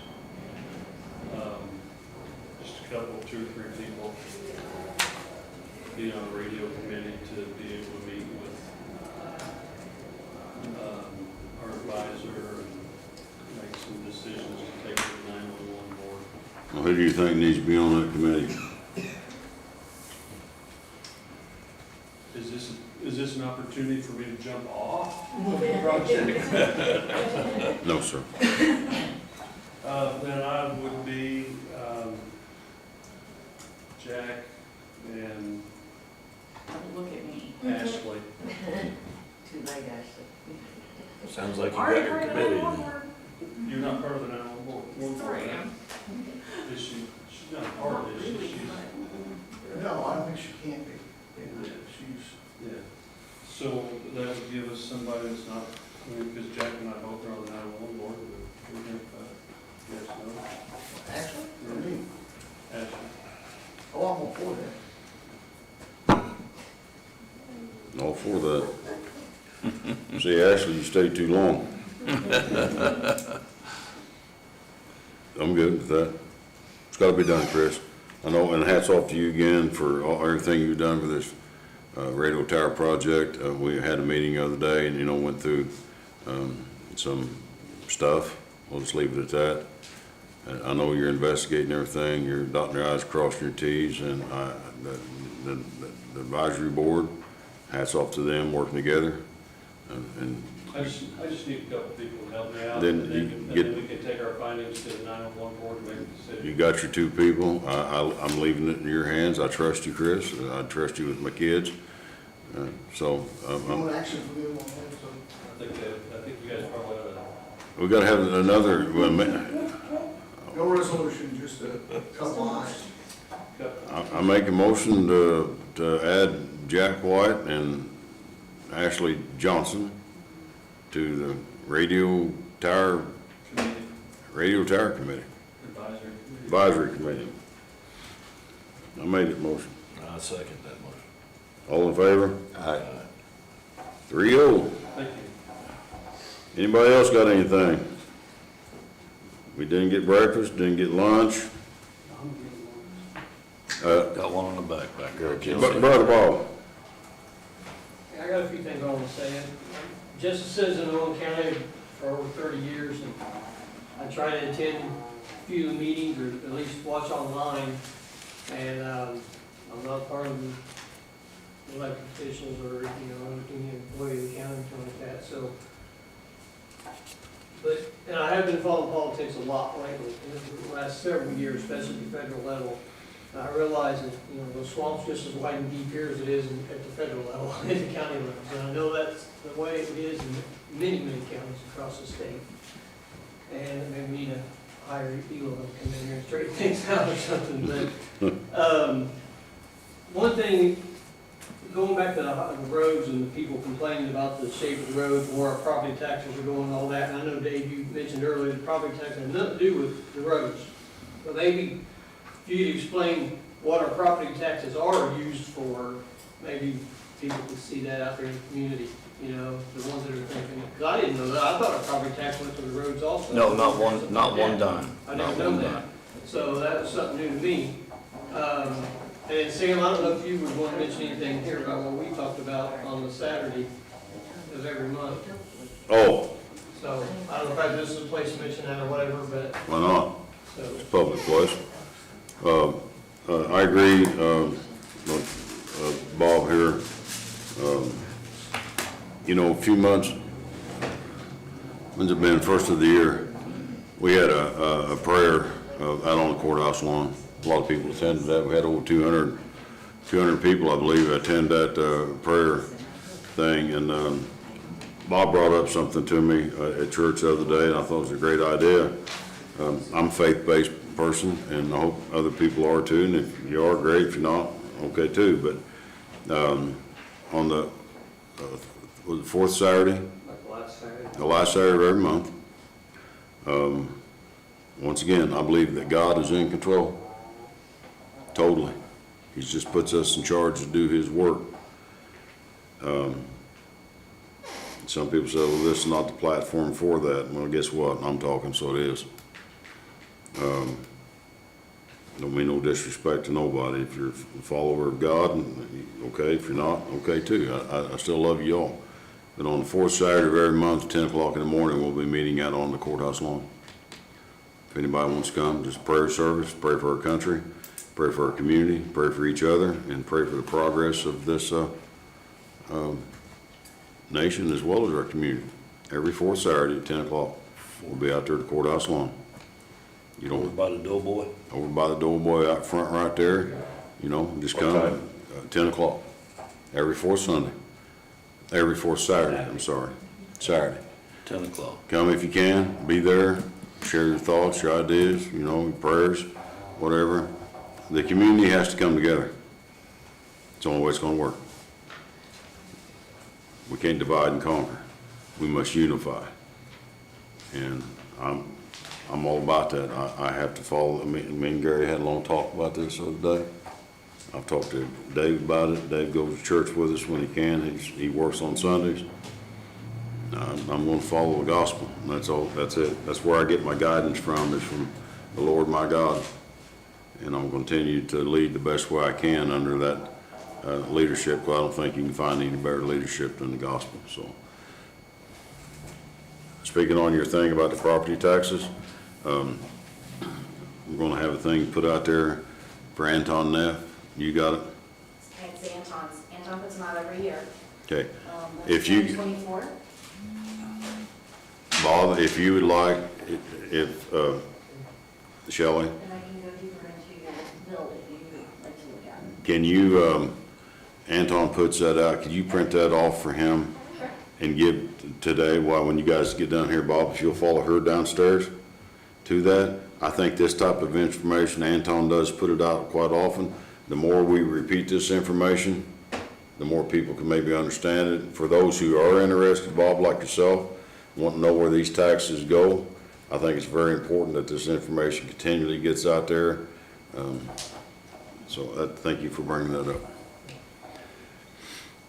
Who's buying me lunch? Is anybody? Chris. Okay, thanks. Anybody got else? Comments? Got any comments? I'm out of here. We'll see. Thank you. Do I need to add anything else to Facebook? No, Tell I'm the done. people to be patient. Just tell them to be Especially patient. with the highway department. Nicole, I cut you off like an hour ago. I'm good. I said all I had to say. Meeting's adjourned. Oh, wait a minute, Gary, that's not how we're doing it, is it? Somebody, Make a motion to adjourn. I'll say. I'm not quite done, no, I'm done. Meeting's adjourned. Do it however you want to. You guys leave. Council minutes.